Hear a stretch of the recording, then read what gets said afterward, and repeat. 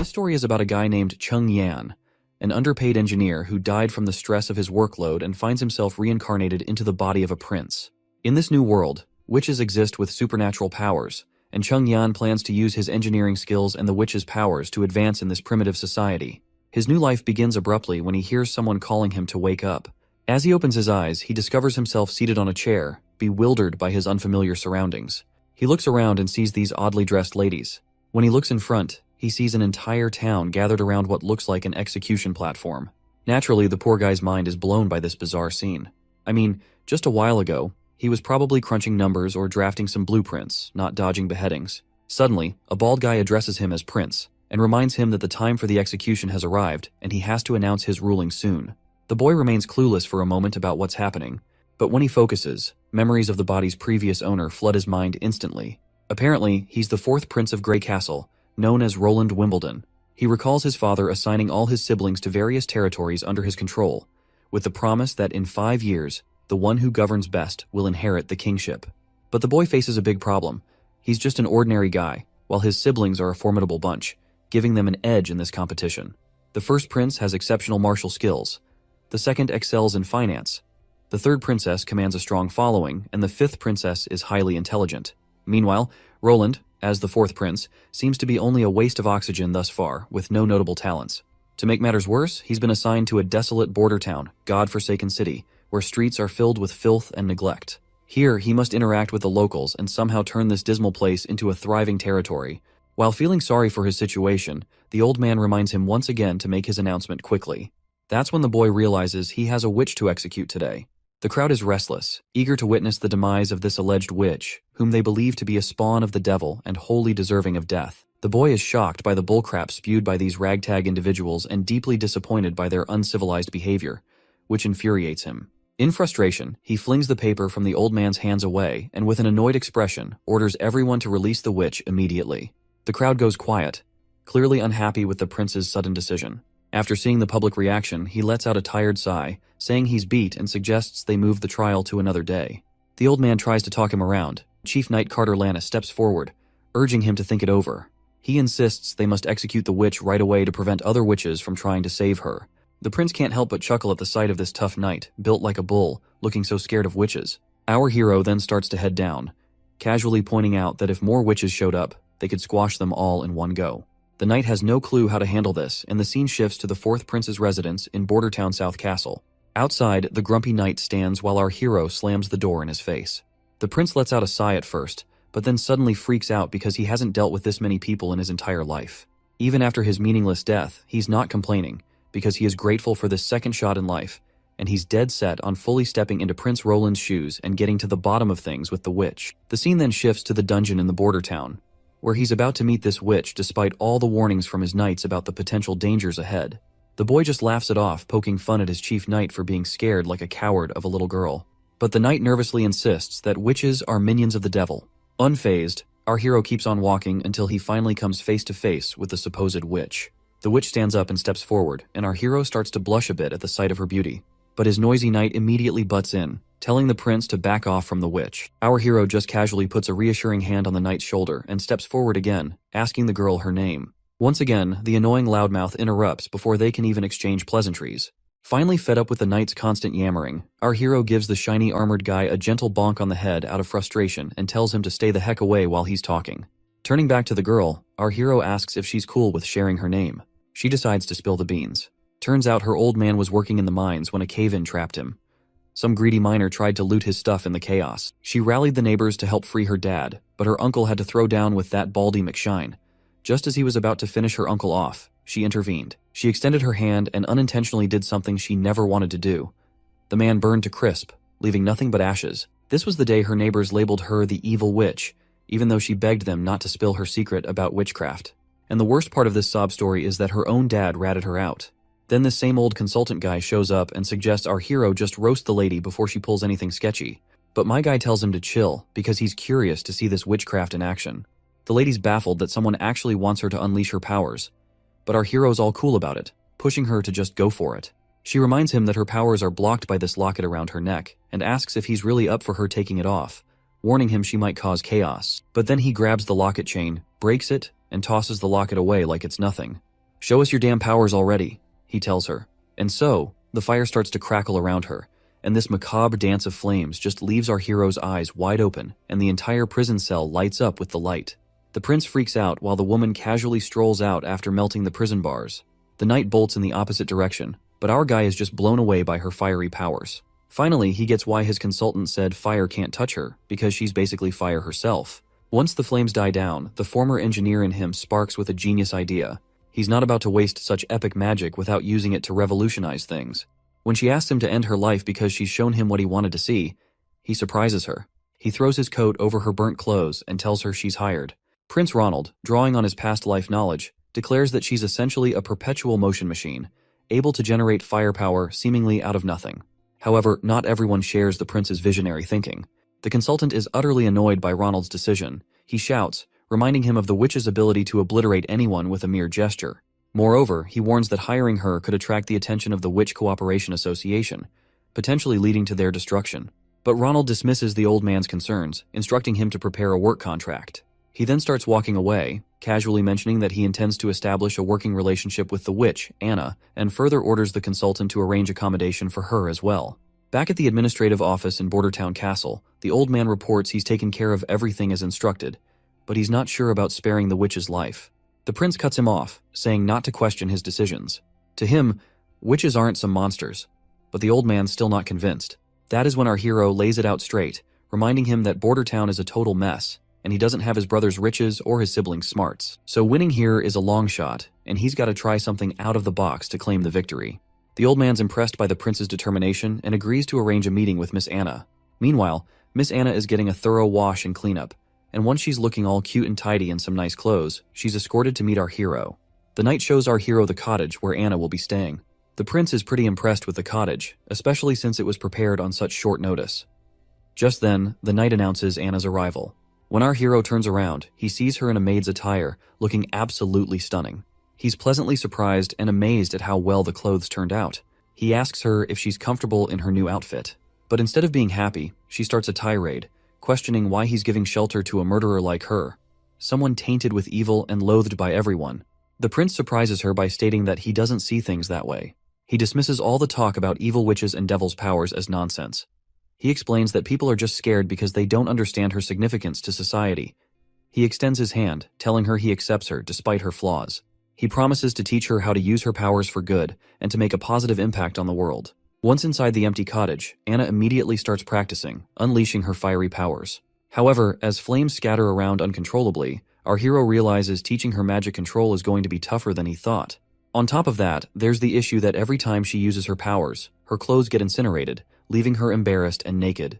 Both of them feel awkward, but our hero is relieved he had prepared multiple sets of clothes ahead of time. Just then, the old man bursts in with urgent news. While gasping for breath, he shocks everyone by reporting that their patrols have spotted signs of demon activity months earlier than expected this year. Of course, our hero has no clue about these months of demons, and seeing everyone terrified only piques his curiosity further. The old man reveals to the clueless prince that every winter, after the first snowfall and when the sun sets, the gates of hell open in the Dragonspine Mountains. Bordertown isn't defensible, so everyone must flee to Longsong Fortress. However, the old man reassures him that his safety is their top priority. Curious, the boy asks if the old man has seen these gates of hell himself. The old man replies no, explaining that it's impossible for them to see such things. The Dragonspine Mountains are not only impassable, but also emit a foul miasma that affects anyone who gets too close, unless they've already fallen into the devil's grasp, meaning only witches can explore the area and see the gates of hell. The prince then wonders if the old man has ever encountered demons. Once again, the answer is no. It's his first time in the central region of Grey Castle, and hardly anyone's ever come face to face with a real demon. Looks like it makes sense to our hero why this place doesn't thrive with a bustling economy, because people always get evacuated at the end of every year. The boy then raises a valid point, which is that if Longsong Fortress can fend off the demons, it means they're not invincible. So keeping that in mind, he is itching to throw down with these demons by himself. The old man is terrified by this plan, and explains that Longsong Fortress has massive walls and Duke Rayon's elite troops stationed there. They're formidable, and Bordertown is located in the North Slope Mountains, which serve as an early warning system for Longsong Fortress about impending threats. But our hero remains resolute and instructs the old man to gather local soldiers who have experience fighting demons. In the bright day under this gazebo, we see our duo having afternoon snacks, and while they are at it, The prince requests her to tell him something about months of demons. The lady immediately complies. Her tone gets somber as she describes the hellish experience of the months of demons. Unlike big shots like our hero, commoners here deal with this nightmare every single year. She explains that her father, a miner like many others in town, struggles daily to survive. When the months of demons begin, the people of Border Town send their year's mining production to Longsong Fortress in exchange for next year's rations and some gold royals. During this time, everyone takes shelter at Longsong Fortress until winter passes. One year, the months of demons lasted a brutal 4 months straight. City officials at Longsong Fortress said the ore they produced in autumn could only buy 3 months' worth of food. The 4th month's supply had to wait for new ore. But the months of demons lasted another extra month, which trapped the people inside the fortress. And to top it off, the grub from Longsong was divided between people equally, leading to the strong bullying the weak. The prince gets ticked off hearing her sad story, and he straight up tells the lady that no one's gonna suffer through those months of demons again. Leaving the gazebo, our hero asks to meet with the consultant to check on progress. The scene shifts to the Border Town Administrative Office, where Consultant Barov has brought 3 folks. 2 are soldiers, big shots in charge of the Border Town Patrol and lighting the beacon every year. The 3rd is a hunter who claims he's faced demons before, even bagging one himself. At first, one of the scared soldiers stumbles through his words in front of the prince, muttering gibberish that makes no sense. The prince then nudges the other soldier to speak up. The other one then explains that the demons used to be regular critters in the forest, but the evil miasma turned them into savage beasts. They're tough, but still killable. Once the months of demons wrap up, Longsong Fortress sends out cavalry to mop up any stragglers in the area. That's when the hunter slams his fist on the ground like he's showing off, boasting that those monsters are as easy as slicing cucumbers with his sword, and he's taken down 2 already. The big guy then drops to his knees before our prince. The consultant introduces the hunter as Iron Axe, saying there's gossip he's so tall because of his giant monster blood in his veins from the Mojin clan. Our hero asks him straight up if his stories are true. Iron Axe nods confidently, saying he's already killed a demonic boar and a wolf type. Iron Axe explains how hunters categorize demons. As the guard mentioned, these critters started out as regular animals but went berserk after they got a taste of hell miasma, and which is why they're such a pain. The wolf type is sneaky and lightning fast, and the wild boar has a tough back which is so thick that even crossbows struggle to pierce it. The prince quickly realizes that these demons are essentially animals, but with enhanced traits. The hunter agrees, saying they don't pose much of a threat. However, he gets serious when discussing hybrid types, calling them the true spawn of the devil. He explains that these monsters are horrifying creations that only hell could concoct. Describing one hybrid, the hunter mentions it had the body and legs of a rugged beast, but also sported huge wings for short-distance flight. What's more, its senses were keen, always pinpointing its prey no matter how well hidden. The hunter barely survived by diving into the Redwater River before losing consciousness. It seems our hero can handle the regular monsters with big walls, but he's stumped on how to deal with those that can fly. He then asks his knight if those hybrid demon types are supposed to be rare, and the knight nods firmly, saying during any months of demons, you'll usually get 2 or 3 of those bad boys popping up. It's enough to give Longsong Fortress a serious headache. The boy finally connects the dots. With a bang on the table, he announces he's staying put in Border Town for the winter. Everyone's jaws drop at his decision, and the knight scrambles to convince him they're outnumbered by monsters. Our hero fires back, suggesting they build a wall from the foot of North Slope Mountain to the Redwater River. But the knight ain't buying it, and waves it off as a pipe dream, saying it'd take them a lifetime to build such a wall. My guy leans back, telling the knight to chill. He promises if he can't get the wall up fast, he'll retreat like everyone else, because he is not about to throw his life away in this place either. The riled-up knight finally calms down, pleading his loyalty to save our hero at any costs. At the bustling Grey Castle port of Clearwater, we catch a glimpse of the 3rd princess. She remarks on the chilly ocean breeze, signaling winter's approach, then turns to her knight, Rayan, asking about the return of their black sail fleet. He assures her they should be back at port in 3 days if all goes well. The princess notes this is their last expedition of the year and hopes it brings some nice surprises. Back in the palace, the knight wonders how she was already geared up for the throne competition her father sprung on them. She admits she didn't see it coming, but she figures it's all about paving the way for the king's favorite son to take the throne.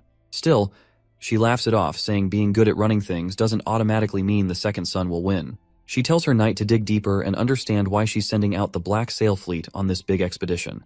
After mulling it over, the knight realizes her fleet isn't just about making money, it's about gaining serious influence and power. Since launching the Black Sail plan, she's rounded up skilled sailors, tough fighters, and key allies to back her play. This is Garcia Wimbledon, the 3rd princess of Grey Castle. She is using smarts and strategy to secure her shot at the throne. The princess then asks about how their plot to off the 4th prince went down. The knight sighs and says there's been no word from the border, meaning their poison plan probably flopped and the spies they sent to do the job are missing in action. She figures her little bro must have wasted no time offing those spies once they got caught. Looks like the poison actually did its job and killed the fourth prince, but our hero just happened to swap into his body, which is why they think their poison plan tanked. She's now planning to kill the hero once he seeks refuge in Longsong Fortress, and tells her knight to sit tight until then. She also snarks that since the poison didn't do squat, it means that Snake Enbies, who sold them that stuff, was lying about it being colorless and tasteless. And as punishment for deceiving the third princess, she suggests her knight to hang that liar immediately. It's quite funny how she's about to drop the hammer on their reliable poison guy, even though the fourth prince really did kick the bucket from that poison. The next scene shows us Anna setting in the landscape of greenery, and there we meet her teacher Carl, who asks her what she is reading today. Is it poetry, or perhaps history of their church? The girl greets her teacher, and before she can say anything, her innocent image shatters before his eyes. He is left staring with wide eyes, and the next scene takes him to a rowdy crowd accusing his disciple of being a witch and the reincarnation of the devil. Seeing her hanging there, he slaps his hands over his face, jolting awake in his office. Once he's finally awake, he breathes heavily, haunted by the vision of Anna's hanging. He believes that if even a pure-hearted girl like Anna could be called evil, then those greedy administrative officials of Grey Castle must be true demons, born from the depths of hell. He angrily expresses that if they hadn't switched to lower-quality stones just to save a few hundred gold, the theater would never have collapsed, and those innocent victims would still be alive. In his eyes, those corrupt individuals are the ones who truly deserve to be hanged for their heinous acts and corruption. Sadly, this country didn't administer proper punishment to them. Instead, the blame fell unfairly on innocent stonemasons, resulting in harsh taxes, rampant inequality, little rule of law, and even labeling a curious and innocent girl as a demon and sending her cruelly to the gallows. He appeals to God for help in punishing these deserving evil people. Suddenly, there's a knock on the door, and when he opens it, he finds one of his young students, Nana, looking really worried and anxious. The little girl timidly asks if she's going to end up like Anna, hanged. The man quickly reassures her with a pat on the head, promising to protect her no matter what. He strolls through town, thoughts swirling about how the powerful have mistreated the innocent while he stood by. Determined to act this time, he vows not to let another girl suffer like Anna did. His attention is then drawn to a commotion at the town square. People are gathered around the quest board, where they're reading a notice posted by the fourth prince. It calls for workers for construction jobs in the border areas, gravel workers, stonemasons, and more. The notice details everything the applicants need to know. The teacher's eyes widen in shock as he sees the notice signed and stamped with our hero's name. That's when he remembers our hero, the fourth prince. He's heard rumors about the prince having all sorts of unique ideas and a personality that's totally different from everyone else. The prince also doesn't seem to be a big fan of the church, which gives the teacher a bit of hope. But right now, he's worried that supporting Anna, who is a witch, might get him labeled as a witch sympathizer and land him on the gallows as well. He's banking on the idea that if the prince hates the church enough, maybe he also hates their strict laws. That's the only way he sees to protect other girls from facing the church's severe punishments for being witches. We're back with our hero again, and his knight is questioning him about the dimensions of the wall he plans to build. Our hero says it'll be 15 feet tall and 6 feet wide, enough for 4 people to stand side by side on top. The knight then mentions they'll need to dig a trench as deep as a person is tall to stabilize such a massive structure. With the wall being 15 feet tall and 6 feet wide at the top, the base width will need to be doubled for stability.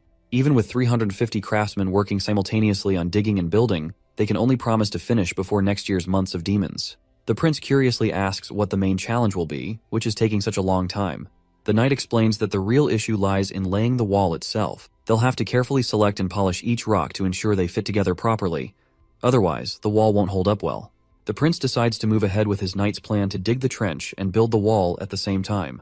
When it comes to laying the wall, he reassures his knight and reveals about Grey Castle's alchemy workshop producing a new thing called cement, which is bound to impress everyone. Naturally, the knight is all ears, because he has never heard of something known as cement in his entire life. In the next scene, we're outside the cement kiln room at Border Town, where we see both of them standing outside of the cottage. The prince explains to us that making cement is pretty straightforward because the raw materials are plentiful here. But the real trick lies in getting the calcination temperature just right. Sadly, he can't recall the exact temperature needed, and there's no way to measure it precisely in this world. Suddenly, the cottage door swings open, revealing Anna. Before the prince steps inside, our hero tells his knight to hang back. It's clear that the prince is using Anna's witch powers to create his cement, and she seems perfectly suited for the task. Before she heads out fully naked, our hero hands over his coat to her once more, and once she is out of the cottage, she eagerly expresses that she has done as her prince had asked of her. Inside, we find a heap of cement on the floor. The boy quickly checks the product to see if their experiment paid off, and decides to give it a try before producing at mass scale. Curiously, Anna asks where he plans to use the cement. The boy explains it can be used for building homes, bridges, roads, and more. He highlights how it will protect them from natural disasters like rain, heat, or snow that could otherwise damage their homes. He gives all the credit for the success of making the cement to Anna, recognizing her crucial role. Outside the cottage, they finally glue a few square boulders together with the cement, and both the knight and the girl are pleasantly surprised by the result. The knight can't help but marvel at this amazing discovery, while our hero inspects closely and is equally surprised that it feels much sturdier than what you would get from compacting ordinary dirt and mud together. The knight even tries to pry the boulders apart, but despite exerting all his force, he can't seem to budge them, let alone unstick them. The prince reminds his knight that he's been underestimating things because this stuff is better made than he originally thought. The knight is also amazed by this fascinating invention of sticky stuff that turns into solid rock in no time. He's pretty confident that with this, they could easily cover the entire border in 5 years. But our guy dismisses the need for such a grand project, saying even the tallest walls can't keep out enemies from within. Their first enemy is the fight against natural disasters to ensure their people don't end up homeless. He's determined to prove to the world that witches are humanity's most productive asset. From the next day in the cottage, the prince got down to mass-producing cement with the help of the workers who responded to the recruitment notice. They hustled to gather essential ingredients and supplies, giving Anna some well-deserved rest. Meanwhile, the prince kicked off the excavation for the city wall's foundation between the North Slope Mountain and the Redwater River. However, things didn't go as smoothly as expected. The knight was impressed that the prince personally visited the construction site and gave the workers a pep talk at the North Slope. He noted their dedication, but the prince grinned sheepishly, admitting that despite their efforts, all they managed to dig was a rough trench at the North Slope, a makeshift drainage ditch rather than the sturdy foundation needed for a city wall.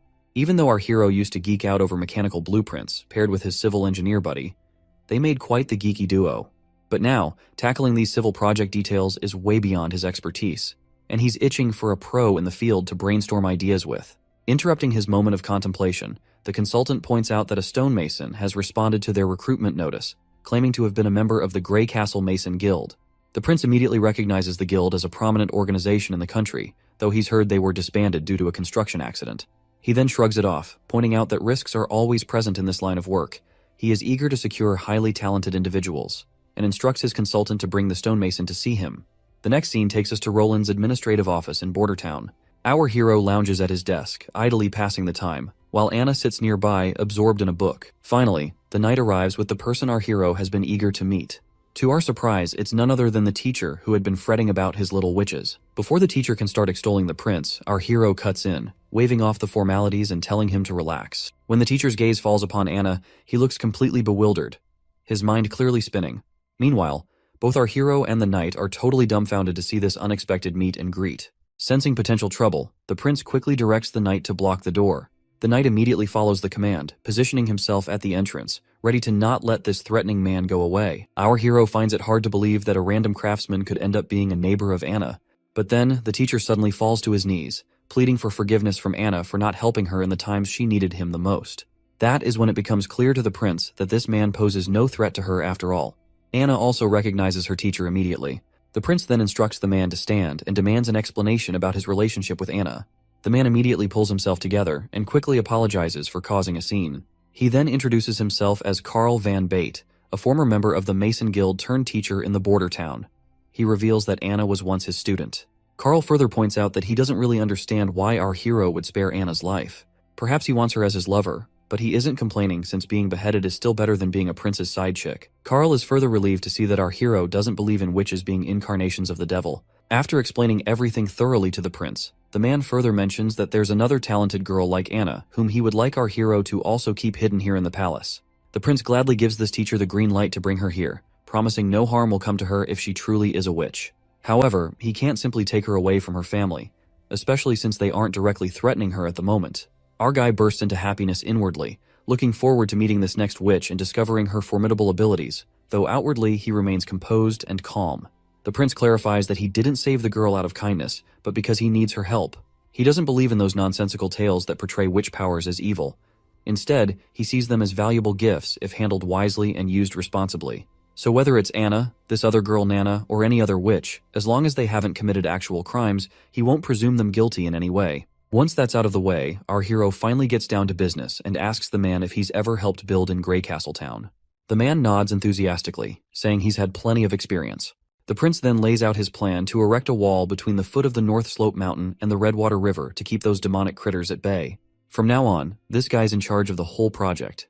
In the next scene, we're in Roland's Palace Gardens in Border Town, where Nana finally pays our hero a visit. She looks a bit nervous at first glance. When the little girl asks if she's really seeing Prince Roland Wimbledon, the prince grins and confirms it's him in the flesh. Nana lights up and introduces herself as Nana Pine. Without missing a beat, Nana dashes over to Anna and starts playing with her like they've been sisters forever. The prince wondering these girls are really young, and yet they are a talented bunch, so he is really looking forward to see what future have store in for them.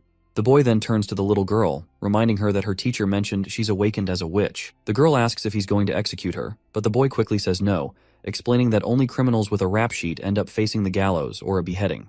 The girl insists she's possessed by a devil, which her teacher also confirmed. Anna gives her a reassuring pat on the head, while our hero asks when she first noticed something was up.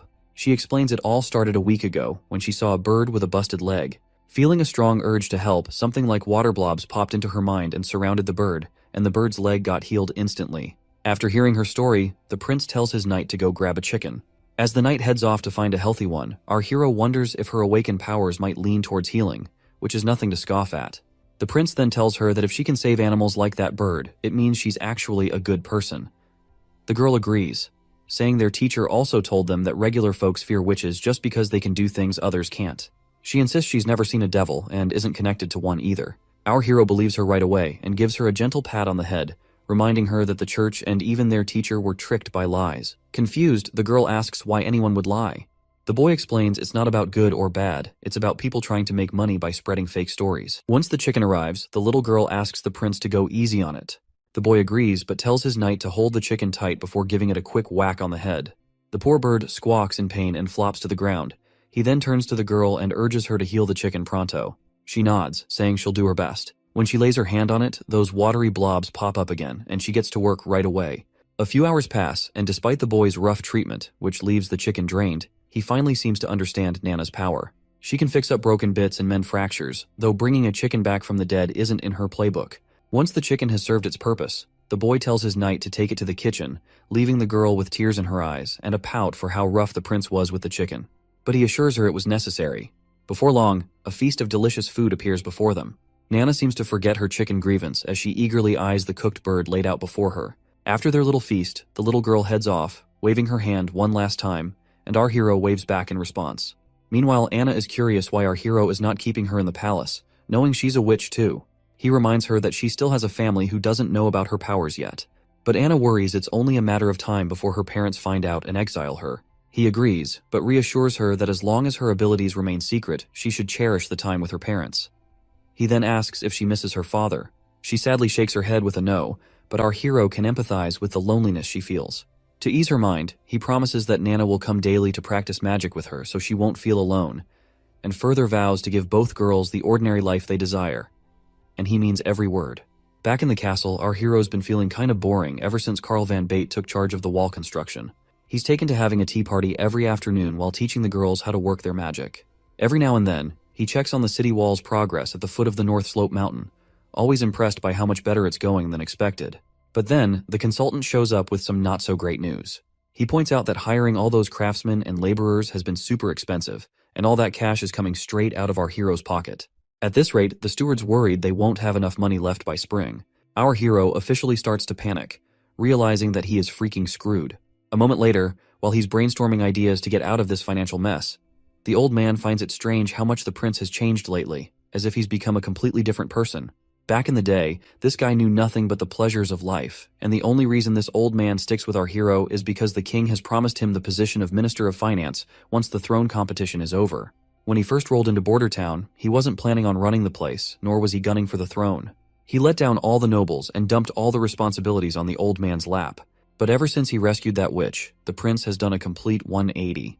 The prince is now handling things with more thought and dealing with stuff like it's his second nature. He even talks to the old man in this grown-up tone that's seriously creeping the old dude out, making him wonder if the prince got possessed by a devil or something.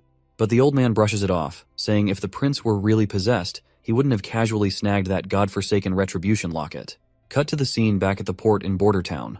Two nobles and this redhead guy, who looks like some ambassador, are shooting the breeze.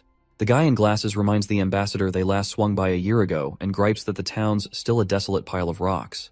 The redhead pipes up, correcting him that it was just 6 months back. He mentions how every season Duke randomly sends someone new here. He remembers visiting last summer, when besides rocks, there were all kinds of fancy furs floating around.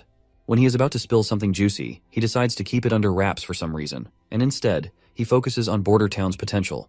He suggests that although it's currently just a fortress outpost, if they set up a solid defense line here, all the land between Border Town and the fortress could be put to good use. Suddenly, the guy in glasses freaks out, pointing out that the stockpile is empty and Border Town was supposed to have their ore ready today. Looks like these visitors are here to collect ore before the demon months hit, offering shelter for the Border Town in return. The ambassador sighs and decides to take the problem to our hero. They ride back on their horses. The guy with purple hair wonders if Border Town found a new trade partner, or already sold their ore to Willow Town or Fallen Dragon Ridge. He's pretty sure it's the fourth prince's doing, who is our hero by the way. The redhead thinks hard, pondering if the prince has already set up deals with towns further down on the Redwater River. If so, they've lost yet another bargaining chip. He worries that if they try the same monopoly play as before, they're not likely to succeed since the fourth prince already has other trade partners to take their ore to sell. Once they get to the castle, they're greeted with this incredible feast. The ambassador, not sure how to handle chopsticks, glances over at our hero and awkwardly tries to eat the same way, struggling to even pick up his food. As his food flies off the chopsticks, the ambassador feels embarrassed, while the prince casually mentions that these sticks are easier and cheaper to make compared to forks, and once he introduces them to his town people, no one will have to worry about getting sick from eating with their bare hands. As the sun starts to dip, casting a golden glow over the castle, the prince is about to enjoy desserts after their impromptu dinner. Finally, the ambassador brings up the reason for their visit, pointing out that they came to collect ore as usual, only to find none at the dockyard this time. That's when our hero drops the bad news. There was a landslide at the North Slope Mountain recently. They've been trying to clear the rubble and resume production this month, but it looks like the mine won't reopen until sometime next year. The ambassador then asks about the production from previous months. Our hero simply shrugs and says it was lower than usual, barely enough to keep everyone fed. He adds that even if they manage to scrape together enough ore, it won't buy more than 2 months' worth of wheat. So, he suggests they totally revamp their deal. The ambassador looks worried and tries to reel our hero back in, apologizing for past screw-ups. He proposes that the 6 noble families of the fortress pool together to lend enough food for 1 month, promising they'll pay it back next year. But our hero isn't having it. He flat out says if they sell the ore to Willow Town, they won't owe anyone a thing. And here's the twist. The Willow Town is offering gold dragon coins in exchange for their ore. Plus, they're ready to trade wheat, cheese, bread, and honey, all at fair prices. Anything you can buy with gold dragons, they're happy to sell. Compared to dealing with Longsong Fortress, this new setup makes way more sense for the border town. Our hero asks the ambassador another question, pointing out if he even has enough influence to make that decision on behalf of the other families willing to lend 1 month's worth of food. Our hero quickly catches on that the ambassador is a member of the honeysuckle family, with this emblem being a dead giveaway. The prince acknowledges that the ambassador might be from one of the 6 families, but questions whether he can really convince Duke Ryan and the others to agree, or if he can guarantee it. Looks like our hero is hitting the nail on the head as the ambassador's face turns sour like a lemon. The scene flashes back to when the ambassador tried to reason with his father, arguing that the new ruler of Border Town, the 4th prince, definitely wouldn't agree to exchange his minerals and gemstones for some food and bread. He suggested buying from them at 30% under the market price, as they could still make substantial profits. But this bald machismo of a father confidently brushed off the concern, saying the sloth-like 4th prince would never handle Border Town's trade affairs. He believed they could continue swindling Border Town's resources for mere bread and shelter. In the present moment, the redhead ambassador, after thinking it through, realizes our hero has a point. He couldn't even convince his own father, but still wants to try his best. So, the redhead takes the plunge and offers to buy the ore and gemstones from Border Town at 30% below market price. The ambassador is confident his offer must be higher than what Willow Town is proposing. He emphasizes that Willow Town is far away, making it difficult to seek shelter during the demon months, which is why Longsong Fortress is the best option for shelter. The ambassador starts to mention the bad roads leading to Willow Town, but stops himself mid-sentence. Curious, our hero urges him to finish his thought. The redhead points out the dangers that could easily spring up along that road. The ambassador realizes he may have inadvertently issued a threat to a prince and starts panicking internally. Our hero just chuckles, dispelling the redhead's confusion, and explains that he never intended to seek refuge in Willow Town in the first place. That bombshell catches the redhead off guard, and he really throws the ambassador for a loop by making it crystal clear he's not going anywhere, not to Longsong Fortress or anywhere else. The prince goes on to explain that Border Town isn't just going to be some outpost anymore. It's going to be a full-fledged part of Grey Castle Kingdom. He's pumped to show off the brand new city walls stretching all the way from the North Slope Mountains to the Redwater River. The redhead's jaw practically hits the floor, and he double-checks with our hero if he heard right. The boy nods firmly, stressing they're putting up this wall right here in Border Town to keep those demons at bay. The redhead's mind flashes back to some fancy banquet where nobles were roasting our prince for starting construction projects just as the demon months were rolling in. Everyone had a good laugh at what they thought was our hero's cluelessness. At first, the redhead figured it was all just rich folks teasing each other for kicks. He never imagined our prince was serious about this whole wall thing. What's really mind-boggling is how our prince, known for chasing pleasure and not much else, is suddenly taking charge of something so massive. The redhead, freaking out a bit, assures our hero that once he's back at the fortress, he'll try to hash things out with the 6 noble families, hoping it'll all swing in our hero's favor. Now it's smack dab in the middle of the night, and our hero's feeling bummed that nightlife in this backwoods world is non-existent. People here hit the bed early unless they're up for clapping some cheeks. Even though he could easily bring someone over to liven up his night, he's got morals and won't stoop to anything sketchy. Out of the blue, someone sneaks up on our hero from behind. He spins around to find a woman in a robe singing his praises for handling the ambassador with brains, hinting the prince isn't all about the party life after all. Turns out she's an assassin, but our hero doesn't waste a second before trying to dash out of the room.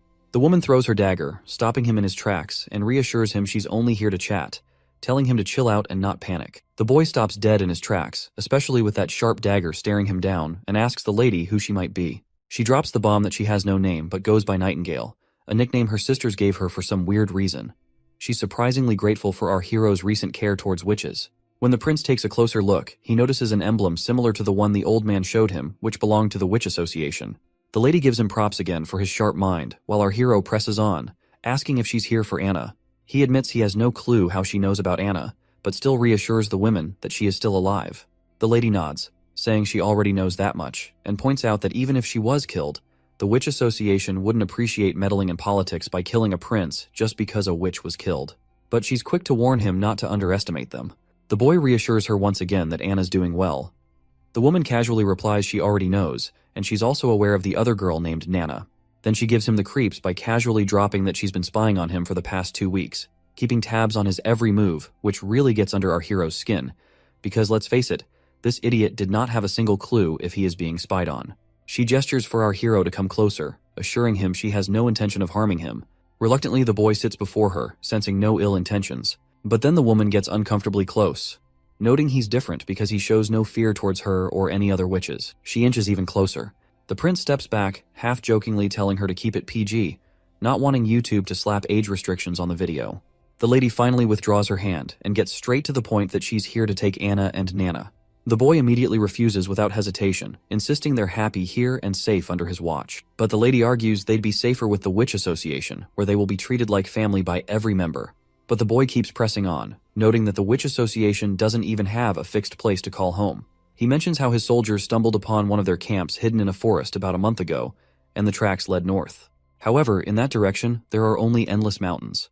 The lady defends their choice, saying they're based in desolate mountains to stay safe from outsiders and dangers. But the boy isn't convinced, bringing up the lack of basic necessities there that would make life difficult for the girls. He also remembers what the old man told him about the association's goal, which is to gather all witches and find the holy mountains, where witches can truly be safe. He asks if the lady has the same goal in mind. Cryptically, the lady responds that she can't give him an answer. This annoys the boy further, as he insists he won't let the girls live in such barren lands where only demons could thrive. That's when a light bulb goes off in his head, catching the lady totally off guard with what he says next. He invites the entire Witch Association to come to Border Town for the winter, looking all pleased with himself as he tries to convince her it won't be much trouble to wait until winter passes. The lady reminds him that while the prince may not fear witches, the townsfolk will likely freak out. Plus, the church will pounce the moment they catch wind that witches are staying in Border Town. But our hero is adamant, and wants to show everyone that witches aren't evil, especially if they help the town get through the tough months of demons. The lady then mentions another reason why she wants to take both ladies, especially Anna, who's almost the coming of age. Of course, this point sails right over our hero's head until the lady confirms he heard right. She explains that most witches awaken around the time of the months of demons, or when the gates of hell supposedly open. Basically, coming of age is a witch's final stage, and a woman who hasn't awakened her powers by 18 won't ever become a witch. Once a witch comes of age, during the months of demons, demons take over their minds, causing unbearable agony. It feels like something's trying to burst out of their bodies, straining every vein and tendon to the limit.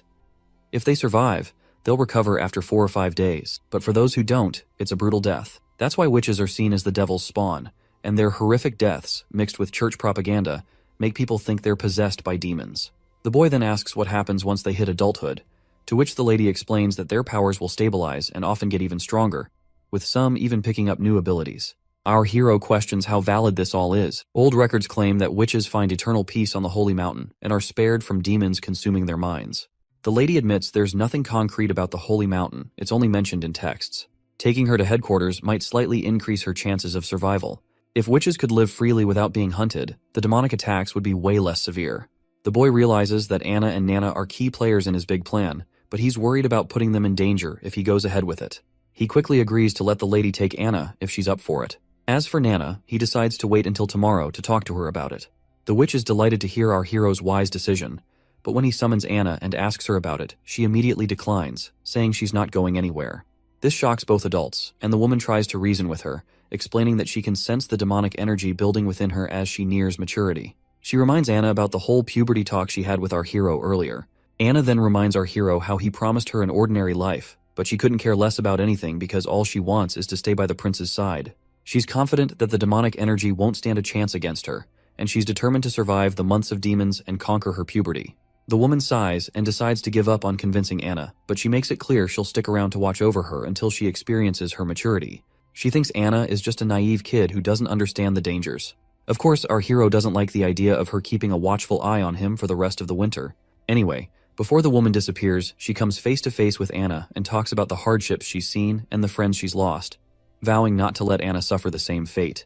With those final words, she bids farewell to our girl and vanishes into thin air without a trace. Seeing her abilities totally blows our hero's mind. He's amazed by her assassination skills. Once they're alone, the boy gives Anna a reassuring pat on the head and tells her to hit the hay as it's already pretty late for her. The next day rolls around and our hero greets the citizens of the town with a cheery, "Good morning." He gathers everyone for an important announcement. He explains that almost 4 days ago, the ambassador from Longsong Fortress visited him to collect the already mined ore. However, everyone should remember that a month ago, the northern mining quarry collapsed, and production hasn't resumed since then. The community immediately panics because the last output was only half of the average, and they had to endure starvation and a lot of crap from Longsong.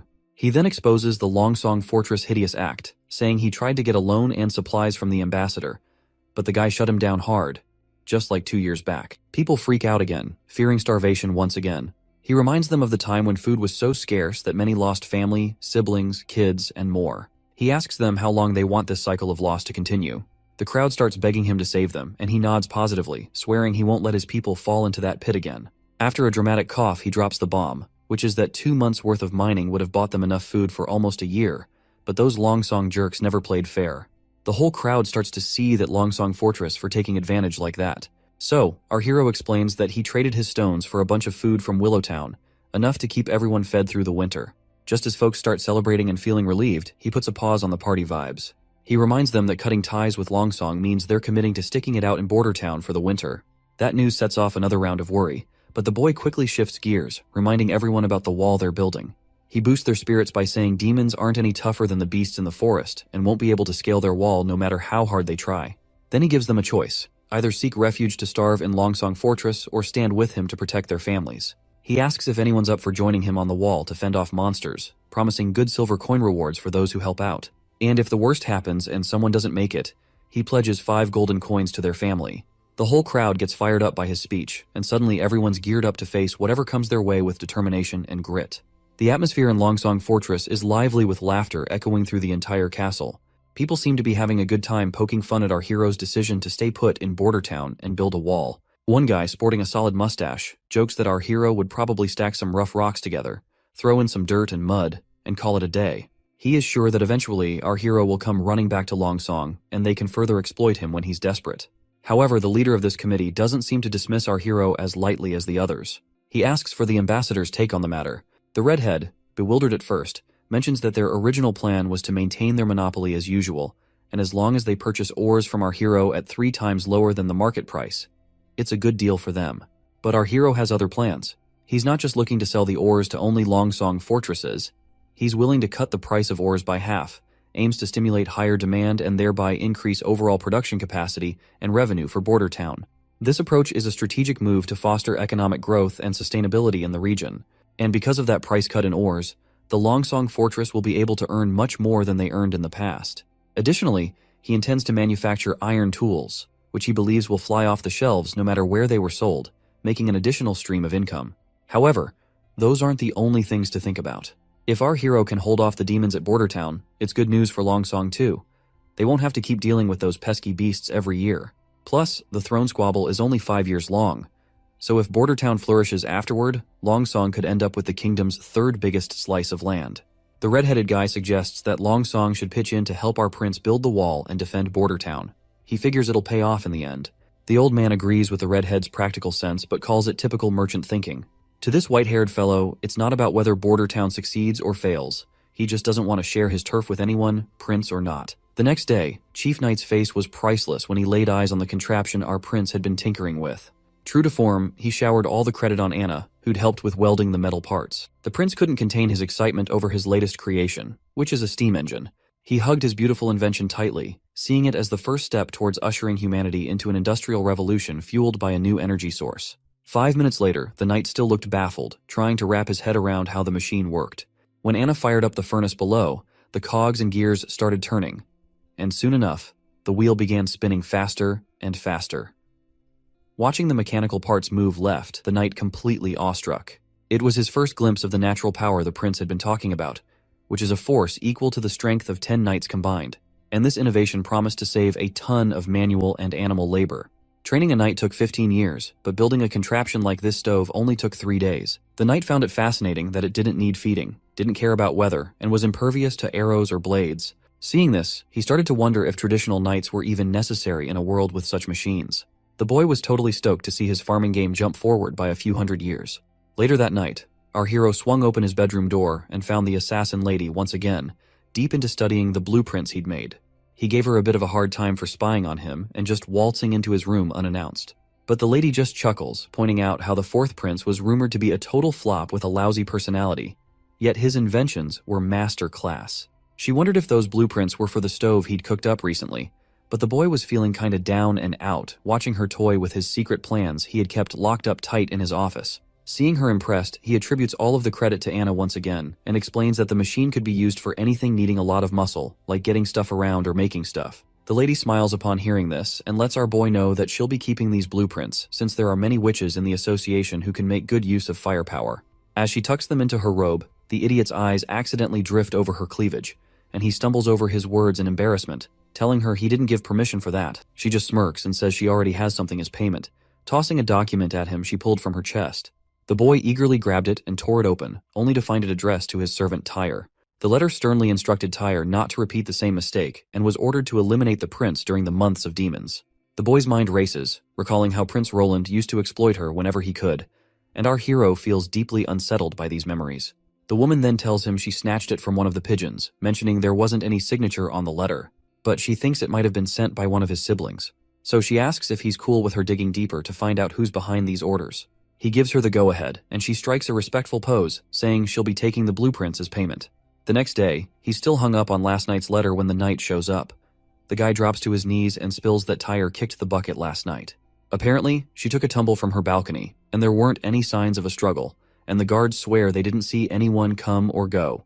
The boy's visibly bummed out and tells the knight to have the head servant handle the situation. Once the knight had left the room, our hero called the assassin lady back, and she showed up right on cue. She quickly spilled the beans that the servant had killed herself the moment she laid eyes on her. The boy couldn't hide his disappointment, muttering that he figured she'd know how to handle such things. The lady countered, saying she had tied Tyre with ropes up tight, but the wily servant had stashed poison in her fake tooth, and once she died out of poison, she threw the servant from the balcony to make it look like an accident. Even though her interrogation had hit a dead end, she whipped out another note from her cleavage and revealed that this is what she found out in her apartment. With a sly grin, she points out that the sender called Tyre Big Sister and mentioned a seaside view a lot. She hints that there's a chance the third princess from Clearwater Port might be the one pulling the strings. She suspects Princess Garcia Wimbledon might be holding Tyre's family hostage, using her as a pawn to eliminate our hero. Judging by how Tyre chose to end things, it seems she was trained for years before being assigned here. The boy feels deeply disappointed that his own siblings are so quick to eliminate each other for the crown. Suddenly, the woman leans in close to our hero's ear and whispers that she has to go because someone is coming their way. The boy blushes a bit, maybe catching a peek of her assets straining against her shirt before she disappears into thin air. Just then, the old consul shows up with some good news. A bunch of folks have volunteered to take on the demons during the demon months. This puts a big grin on the prince's face, and he decides he needs to go see it all for himself. But before heading there, the old man genuinely asks if he really intends to have these regular folks go up against the demons. Once outside, our hero also feels bummed out and sees that the consultant's worries were legit. These people don't look like fighters. They seem more like street thugs. On the other hand, the knight is all gung-ho about how he picked these folks based on what our hero wanted. But looking at these poor souls with their frail bodies, it's clear this knight totally missed the mark. The prince just facepalms himself, and it seems like our hero expected a lot from people who barely scrape by. Even the consultant suggests considering other recruits instead of these commoners. But our hero seems dead set on using them anyway, as if he has cracked the code already. Our hero believes that it's all about people power when it comes to building a strong army, whether they're wielding medieval swords or modern tech. The knight suggests starting sword training tomorrow, but our hero waves it off. Instead, he tells the knight to group them up, then hits the jogging trail.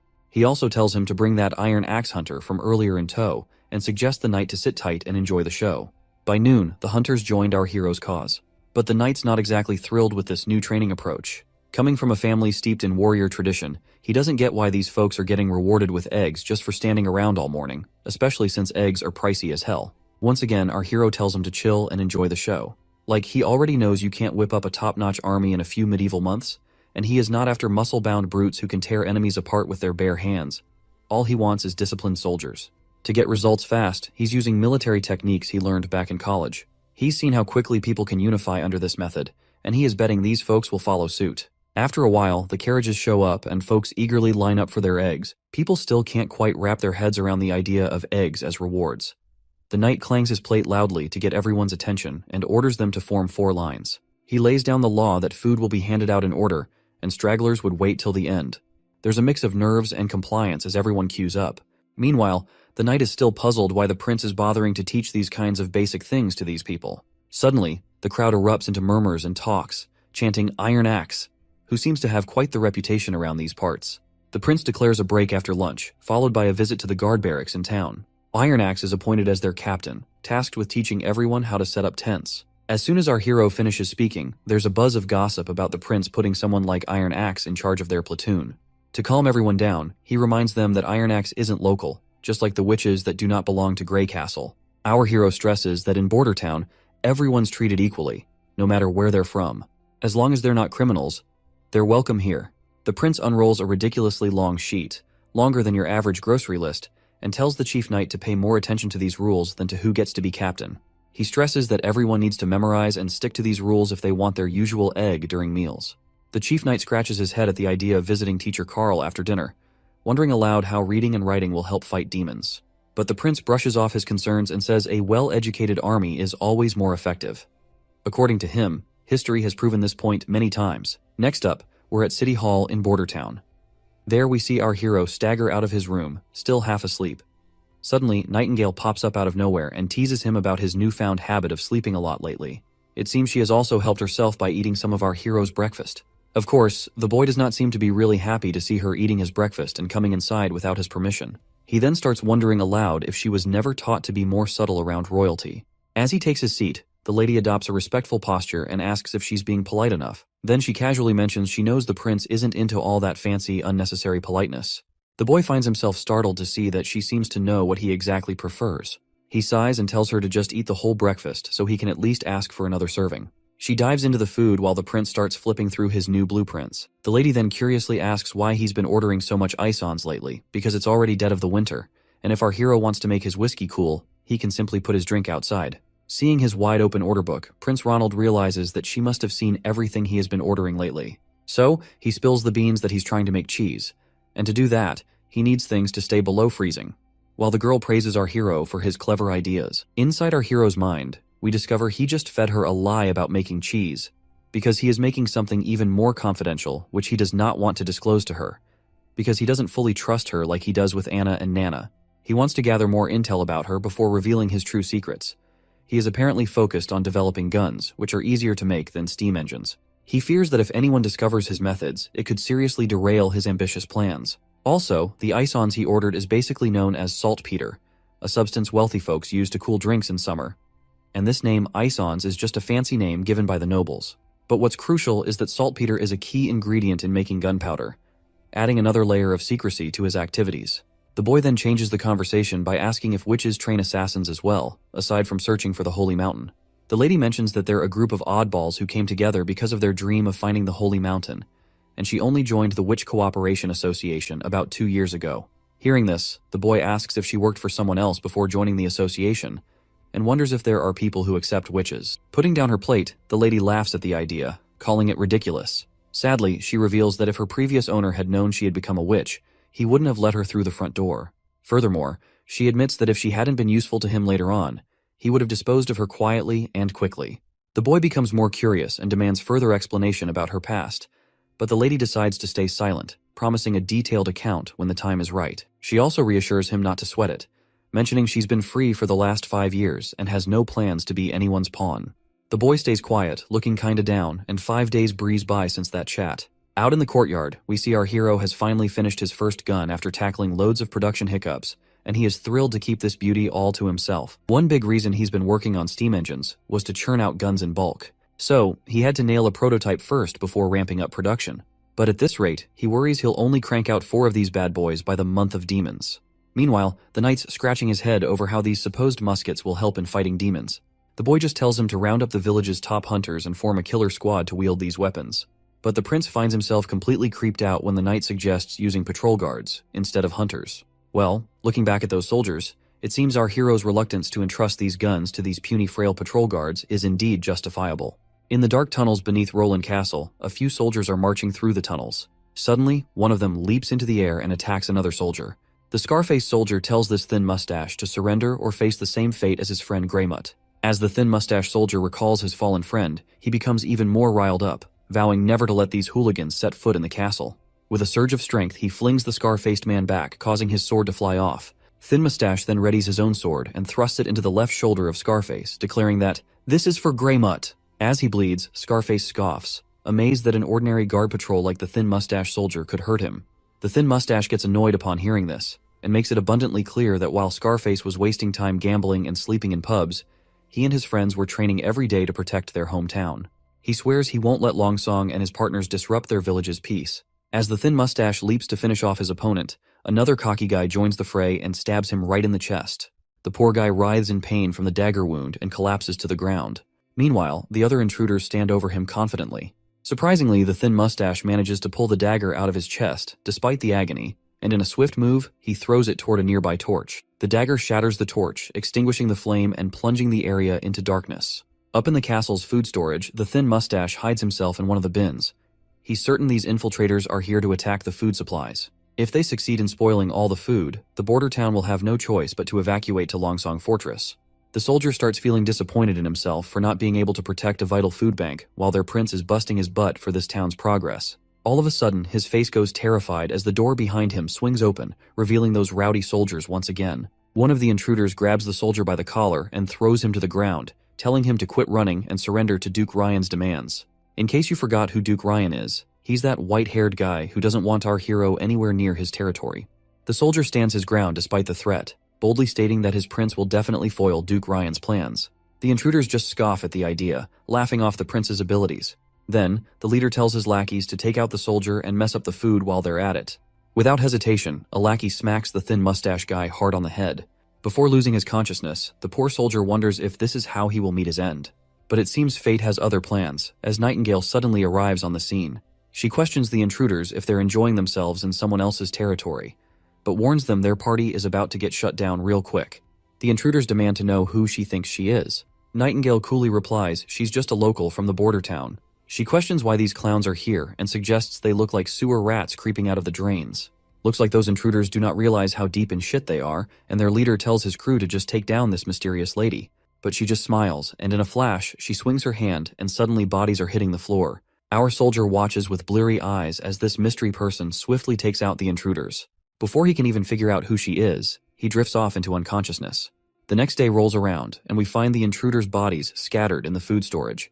The knight inspecting the scene is scratching his head. He's trying to piece together who could have taken out these guys. He knows the Thin Mustache guy couldn't have done it with his injuries. The most likely scenario is some outsider jumped in without needing any backup. Their moves were so slick, the enemies didn't stand a chance. And there's no mess left behind. No blood or barrels knocked over. Not even a scratch in the place. Suddenly, he's thinking there must be someone with serious sword skills around. He starts feeling proud of his clan's history and their knack for knightly arts. The soldier gives his report. The autopsies are done, and they've identified the corpses. 8 were from our town's guard, and 1's still a mystery. The chief knight asks about the survivors. The soldier says Captain Brian's getting special healing, but Scarface got tossed in the dungeon and locked up. The knight tells the soldier to wake Scarface pronto for interrogation. Meanwhile, the prince feels annoyed that he hasn't made any real progress yet, and these guys are already trying to bring him down. But he's thankful Nightingale swooped in and saved the day. Nightingale reassures him that those intruders couldn't have gotten to him anyway, with Anna sleeping right under his floor. That's when the prince gets an idea.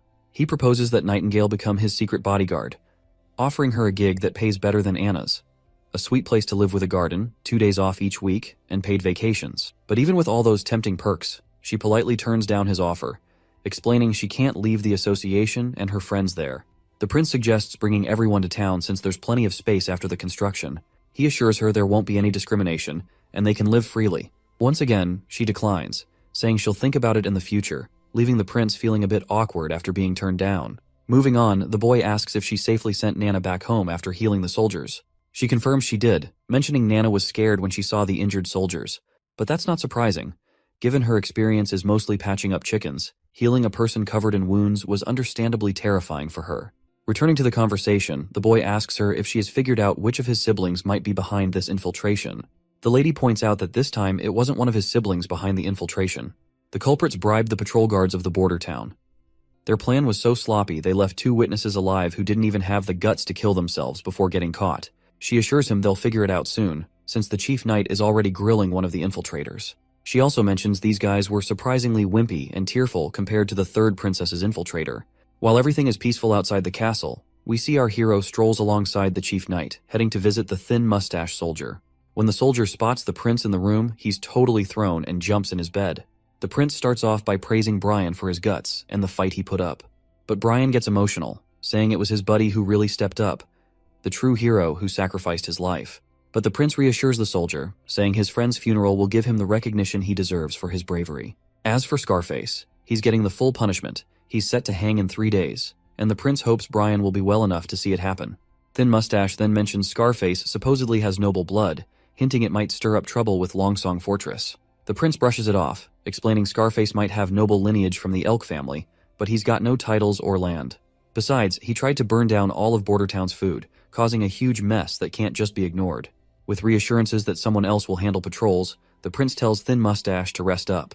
In the coming month of demons, he promises to honor him as a brave knight of the prince. Next, we're up on the city wall where the new recruits are getting trained hard by Hunter Iron Axe. Iron Axe suddenly grabs everyone's attention, and they snap to attention because the prince is here for an inspection. But it seems our prince has no clue what he's supposed to say during this inspection. He awkwardly starts walking up to a random soldier and decides to ask about their daily routine. With a friendly smile, he asks the soldier how he feels about the training and if he's been eating well lately. The soldier looks really nervous in front of the prince, while our prince seems to be copying something he saw on TV once. Out of nowhere, the soldier drops down to his knees, leaving the prince totally puzzled and kinda weirded out, wondering if he's missed something. Meanwhile, the soldier's got tears in his eyes. Not just him, but everyone's really moved that the prince came to check on them personally. The boy reaches out and tells the soldier to get back on his feet. It looks like all those good meals our hero fed them have really perked up the soldiers.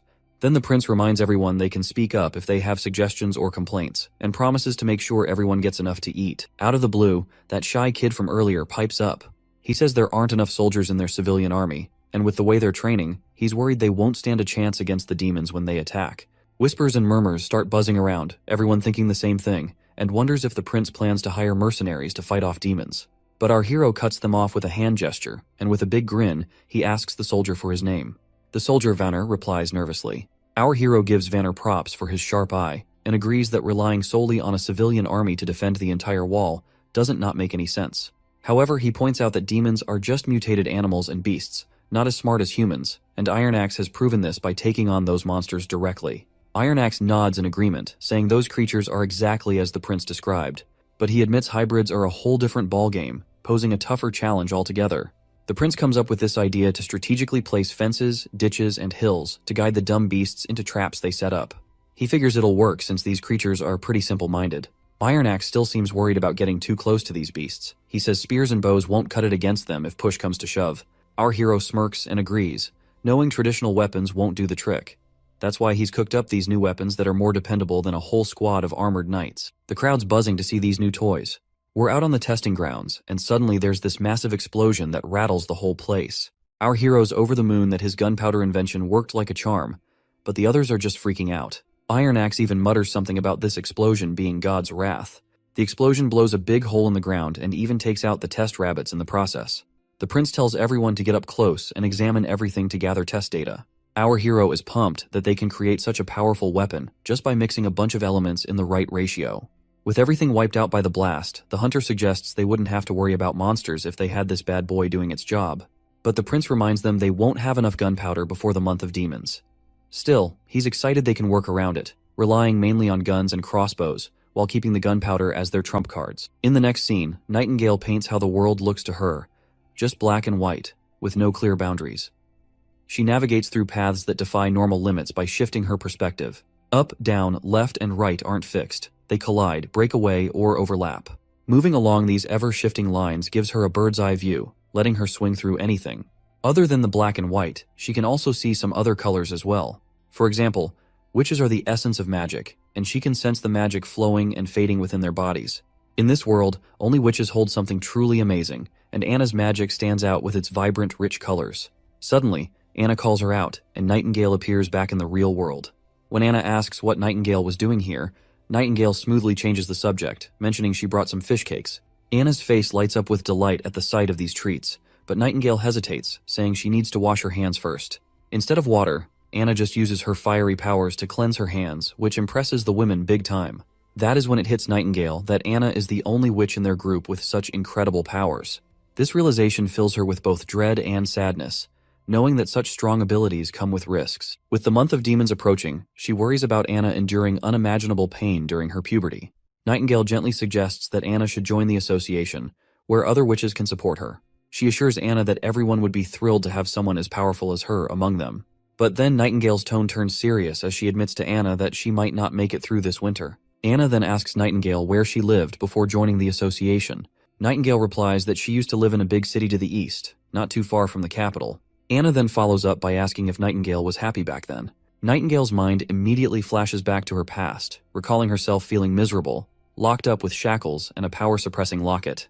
Instead of answering directly, Nightingale turns the question around and asks Anna why she wants to know. Anna opens up, sharing that she had a tough life in the slums of Bordertown.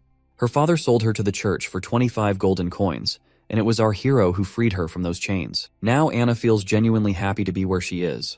Nightingale gently reminds Anna that leaving the castle isn't an option due to how witches are hated by others, but Anna remains optimistic, trusting the prince to change things for them. Suddenly, their chat gets cut off when Nana storms in, slamming the doors before her. She's in tears and rushes to hug Anna, blurting out that things are about to hit the fan for her. Meanwhile, our hero is deep in slumber, dreaming of heroic exploits, and that is when Nightingale rudely wakes him up. She's absolutely livid, informing the sleepyhead that Nana's father is on his way and suspects she's a witch. Shocked to hear Nana's secret is out, the prince rushes into action, hoping he now has a shot to keep Nana in the castle. He wonders how the nobleman will react when he finds out his daughter is a witch. Will he plead with the prince to let her stay and keep her secret? When our hero finally steps outside, reality is far from what he was imagining. Nana's dad is fuming, demanding the immediate return of his daughter. After they settle into their seats, Nana's restless father calls her over to him. The little girl gets scared and asks if he's planning to sell her to the church. The man gets all chummy, saying the church would never take someone as clueless as her, so she better return back to her father. But our hero steps in, reminding him that his daughter is a witch. The man flat out refuses to believe it, and even when Nana herself confirms that she is a witch, the father gets really mad and suggests maybe Teacher Carl is just labeling another girl as a witch. That's when our hero gives Anna a nod, signaling her to show off her fiery magic powers. She does it right away, leaving the old man stunned to see witchcraft in action. Our hero tells him to calm down and assures him they can explain everything. Eventually, the father starts to understand that his daughter is just here to practice her witch powers after all. But our hero feels creeped out by the implication that her father was thinking of him as a pedophile for calling little girls into the castle. The boy then gets down to business, pointing out that Nana has healing abilities that could be invaluable in Border Town during the months of demons, to aid in healing the injured. However, the Dawning Father, Mr. Pine, politely declines, concerned for his daughter's safety if she stays here. Our hero reveals that opportunities often come with dangers, mentioning that from what he's heard, Nana's grandfather and Mr. Pine's father were courageous knights. The Pine family's noble lineage comes from their grandfather's heroic deeds. Mr. Pine agrees, and proudly recalls how his father once faced down an incredibly powerful demon and actually defeated it. He even has the demon's massive horn hanging over his fireplace to prove it. But then our hero points out how the Pine family is not as prestigious as it was before. Pine family is just a working-class citizens now, to which the father sadly admits. He then notices Pine's rough, calloused hands, proof that Mr. Pine hasn't given up on his warrior spirit and still trains daily to sharpen his sword skills. So, he cleverly suggests that Pine join in defending the border, promising to grant him enough land to become a true noble. Despite this tempting offer, Pine isn't willing to take the risk and prefers to send Nana to Longsong Fortress rather than see her in harm's way. Our hero reminds him that Longsong Fortress isn't as safe as Border Town. The church has eyes and ears everywhere there. If the truth about Nana gets out, not even he could protect her. He promises to prepare a small boat for a quick retreat to Longsong in case of trouble, ensuring Nana and Anna's safety. Finally, the old man puts his faith in the prince, nodding respectfully and pledging his loyalty to fight for our hero's cause. Everyone breathes a sigh of relief and smiles, but Anna pouts, showing her anger toward our hero for even considering sending her away. She makes it crystal clear that she's not going anywhere. The next day, the old constable shows up looking really worried that they've blown all their money on weapons and army training. He's fretting that if things keep going like this for a few more months, everyone's going to starve for sure. The boy facepalms himself and gives him permission to use his savings for their budget. The old man agrees but grumbles it won't solve their long-term problems. Our hero shrugs and says if the defenses fail, they'll evacuate the town as soon as possible, then sends the old man off to do as he's told. Once the constable's gone, the boy feels pretty crushed after draining every last penny he'd saved up, and if the border defenses still fail, he's screwed. Then, his mood perks up when Nightingale shows up again. The woman immediately points out that he had lied to the old man about leaving the town. The prince immediately admits his lie, because he does not want to spread distress among the already terrified town's people. Nightingale advises him to spend his time with Anna, instead of stressing over politics. She shares her fear that Anna might not be around much longer, but the boy insists she will survive, because she has promised to beat those demons at all costs. Nightingale wonders how he can trust a witch cursed by demons. The boy just shrugs and says he believes in her, and further points out that he also trusts Nightingale as well. The woman just stares at our hero's poker face and realizes he's not lying. He casually points out that he doesn't lie without a good reason. Suddenly, they hear a commotion outside. Nightingale glances out the window and gets visibly anxious, noting that it's snowing. Winter has arrived. The boy decides to check on Hunter Ironaxe and his progress. At the shooting range, Ironaxe is using the guns and hitting bullseye after bullseye. The prince shows up and asks about the training. Ironaxe lights up like a kid, enthusiastically mentioning that he's nailed all the basics he was taught. The prince isn't surprised, because being a warrior through and through, Ironaxe has been able to master any weapon given to him. The man praises this iron pipe of the gods for its insane power. He grits his teeth, saying if he had this pipe when he fought that hybrid monster, it wouldn't have stood a chance. Ironaxe drops to his knees, overwhelmed that the prince entrusted such devastating power to a humble hunter like him, and promises not to let his prince down. The prince then checks in with his chief knight, Carter, asking how things are going. The knight looks a bit serious and mentions they could really use more than just the 2 guns they have. Our hero gets it and assures him that 2 more guns are already in the works and should be ready soon. He admits they rushed the gunpowder development because the months of demons are finally here. I'm starting to feel like this comic is turning into a manhwa version of Game of Thrones. Anyway, once he climbs up the city wall, the soldiers greet the prince right away. Seeing them bow their heads makes our hero feel sheepish, wishing he had taught them some proper military etiquette. The hunter points out that there aren't many demons after the first snow, but our hero tells him to stay cautious regardless. Suddenly they catch a sight of something, and there they see a demon in a distance. The soldiers start to panic, and one of them even asks if they should sound the alarm. Our hero tells the soldier to decide for himself, since he has more experience after their training. Finally, the soldier decides not to sound the alarm and puts his bow down. Our hero is relieved to see that his training of these soldiers is paying off, because dealing with the presence of the demon should be handled with caution instead of acting on impulses. The beast starts walking toward the wall, picking up momentum. The prince squints his eyes and gazes closely, wondering if it's a mutated fox. The hunter agrees, pointing out that the animal has recently been possessed, so it's not that threatening. The wolf gears up to jump over the wall, and the hunter quickly gets ready for the attack. Chief Knight Carter steps forward, shielding the prince. Just as the beast lunges at them, the hunter lets loose an arrow that flies through the air and instantly brings down the beast. The prince peers down to see the creature lying dead on the ground. The knight lets out a sigh of relief that they avoided a close encounter. Meanwhile, our hero notices the strange black blood and can't help but wonder why it's like that. He's also puzzled about why witches can snap out of demonic influence, but these animals can't. Curiously, the boy asks if someone bitten by a demon could turn into a mindless ghoul. The hunter immediately dismisses the idea, saying there's no such thing as ghouls. Our hero breathes a sigh of relief, glad he won't have to deal with a zombie apocalypse. He then asks if the meat is edible. The knight started to freak out upon hearing this, and questions why the prince would consider eating cursed meat. The hunter agreed, recalling how he once fed a chunk of demon flesh to hunting dogs, which led to their deaths immediately. The boy sighs in disappointment, thinking it's a total waste of good meat. Both the knight and hunter are shocked that the prince was actually considering eating it, but our hero immediately reminds them how scarce food has gotten, and it would have been great if they were able to chow down on the meat they were about to hunt down. Suddenly, a soldier barges in, blurting out that someone's hurt. Apparently, it's not one of the regular guards, but a worker from the northern mines. Next thing you know, Nana's sitting alone when Nightingale suddenly pops up, asking if she's bored. The little girl jumps a mile after getting scared out of her wits, and the woman quickly apologizes for scaring her like that. Nightingale then mentions that Anna's still busy working, and might be back soon. Nana asks if Anna's still tackling those dirty mounds, and Nightingale nods in agreement. Nightingale then sits down on the chair and grabs Anna's tea out of habit without her permission. It seems Nana is feeling a bit down because of her new job. The prince has assigned her to heal the wounded guards. It's not that she's unwilling to do the job, but seeing the injured soldiers traumatizes her. She wants to overcome her fear to keep using her abilities effectively, and wishes she were as courageous as Anna. Suddenly, Nightingale spots someone coming, and a soldier bursts in with urgency, telling Nana to come downstairs pronto, because there's a badly hurt patient who needs her help. Down in the infirmary, the injured man screams in agony, begging his prince to relieve his excruciating pain. Seeing the soldier there, desperate for his life, makes our hero anxious as he wonders if this man's burns are from the steam engine malfunction in the northern mines. Nana arrives at the scene, trembling in fear as she approaches the burned miner. Her father gives her a reassuring pat on the head. Nana gulps down her fears, calming herself immediately, and declares that she's ready to proceed. Once the curtains are drawn around her, she takes a deep breath, summons her magical ability, and begins healing the man. Shortly after, the injured man is completely healed, looking as fresh as a freshly picked cucumber. Meanwhile, the father is really amazed and proud of her little girl after witnessing her healing abilities for the first time, and calls it nothing short of a miracle. Knight Brian happily mentions it's all thanks to Nana that he's also back from the brink of death. The prince freaks out upon hearing this and quickly tells Brian to keep it down. He reminds him that when Nana healed him, she snuck out without her dad knowing, and he doesn't want to deal with her angry father. Now that the injured man is awake and fully healed, he can't believe he's actually alive.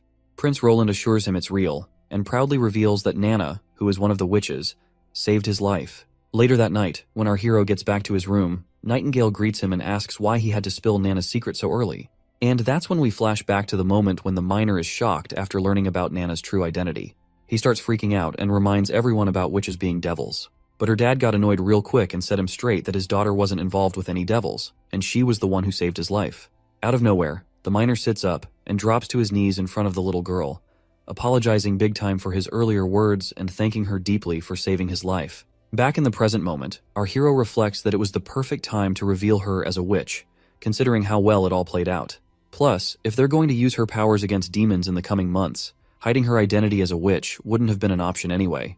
He also stresses that since the church folks have already left for Longsong Fortress, there is no one to bully his girls. The lady asks him if he had already planned everything from the start. The boy immediately agrees, saying the snow has blocked the roads to the fortress and the seaports are under his control. The church has no means of learning what is going on in Border Town, let alone taking direct action against witches. This gives him a sweet 3 months to change public opinion about witches being the reincarnation of evil. He points out how Nana is now seen as an angel instead of a villain in the eyes of the soldiers she has recently healed. They can continue using her power to heal everyone, which will help boost everyone's morale. Once they remove prejudice from the civilians' minds, everyone will be happy. Nightingale has no clue what our hero is trying to achieve by all this, so she asks him why he is doing so much for the witches. Our hero reminds her once again that his border town does not discriminate by origin, and someone as loathed as witches should live on this land like every other person. The woman's eyes widen hearing our hero's big plans, and it's clear she's got something important to get off her chest. She admits she wasn't straight with our hero before. The prince is taken aback by this revelation, and the woman starts explaining how her sisters in the association have been moving around for ages, losing hope along the way. All they want now is a safe place to be happy, even if it's just a castle. At first the boy is confused by her confession, but then he's stunned to realize she's actually open to bringing all the witches to the border town. but she quickly brings him back down to earth, warning him that if witches come to the castle, he'll be facing off with the church. The boy reassures her, saying the church's main headquarters is far away. Even if they find out about witches leaving the border town, they won't march all the way to Grey Castle just for him. He's already plotting to gather enough influence to rival the church and create a world where witches can live alongside regular folks. He dreams of expanding that world to Grey Castle, or maybe even the whole kingdom. The next scene takes us to the capital of Grey Castle. There, soldiers on their horses are marching down the road when their captain suddenly yells for everyone to stop. This person looks really pumped as they finally return to the castle. The folks inside the castle light up the sky with fireworks, welcoming the man about to enter the city once again, Gerald Wimbledon, the first prince of Grey Castle. It's hilarious to see that these suckers have explosive material to make fireworks, even though it's been only a few chapters since our hero invented gunpowder in this primitive society. Anyway, the gates come down and Prince Gerald heads into the city with his crew. Once inside, he gets straight to the point and tells everyone he's here to claim what's rightfully his from his father. 3 shady characters show up, bowing before their prince and reporting that they've already done what they were tasked with. Prince Gerald then asks if they've managed to switch out the royal guards of the king as planned. The lackey admits there's been a snag in the plan due to some issues, and they've only been able to replace the guards in the king's chamber. The man waves off the concern, saying as long as he and his crew can get into the castle, they're good. The lackey quickly reassures him that there won't be anyone stopping their entry. The old man then mentions that Prince Gerald's fate star, the Heaven Star, is leaving the equinox and will be gone from this hemisphere in about 4 months. He asks if Gerald remembers what that star activity symbolizes. Gerald's mind drifts back to childhood memories of playing with his younger siblings. Then, he snaps back to reality and admits he already knows what those stars mean. This means he's ready to break the rules of the challenge their father set for them, and Prince Gerald will be taking the throne of Grey Castle. Outside the king's room, the prince catches a weird odor and asks his lackey about the strange smell of blood. The old guy explains that the king had called for a servant girl who noticed the staff change when she left, so they had to get rid of her. Seems like things are getting interesting because the king hasn't been around women since their mother passed away. As he's about to enter, the old man points out there's no guard patrol, making it easier to move around. The prince scoffs that he's not sneaking in like a rat. He's here proudly to discuss inheriting the throne with his father. But if talking fails, he'll try something else. He grips his sword and leans toward the door. The scent of blood just gets stronger. Once he takes a peek inside, he finds blood and smashes through the door. Inside, he discovers his brother standing there, and the third king of Grey Castle, Wimbledon, lies dead with a dagger in his chest. The assassin behind this is Timothy Wimbledon, the second prince of Grey Castle. Seeing his older brother, Timothy claims he didn't want to do it, but had no choice. Just like the first prince had no choice other than to come here. Almost instantly, a bunch of soldiers pop up right behind the first prince and surround him, catching him off guard. The older brother asks his younger sibling how long he'd been planning this. Timothy explains that the decree their father set was like a chess game. He admits he planned to play by the rules, but the third princess started playing dirty. He also points out Gerald as a dirty player, suggesting the first prince wouldn't have rushed all the way across the kingdom to the capital without a heads up from his astrologer lackey. Seems like his lackey has also betrayed the first prince, though the old man clarifies he never lied. When the heavens move from the equinox, it symbolizes a seeker who's lost their way, but also foretells downfall. The first prince gets annoyed and yells at his younger brother, reminding him how he was the favorite son, given all the advantages by the king. Yet he killed their father. In response, Timothy grins shamelessly, pointing out the first prince's hypocrisy, since he was also there to kill the king if talking didn't work out. The first prince trembles, probably after seeing his brother dropping truth bombs so brutally. He asks Timothy if he intentionally lured him here to get rid of him as well. Timothy just shrugs, saying he didn't plan to confront their sister just by staying put to kill his older brother. He's kinda impressed their sister also saw all this coming before the decree was even written.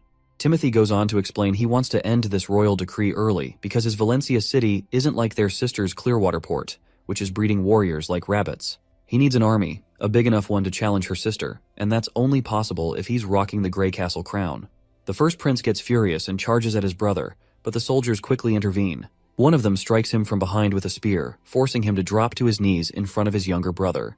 Timothy devilishly informs his brother that he'll be framed for killing the king and labeled a murderer, and he will face the guillotine for his crime as well. The soldier pins the first prince down, but he keeps protesting, asking if Timothy even has the right to judge him, and vows to expose Timothy's crimes to everyone in public. But Timothy has covered all his bases. He's prepared a potion called the Silencer. Once someone drinks it, they won't be able to utter a word. After executing his brother, Timothy plans to play the grieving role perfectly. With no one else in line for the throne, he'll become king without breaking a sweat. He further tells his brother to curse his sister for the terrible fate he's about to face, while the first prince's mind flashes back to a memory once again, and the soldiers start dragging Gerald out of the place. The cunning fox who betrayed the first prince starts calling Timothy king, declaring that the crown is already his. Timothy gives the man a verbal high five for a job well done, but then he pulls out a presumably poisonous pill and tells the man to swallow it if he doesn't want to be betrayed later. Timothy looks at his father, gritting his teeth in frustration at seeing him dead before his eyes. The scene flashes back to the past when Timothy reported to the king that Gerald was on his way to the capital with intentions to forcibly take the crown. Timothy asked if the king had a plan to prevent this. The king just grinned manically, leaving the boy confused. In the next moment, the king pulled out a dagger, swung with all his force, and thrust it into his own chest, dying immediately before Timothy's eyes. Right in the middle of things, Timothy is pissed off, trying to figure out who's stirring up trouble in the fight for the crown. He's dead set on finding that bastard and showing them what happens when you mess with royalty. Looks like the women who visited the king earlier must be involved in this mess. In any case, we're back at the border town castle where everything's been pretty smooth lately. The steam engine prototype in the mines got fixed up, no accidents, and demons haven't been causing trouble either. Our hero's been chilling out, brainstorming how to boost the town's economy and fill up his empty wallet back again. But then, bam! His peaceful moment gets crashed by the knight barging in with bad news. A massive horde of demons is swarming outside the walls. Down at the border, below the wall, a bunch of monsters are howling their heads off.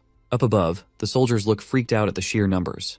And let's not forget Vonner. He was just a regular miner who ended up joining the army just to eat damn eggs. One of the beasts charges at the wall and directly hits it with full force, leaving the entire wall shaking. And that also did quite a damage to the wall, but the monster immediately falls to the ground and the wolf-type monsters starts marching down.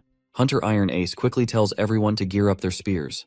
As soon as the wolves are right on top of them, the terrified Vanner gathers his guts and stabs those beasts at the captain's command. One of the wolves manages to climb up, but the captain swiftly whips out his gun and blows the monster's brains out.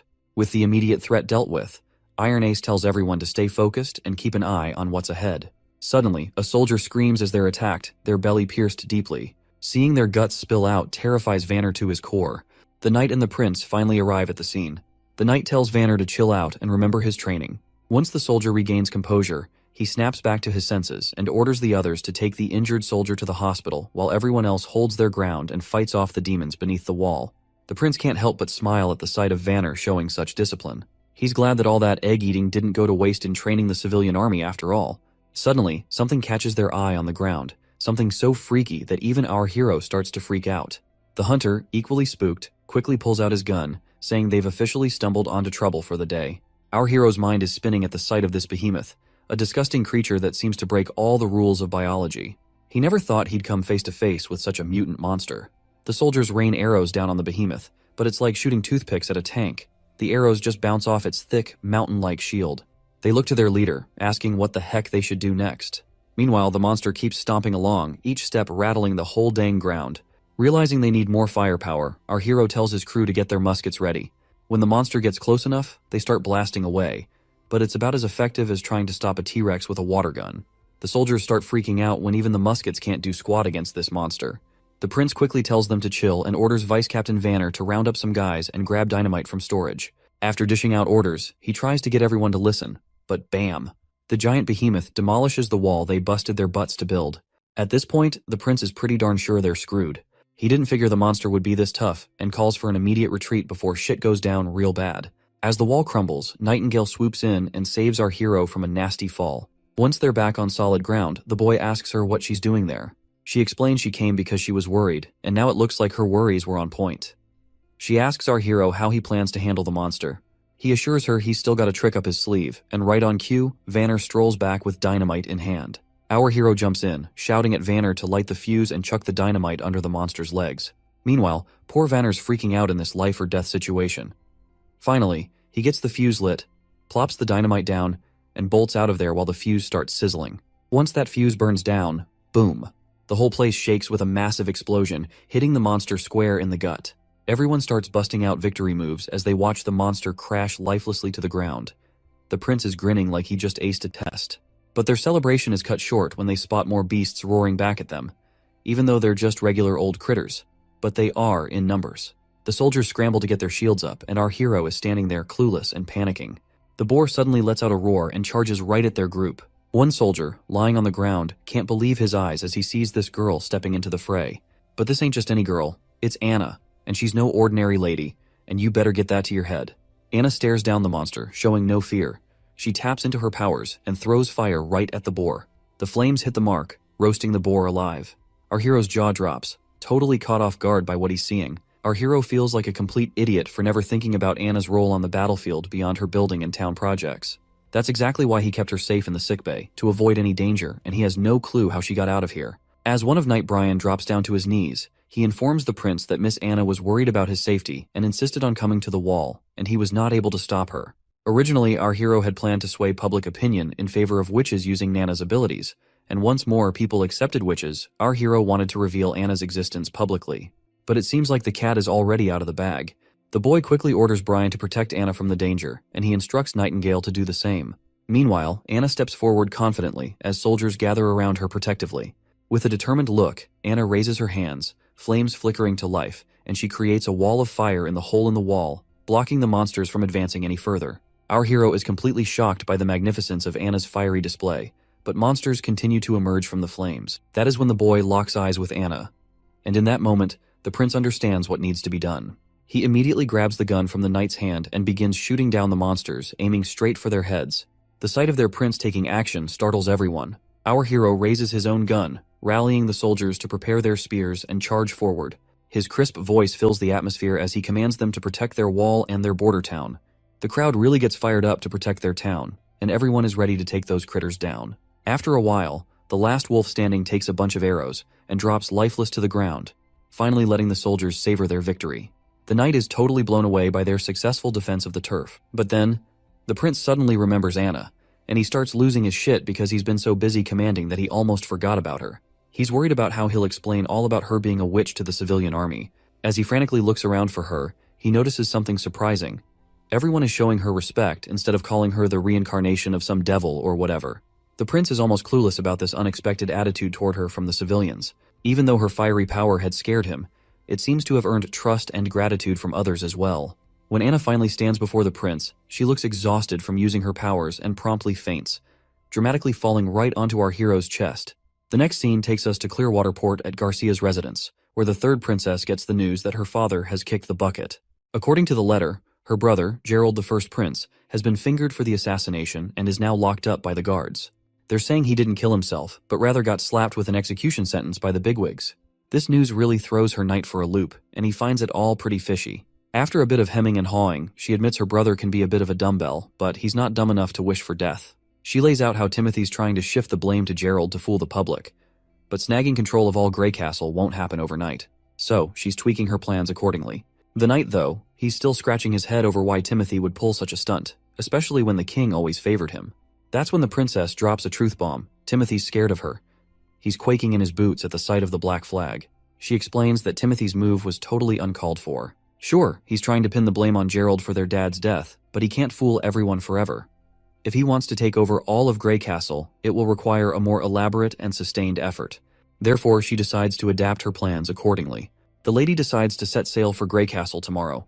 Her knight asks if she's planning to go head-to-head with Timothy. She tells him that if Timothy isn't waiting out the 5 years to let the decree end organically, she won't either. The knight looks anxious and mentions that the whole kingdom must be mourning the king's death by now. She jokes if he wants her to shed a tear too. The knight hastily says no and obediently drops to his knees, waiting for her next move. She then instructs him to go fetch the captain of the Black Fleet for her, because they are about to sail as soon as possible. Back in the border town, after that horrific raid by the monsters, there have been no further attacks.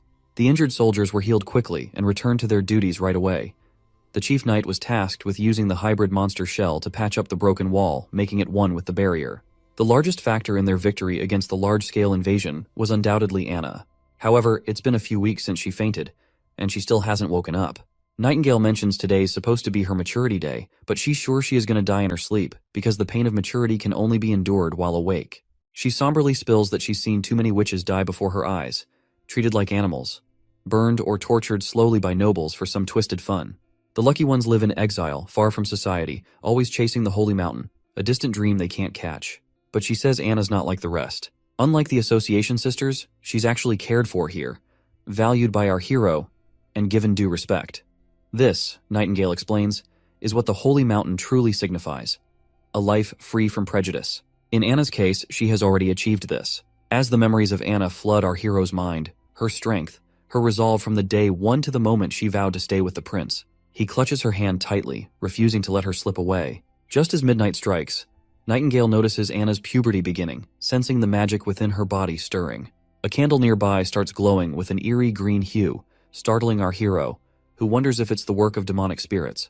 But there's no visible change in Anna herself. Then, unexpectedly, the candle's flame dwindles, causing a wave of anxiety, especially for the young Nana. The candle flickers back to life with that bright green energy, surprising everyone again. Suddenly, Anna opens her eyes, which shocks everyone present. Prince Roland hurries over, immediately asking how she's feeling. Thankfully, Anna seems totally okay. She reaches out her hand toward our stunned hero, and he's not quite sure what to expect. But then, a flame bursts to life over her palm, glowing in that vivid green color, which catches everyone off guard once more. After summoning his courage, Prince Roland cautiously reaches out to touch the flame. Just as he does, the scene shifts into the office, where we see our hero's bewildered face. He is shocked to hear that Nightingale has decided it's time for her to leave the border town. She remarks that Anna not only woke up but also survived being possessed by demons, something totally unexpected and unexplained. She suggests that Anna's new ability with those green flames seems to be fully under her control now, synced perfectly with her mind. Anna can adjust its heat, manipulate it, and even move it within a 5-meter radius whenever she wants. But she's still confused over how she dodged that painful experience, given her super strong magic. The guy figures maybe after she used up all her magic at the border, her magic tank was running on empty, which might have toned down the demon pain. You know, witches are all about magic stuff. Since witches gotta keep their powers hidden from the civilians, all that magic energy builds up inside them. So when they hit maturity, bam, it's like a pressure cooker of magic causing them agony.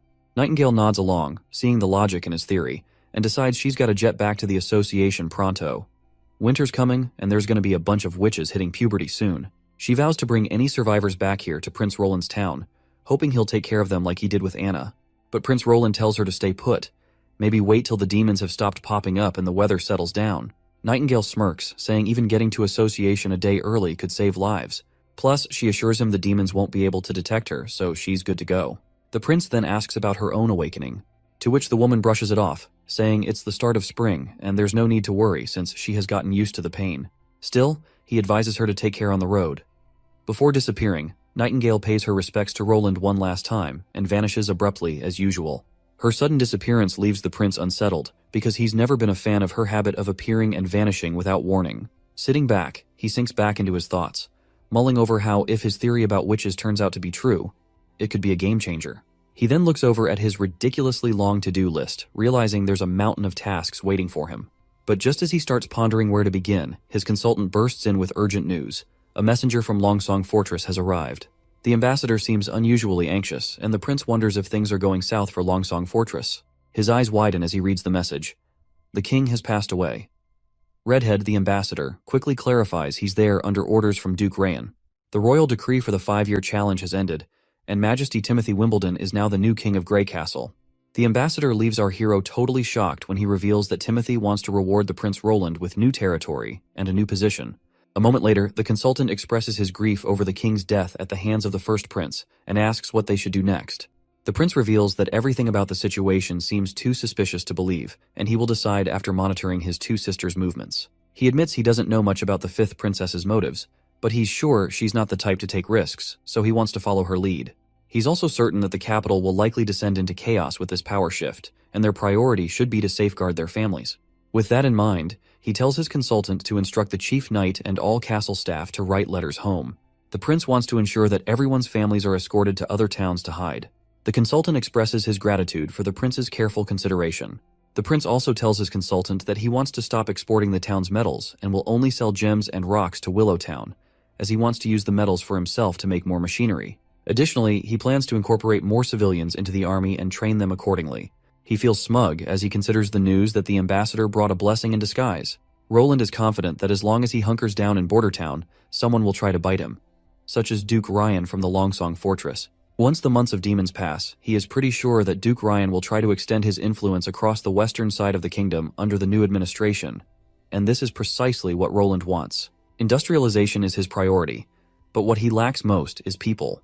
Bordertown's population is only around 2,000, limiting the expansion of his projects due to a labor shortage. Buying slaves, recruiting talented individuals, or increasing the birth rate seem unrealistic. On the other hand, if they can take Longsong Stronghold, he can gain a large number of freed people while accumulating wealth. Assimilation is easier, and invasion is the best way to grow the population and gather wealth. Roland acknowledges the hassle of challenging the entire fort of Longsong, and he can only wait for Nightingale to return with the witches. This is also the sole reason the prince wants to expand his civilian army and wants to make more machinery. The next scene takes us to the northern mountain range, where Nightingale proceeds down one of the tunnels. Her steps are soon halted by roots growing out and blocking the entrance. Nightingale immediately introduces herself, and the lady known as Leaf withdraws her roots and gets delighted to see her friend back. After exchanging pleasantries, Leaf reveals that one of the two witches, Erin or Ashley, failed to make it to maturity. They then decide not to dwell on gloomy things and proceed to get inside. Nightingale is looking forward to seeing her friend Wendy, and as soon as Wendy is called over by her friend, she spins around and greets Nightingale warmly, playfully calling her Veronica. Wendy takes Nightingale's hand in hers, causing Nightingale to blush and assert that she's not the same weak girl as before, preferring not to go by Veronica anymore. Wendy insists she shouldn't deny her past because it's a part of her. Nevertheless, Nightingale is glad to see her friend, and they embrace each other tightly. Wendy then inquires about Anna and whether Nightingale managed to help her through her maturity. With a smile, Nightingale reveals that Anna didn't need any saving at all. In fact, what they've discovered is going to change things for all the witches. In a few moments, Nightingale spills the beans to her sisters about the prince and how he's letting everyone stay in his border town without any discrimination against witches. Wendy's not buying it at first, but Nightingale swears up and down that the prince not only said it, but also saved Anna and Nana. Not only that, the prince does not believe in any bullshit about witches being possessed by devils, and stresses that witches get their power from themselves. To seal the deal, Nightingale reminds everyone about her ability to smell lies, so they can trust her when she says the prince is serious. She spills about his plans to protect witches and even go against the church if he even has to. Then she pulls out the steam engine blueprints, proving they can build a kick-ass sanctuary to rival the Holy Mountain. Just as Nightingale's painting this picture of paradise, some lady with green hair barges in, telling everyone to shut up. She seems like their teacher, and Nightingale quickly shows respect by bowing her head. The teacher gives Nightingale the stink eye, wondering aloud if she's saying the Holy Mountain they've been chasing forever is just a bunch of hot air. Next up, we're with the new king, Timothy, where a knight shows up with a stone called Divine Judgment, supposedly the ultimate weapon against demonic forces. The knight boasts that the church has confirmed its power to handle witches for ages, but Timothy's annoyed, blaming witches for his father's suicide. He orders the knight to keep capturing witches and scour the capital thoroughly for more. Meanwhile, back with Nightingale, she wakes up tied to a pillar with that same witch suppression stone around her neck. She's trying to figure out how she ended up in this mess.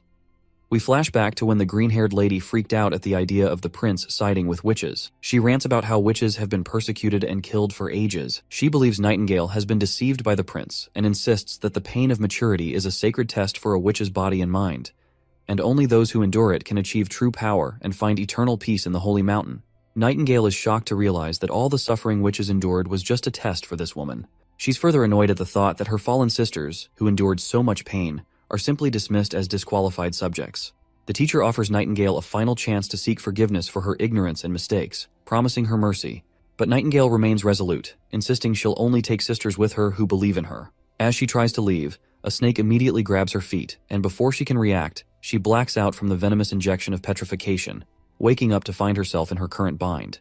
While they're face to face, Nightingale reminds her why she is using the Divine Stone of Judgment even though it's prohibited in the Witch Association. The Snake Lady says it's just a tool to punish disobedient kids. She reminds Nightingale how Wendy saved her from the clutches of the aristocrats. Instead of repaying that kindness, now Nightingale is trying to sell them all out to those filthy nobles just to mend her relationships with them again.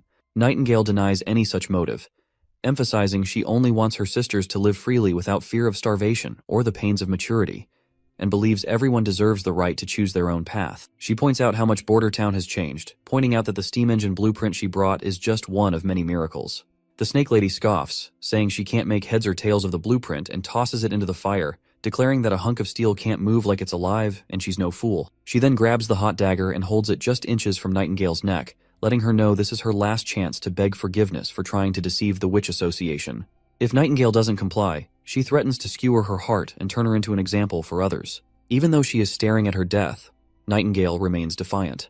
Instead of bowing her head, she'd rather take that dagger straight to her heart. That's when Wendy steps in, reminding them how many sisters they've already lost and they can't afford to lose another. The Snake Woman grows agitated, demanding to know if Wendy also believes Nightingale's lies.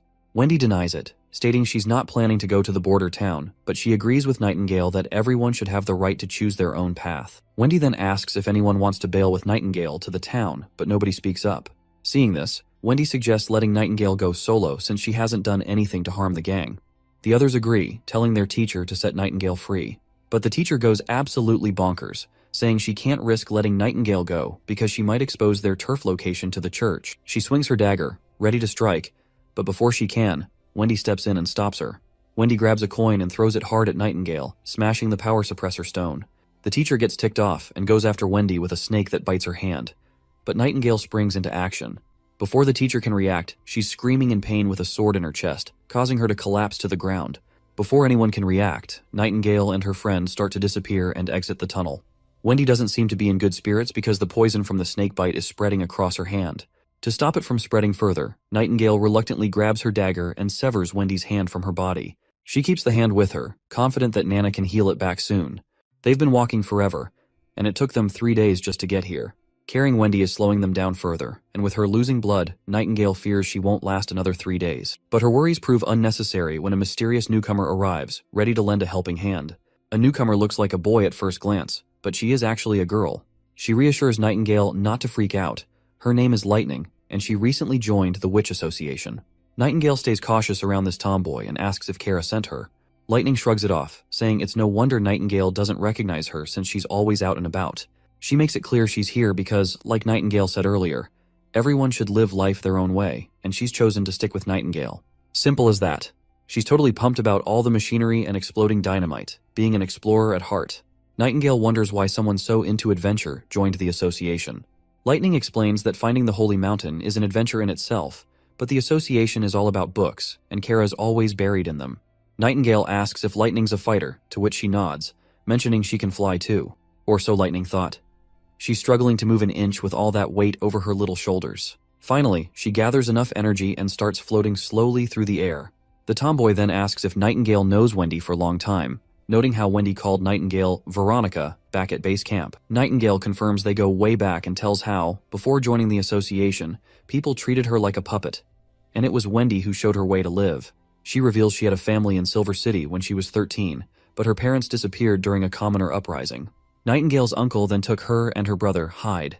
That was also the year her witch abilities first appeared inside her, but her uncle figured out her secret right away and split her from Hyde, locking her up to train her powers. He threatened to harm Hyde unless she used her abilities for his dirty work. So she became a full-on assassin. Poisoning, ambushing, you name it. She did every kind of horrendous act. As the Gillen family's wealth increased with time, her hands got dirtier and dirtier as well, soaked in the blood of others. The worst part is that her powers were just too perfect for that kind of work. When she finally reunited with Hyde, he turned her away cold, wishing he didn't have a witch for a sister. After that, she was broken inside. When maturity hit, she managed to survive the pain, and her powers also intensified. The prison bars couldn't contain her anymore, so she broke free, killed her uncle, and left with no direction. It was then she found Wendy, who was like a spark of warmth in her cold world. Wendy took her to the association, where she met other witches, and their teacher Kara provided solace to everyone. In the present, Lightning points out that Kara has gone off the rails, finding it hard to believe there's a prince who genuinely cares about witches. After finally reaching Border Town, we find our duo inside this familiar, quaint cottage. The prince can't seem to stop sneezing, wondering who might be thinking about him so much. Just then, a commotion grabs their attention. As they turn around, they see Nightingale and the other two bursting into the cottage, crashing right before their feet. Anna immediately takes her stance to deal with these uninvited intruders. But Nightingale immediately yells at our hero to fetch Nana as quickly as possible. As Nana tends to Wendy's injuries, our hero has no clue what went down at the association that made Nightingale rush back with only 3 witches. He wonders if demons attacked them and if only 3 survived, feeling lucky they have Nana to reattach Wendy's arm. Suddenly, Lightning appears from the infirmary. The prince quickly asks if she's hurt too. Lightning reassures him and points out how the prince really is a decent guy who cares about witches, just like Nightingale said. She admits she didn't believe it at first, just like other members of the association. She then jokes about how the world is full of weirdos, so having a prince like him isn't that surprising. Being called a weirdo doesn't sit well with the prince, who just rolls his eyes. Getting to the point, the prince realizes the association wasn't under attack. That's when Lightning starts explaining the whole situation, clarifying they weren't attacked. Wendy was hurt by their own teacher, Kara, and explains further as to how they ended up here. Once night falls, Prince Roland returns to his room, only to be startled by Nightingale sweetly lying on his bed in her nightsuit. Prince Roland gets all flustered, maybe starting to think about some naughty stuff, imagining Nightingale might be up for getting close after all. Suddenly, Nightingale gets up and strides over to him, leaving him scared out of his wits and pinned against the closed door. He hastily tells her she should rest as long as she needs. But then, Nightingale kneels before the prince. In a serious moment, she, Veronica Gillen, officially swears her loyalty to him. She promises to follow his orders and stand by his side in battle, facing demons or anything else, until her last breath. It's no surprise to our hero that after being let down by the association, Nightingale is turning to him for help with the future of witches. Without missing a beat, he takes the sword from her hands and officially makes her his right-hand woman. The prince asks if her real name is Veronica, and she nods, saying there's no reason to hide it from him now. Next, we catch up with Wendy, who's been offered a contract. Our hero tells her to stay in the border town and work for him. If she's up for it, she can sign on the dotted line, promising good pay for her work. He also spills the beans on a method he's found where witches can sail through their maturity without feeling any pain at all. The news totally throws off the new witches. Once we step outside, our hero admits it's just his guess, and explains that witches are like vessels for magic, and as they get older, their magic builds up until it overflows during maturity, attacking their bodies. He mentions Anna as an example of someone who survived this. He dismisses the idea of demons possessing witches as nonsense, proposing instead that they can manage their level of pain by continuously releasing their magic to maintain balance within them. He promises a safe haven in Border Town where witches can practice their magic freely, without anyone discriminating against them or threatening them. He believes if his idea works out, they can create their own version of the Holy Mountain right here in the borderlands they dream of. Wendy has already signed on to the plan and asks where to start. He simply tells her to keep using her magic until she masters full control over it. Once the prince gets busy with the newcomers and their magic training, Nana and Anna have a little chat about recent events. Nana looks impressed by Wendy's wind magic and Lightning's flying skills, which also saved Wendy's life as well. Anna expresses happiness at having so many sisters around, but Nana points out how Nightingale seems to look at our hero with warmth in her eyes, a detail not to be taken lightly. Anna is clueless about what Nana means, but the little Nana warns her friend not to blame her for not giving a heads up, and if Anna doesn't make a move, Nightingale might just win over our hero. Suddenly, they hear the alarm ringing, a clear sign something's wrong. The report comes in that a demon monster has arrived. The hero rushes to the wall and meets his soldiers. He squints to spot the danger but sees no demons in sight. The prince wonders if it was a false alarm and questions the hunter who raised the alarm. The hunter tells him to look closer, and when he does, he sees a dark blob of mist forming. As he takes a closer look, he's shocked to see a hybrid monster right before his eyes. The hunter reveals it's the same hybrid that nearly killed him a few years back. Hearing this, the boy connects the dots. This monster must have some intelligence, unlike regular beasts that just charge and die. But this monster survived for many years, and it always retreats when it senses danger. When the beast reaches the wall, it suddenly stops, leaving everyone puzzled. Unexpectedly, it jumps into the air, and the prince orders his soldiers to attack it immediately. Before they can react, the monster is already airborne, crashing onto the wall above. Our hero is stunned to see how cunningly it targeted the wall's weakest spot, which confirms our hero's last remaining doubts about this monster's intelligence. Once the demon makes it to the other side of the wall, soldiers report it's heading toward the town. The hero commands his 2nd Civilian Division Army to accompany him, while the backup division holds the wall for now. Our hero marches toward the town with his platoon, regretting underestimating the smarts of these monsters. Finally reaching the monster's location, they're hit with the gut-wrenching news that it's already devoured someone alive in town. The trail of blood before our hero's eyes sends a terrifying chill down its spine. But he does not succumb to fear, and annoyingly orders everyone to stay on high alert. The monster pops into view once more, snatching another civilian. Prince Roland immediately cautions everyone as the soldiers look helpless against the monster, unable to use their guns for fear of hitting civilians in the chaos. Not only that, the soldiers can't even get close to this monstrosity. Iron Axe commands his soldiers to get on rooftops and higher ground to aim precisely without harming civilians. Soldiers immediately climb up to the rooftop to take their positions. Despite the odds, soldiers manage to shoot over the monster's overgrown head, but they slightly miss their mark. The monster glares back with an annoyed face.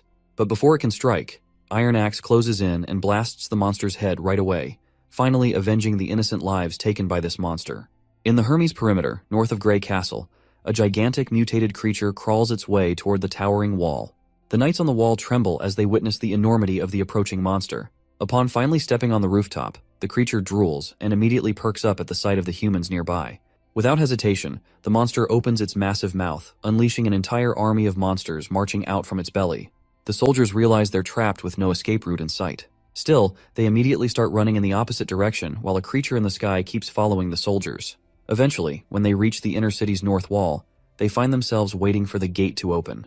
The girl reveals to us that the whole outer city has been wrecked by the monsters. They've got to defend the church, but with only a handful of soldiers and monsters right on their tails, it looks like a tough fight ahead. But then the girl pulls out a red pill and instructs the soldiers to take it and annihilate the enemy. Without hesitation, the soldiers obey her command. As they swallow the pill, they feel a surge of energy coursing through them, empowering them to march forward against the monsters. Before these foolish soldiers can get slaughtered by those monsters, the gate finally drops, revealing a cocky figure striding out. He declares himself as part of the Judgment Army and orders everyone to clear the path. These soldiers are clad head to toe in sturdy armor, appearing like elite knights. The lady is bewildered by the sudden appearance of this so-called Judgment Army, having no clue who they even are. However, she doubts that mere humans stand a chance against the hybrid monsters. But it looks like we're about to find out if these soldiers are all talk, or if they've got the goods. As the monster and army of judgment comes face to face, the sky monster swoops down. One of the knights on the ground immediately grabs hold of its gigantic sharp claws, and the other knight takes a stance and sends a spear flying with godly speed, piercing the monster right through the head. The woman is completely blown away by the soldier's speed and strength, which is matching the power of hybrids. As these badass knights wreak havoc on the monsters, the scene shifts to a church spire. On the balcony, we see 3 archbishops using a telescope to observe the Judgment Army. Seeing those monsters dead on the ground, they seem pleased to see that their army appears to be winning against the monsters. Archbishop Taefun shakes his head, noting the worst part of the battle was the total annihilation of the reinforcement armies sent by the 4 great kingdoms. Archbishop Heather chuckles in agreement, commenting on how those kingdoms sent thousands of soldiers who ended up as mere cannon fodder. She's clearly pleased, seeing it as proof that the border defenses of those kingdoms can't hold a candle to the church's mighty Judgment Army. However, a third individual interjects, pointing out the heavy toll of using so many pills in the process and the loss of much of the judicial army, which forms the core of the church's power. Taefun clenches his teeth, emphasizing that they had no choice because the beasts of the wastelands have appeared exactly as foretold in the Bible. He warns that time is running out, and unless the continent unifies and gathers its strength, destruction awaits them all. The arrogant lady chuckles again, saying humans are basically monsters committing horrifying acts just like demons, so maybe wiping out humanity isn't such a bad idea after all. This really ticks off the old man, who tells her to cut out the blasphemous talk and stop defying God's will. But the girl just brushes it off with another sassy comment, saying God never promised humanity would survive, and further challenges the old man, asking if he's sure God cares more about humans than demons. The old man looks even more ticked off, but he stays quiet. Maybe because deep down, he knows there's some truth in what she's saying. Well, even Archbishop Maine thinks the same way as that woman does, but he is also sure that God only favors those who come out on top. Back in the border town, they lay the fallen soldier to rest. Our hero gathers everyone's attention and announces that they are gathered to mourn Mr. Aggie from the Civilian Army 2nd Division. The prince goes on with the usual talk about the man's heroic deeds in sacrificing his life to save their hometown, bidding him a final farewell as they cover his grave with mud. Chief Knight Carker is deeply moved by our hero's compassionate gesture, noting he's never seen someone of noble birth show such respect for commoners whose names he didn't even know. Our hero points out that giving a proper farewell feels right, especially since Bordertown has never held proper funerals for those lost to the monsters, and they deserved more than a hastily dug hole. Besides, the prince believes that holding these funerals serves the purpose of decency and boosts morale. He explains that when people reflect on who and what they're fighting for, it can spark a profound change in an army. He aims to ignite everyone's willpower to steer Bordertown back on track. The wife of the deceased soldier shows up with her 2 kids, one of them really small. The soldiers nearby start wondering how she'll manage now, but this bald guy steps in and explains she'll get her husband's salary, some extra cash, and all the basics to get by. While they talk, Vice Captain Vanner suddenly senses someone nearby. The bald guy asks if something's up, and Vanner mentions feeling a presence of someone but brushes it off, saying he's probably imagining things. Back at the cement-making cottage, our hero catches up with Anna and asks how things are going with making barrels for the blunderbuss guns. Anna sweetly explains that thanks to the new steam-powered boring machine, the blacksmiths can handle most of the heavy lifting now. Meanwhile, lighting is bouncing off the walls as usual, super pumped about all the new stuff. She bombards the poor smiths with so many questions, they can barely keep up. Well, the prince was already wondering why he has not seen her around lately. I guess he now knows why. Looks like our hero has another project for her to handle. He shows her the rough sketch of a 12-pound gun, essentially a giant weapon for our sweet Nana. The prince then delves into the technical details of how these things work, but everything he says goes right over Anna's head. He then instructs her to use those 2 holes on the ground to cast a die for cannonballs. Anna gets right to work and starts pouring the molten metal into the holes, while the prince warns her not to stare at the bright lava. She immediately closes her eyes, and our hero starts blushing before he moves to wipe the sweat from her face. It's quite literally hilarious that despite the freezing temperatures in this place, these guys are still sweating. Looks like the knight can see that this is more than just a prince wiping the sweat. And the way the prince is blushing just proves it further. And Anna is also blushing as well. Meanwhile, there's this guy who's absolutely freaked out to see our hero, the fourth prince of Grey Castle, openly sheltering witches. He's practically sprinting to report this back to the king. Looks like Vanner wasn't imagining things when he felt someone's presence, because this man is definitely a spy sent by the new King Timothy. What's really messing with this guy's head is how these regular folks are just chilling with witches. And don't get him started on the other weird stuff he's seen, like that giant wall that popped up out of nowhere on the border, those metal sticks shooting projectiles to kill demons, and the fact that witches are treated like they're just regular folks by the prince. It's all making him think this town's cursed or something, and he's feeling like he's dealing with some dark magic. If they hadn't waved a fat paycheck in his face, he'd have never agreed to spy on this messed up place. Well, looks like this dude failed miserably at his sole job of spying, because we can see Vanner in the background, calling this oddball out right away and telling him to halt his tracks. Word spreads like wildfire that there's a spy among them.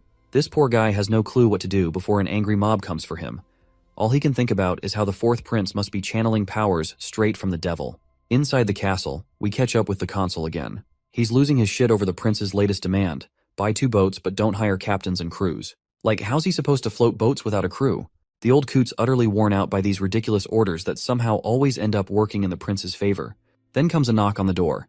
A soldier reports they've caught a rat, a guy named Cole, also known as Groundhog, who's apparently Prince Timothy's spy. Turns out this guy's been living under a fake identity for months, pretending to be a border town resident.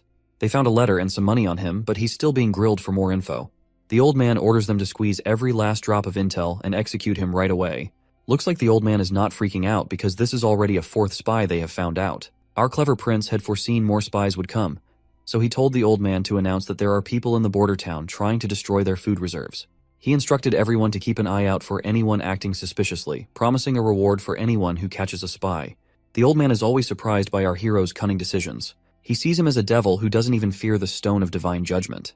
Back in the Grey Castle capital, Timothy inquires about the royal decrees he sent to his siblings, but none of them have replied. One of his men reports that the fourth prince, our hero, sent a reply stating he will return once the months of demons are over and his people are safe.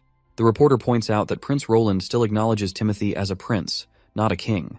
Timothy considers our hero a fool for opposing him, especially since Timothy had plans to offer him land and a comfortable life. He dismisses Roland as an oddball and asks his lackey if there's been any response from the 3rd and 5th princesses. The lackey reveals that the 3rd princess has disappeared from the city along with her butler and 2 servants, and they haven't been found since. The prince facepalms in disappointment, as he never wanted commoners to lay a hand on his sister despite any personal disagreements. He then inquires about Garcia Wimbledon, the stubborn pirate. Before the council member could speak up, Timothy orders him to seize her water port and forcibly escort her back to the capital. Right on cue, a knight arrives on the scene and hastily reports that Garcia Wimbledon has defeated Duke Joseph's Carl at the southern border and gained full control of Hawk City. The news terrifies Timothy beyond belief, and he sinks even further into despair when he hears she has crowned herself Queen of Clearwater with the blessings of the local dukes, and the whole southern half of Grey Castle has split off. Next scene, we're down by the river south of Border Town, where our top captains are tearing down the cannon they just put together. Both of these tough guys are beat, griping to their boss that this thing is way too damn heavy. The chief knight then asks why he got stuck guarding this behemoth, since no one can move it an inch, let alone stealing it. Our hero just sighs, explaining it's not just something, it's a masterpiece built with blood, sweat, and the grind of steel. He wonders why others can't see its beauty like he does. Moving on, Lightning is itching to clean the barrel, so our hero gives her the green light to go ahead. Watching this eager tomboy happily doing her job, the knight gets confused and asks why Lightning hasn't signed a labor contract. Our hero explains she insisted on working for free as long as the prince kept inventing interesting stuff. All she needs are food and clothes, and this broke idiot couldn't pass up such a steal of a deal. After Lightning finishes cleaning the barrel and reports it's empty, she eagerly waits for the next step. Before we move on, our hero tells his soldiers to remember the first step, making sure there's nothing stuck inside the barrel. Next up, they need to load in the gunpowder and slap that cannonball on top, making sure to push it down real hard to get rid of any air. Then, they stick in a fuse to light up the party. Once everything's set, the prince tells everyone to clear out and lights the fuse. It starts sizzling right away, so everyone covers their ears to save their eardrums. Boom! The cannonball goes flying straight at the dummy and punches a hole right through its chest. While the hunter prays to God to see such devastating power, Vanner is also blown away. Even after smashing the dummy, the cannonball keeps going for another 100 meters, proving our mission's a total win. A 12-pound cannon can theoretically reach thousands, so these results are solid for a first shot. The knight respects the weapon's power, but worries it's too heavy to lug around. Cleaning, loading, and carting cannonballs and gunpowder is a hassle. Our hero nods, saying the effort's worth it if it means slaying hybrid demons effortlessly. He's already thinking of using ships to solve the weight problem, and has enlisted the old consul's help in acquiring sailboats from Willow Town. Wendy's wind control will increase transportation speeds for both civilians and cannons, aiding their strategy against the Duke of the Longsong Fortress. He envisions a pincer attack by approaching the Duke's army from the rear. So much for his boat dreams. The old man burst his bubble by saying they can't afford any sailing boats. A double-masted sailboat costs a whopping 120 golden coins, and that doesn't even cover the crew, which runs about 200 golden royals. Even if they blew all 315 golden coins they have in their treasury, they'd only get the boats, with no pay left for the civilian army next month. Back in the office, our hero keeps arguing with this stubborn geezer that he doesn't need a crew. But the old man keeps insisting that's not how things roll in Willowtown. Boats come with crews. If he wants a boat, he's got to hire them too. But then the prince gets this bright idea to buy boats from another town. But the old man shoots him down again, saying all the major ports are too far away and it'd cost a fortune to bring boats here to Border Town. But then our hero comes up with a crazy idea. Why not build a boat themselves? He says they don't need anything fancy, just something to float since Wendy will handle the steering. A simple flat-bottomed barge would do the trick. But then the old coot brings up another problem about the materials they'll use. Our hero confidently suggests using light wood, but then he realizes a boat of logs might not be as durable and reliable. He even considers having Anna help weld a proper metal boat, but he's already used up all the metal-making guns and stuff. Then, the idiot remembers they have tons of concrete left over from building the wall. He suggests using wood for the base and reinforcing it with steel rebar, then making the rest of the boat out of concrete. We don't need to waste any more time figuring out how he plans to make this boat happen. Let's just wait for our hero to finish up the blueprint and get started. Before long, we're down by the riverside at a makeshift boat workshop. They've already put together the basic structure of the boat. When Lightning sees the giant thing, she cracks a joke about it being a massive bathtub fit for a king's lavish baths. Our hero chuckles and corrects her, saying they're actually building a boat, not a bathtub. But Lightning is still skeptical. To her, it doesn't quite look like any boat she's seen before. While they banter back and forth, Wendy's happy to see Lightning and our prince getting along just fine. To which, Nightingale points out that getting along with others has always come naturally to Lightning. She was just as energetic back in the association days. The mention of the association immediately saddens Wendy out as she worries about her other sister's safety. Back in the mountain range, we see the witches marching down. As they walk, one of the sisters alerts everyone about the presence of demons. The teacher quickly tells Lady Leaf to lay her down and help the others. Lady Leaf gently puts her injured teacher on the ground. As the monsters approach, the witches stride forward to face them. Meanwhile, the teacher blames Nightingale for their sorry state and vows to get payback once she finds the holy mountain and gathers more witches. She hasn't forgotten about Wendy and Lightning either, feeling betrayed by them. When the monsters leap at them, Lady Leaf works her magic, summoning roots that grab the beasts, while Zephyr, another witch, sucks the air out of their lungs. Seeing the girls take down those monsters puts a grin on the teacher's face. She's sure that with their combined effort, they'll bring the church crashing down once they reach the holy mountain. The teacher decides to take a breather for a while here, but suddenly she's left in shock by what she sees before her eyes. She wonders aloud if this could be the holy mountain. Before them rise skyscraper-like structures that couldn't possibly be built by humans. The sight brings a giant smile to the teacher's face as she believes they've finally found the holy mountain. However, the others are not convinced. According to all the books, the holy mountain is supposed to be a serene and abundant place, which is drastically different from what they're seeing. Despite Leaf still being unsure, the teacher is going nuts over the grand structures and is absolutely convinced this is the holy mountain. Leaf hesitates to voice her doubts, recalling what the teacher did to Nightingale when she disagreed. Feeling she has no other choice, Leaf reluctantly starts walking forward. She's certain that if they don't explore further, the teacher will never rest. As they're walking, one of the witches suddenly drops dead. Lady Leaf tries to pause to mourn her friend, but the teacher snaps at her to keep moving forward, warning that stopping could mean their own death at nightfall. Leaf starts crying, torn between grief and the teacher's urgent commands. The teacher insists that lingering here would only invite demon attacks. They continue on, but then another witch realizes the supposed mountain they were aiming for has vanished. This sight shocks the teacher, who, let's face it, acts more like a tyrant than a caring leader. The teacher sinks into despair, recalling a city that's like an unreachable illusion in the sky, disappearing every time with the sunset. The snake woman declares it was all just an illusion, something she'd heard rumors of typically occurring at sea, but seeing it on land was unheard of. Suddenly, something approaches them, confirmed by another witch to be 3 demons once again. But this time, it becomes clear this new threat is not just a regular demon. This mysterious entity attacks one of the witches with some weapon, leaving Leaf frozen in place as her friend is struck down, a long spear piercing her chest in an instant. Leaf stares at where the spear came from with disbelief. Before them stand hybrid creatures, riding demonic beasts. Looking at their ripped bodies, it's no wonder they took down the girl with just one blow. One of the witches immediately uses her abilities to turn the ground into a swamp, but the creatures effortlessly leap from their mounts and land right in front of the women. One monster swings its hand, smashing a witch with brutal force, splattering blood everywhere, leaving the sisters absolutely terrified out of their minds. The beasts then turn towards the remaining sisters, who stand petrified and trembling in their boots. Suddenly, another monster fixates on a redhead among them. Her face pales as the creature approaches, its grotesque tongue-like appendage dangling from its mouth, which is a far cry from any normal tongue. Before the beast can reach her, it's struck by a fireball. Though it annoys the creature more than hurts it, the redhead grabs the hand of the traumatized orange-haired witch and urges her to run. But the orange-haired witch is so shaken that she's forgotten how to move. Another witch decides to confront and pulls out her puny bow, which, let's be real, looks like a toy, and she's brutally kicked by the monster right in the chest. She goes flying and sprawls on the ground, and it wouldn't be surprising if she died from that single blow. Despite seeing her friends drop like bugs, Wendy uses her root magic once again to try and immobilize one of the monsters, wrapping it from head to toe. The snake lady sends her snake to crawl around the beast, and together they bring the formidable creature to its knees. Wendy urges everyone to run while she keeps the monster restrained. Meanwhile, the other monster immediately retrieves a spear from its back. As it tries to throw the spear, its feet sink into the swampy ground. However, the monster manages to throw the spear with incredible speed, leaving only a trail of pink light as it goes straight for its target, leaving nothing but a haze upon impact. Well, surprisingly, Wendy manages to narrowly avoid the attack, but suddenly the other monster unleashes its electrical powers, zapping everyone in range. Once everyone is down, only Wendy and the cocky snake woman remains. Wendy still does not want to accept this reality as how their world turned upside down in a short time. The monster walks forward toward the snake lady, and in the next moment the monster extends his giant hand and grabs her right away. As he lifts her up, she unleashes her poisonous snakes, and one of them bites the thing we thought was a tongue protruding from the monster's mouth. As soon as the snake sinks its teeth into the monster's appendage, a red fog starts leaking out. The monster annoyingly grabs the snakes with its bare hands and squeezes them hard enough.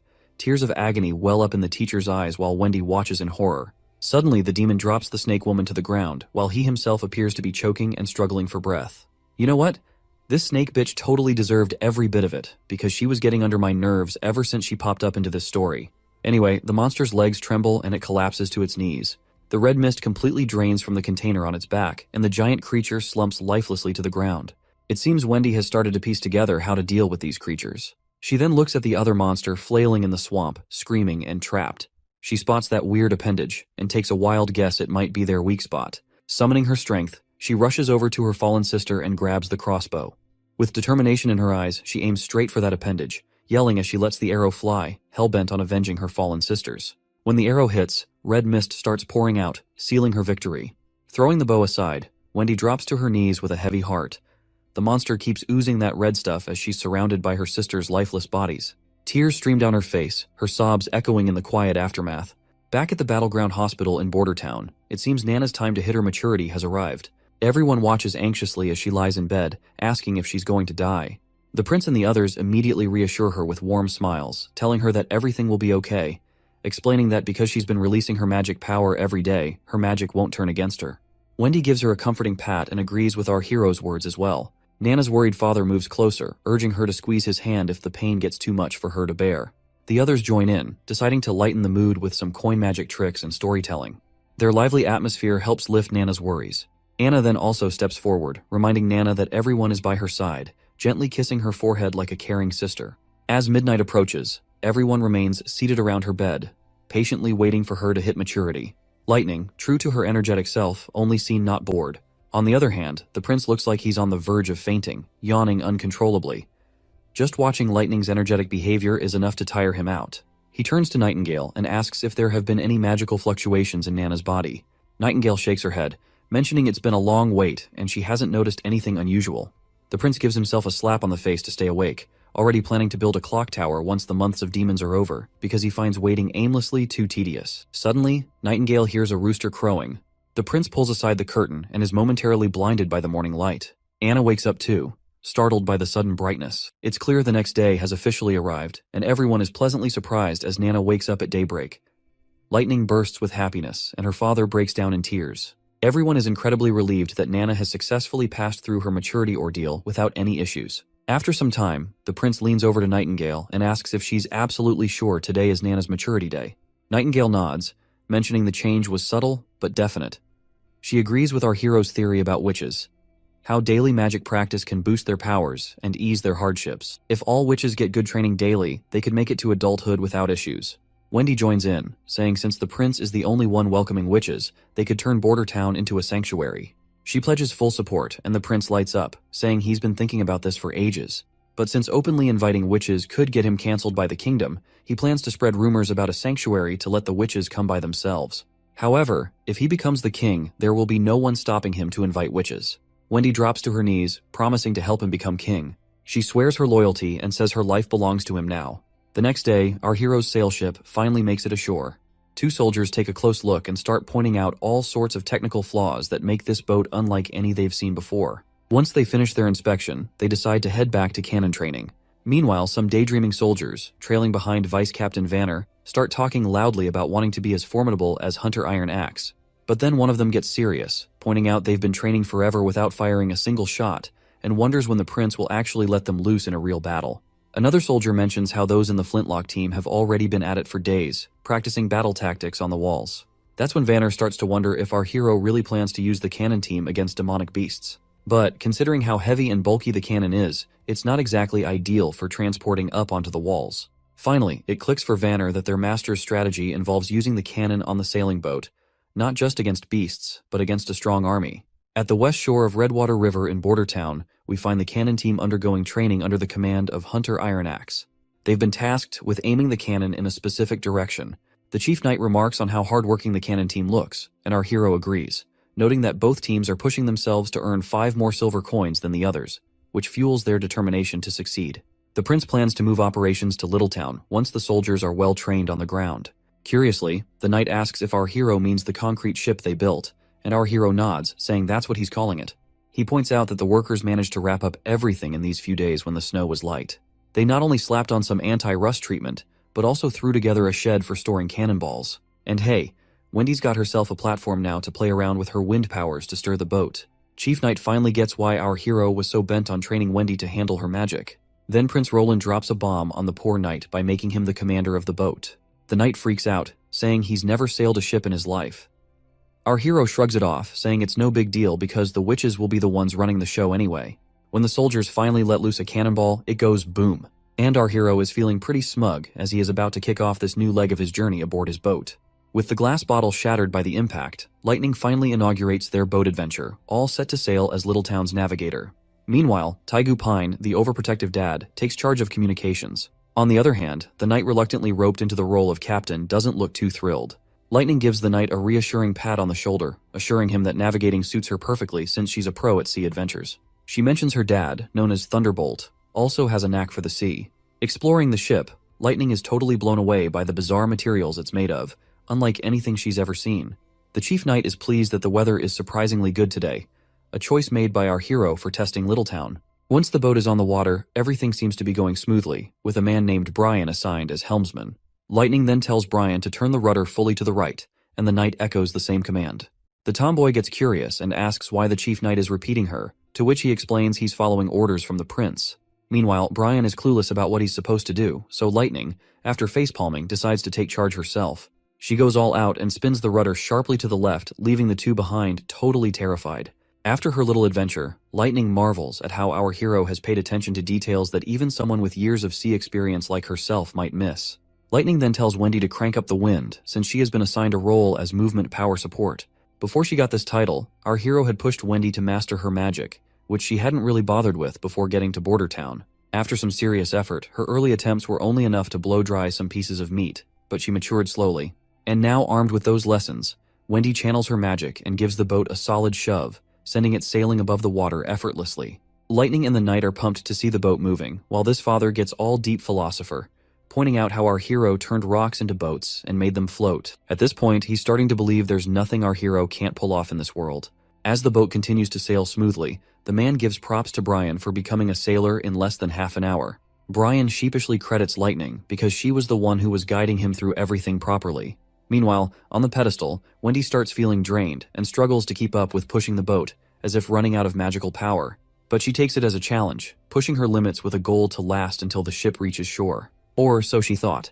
Wendy starts losing consciousness, and Lightning immediately directs everyone to steer the boat towards shore because Wendy has fallen ill. Once the tomboy gets her down, they find Wendy's entire body covered in icy sweat, potentially freezing her to death. They chide her for not informing them about her condition earlier, but it seems their streak of fortune has just taken a turn, as their boat also crashes into some rocks which causes damage.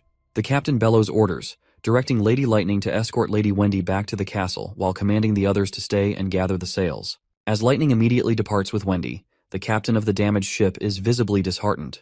He reflects that while their test of Littletown was not a failure, it hasn't quite been a success either. At least they've identified two critical issues to address: keeping Lady Wendy warm on the pedestal and making the boat shockproof. Meanwhile, back in town, a carriage travels down a desolate road. The driver of this carriage is a one-legged man, and inside the carriage a priest can be seen beating the shit out of this little girl. And this girl is apparently not alone in this carriage.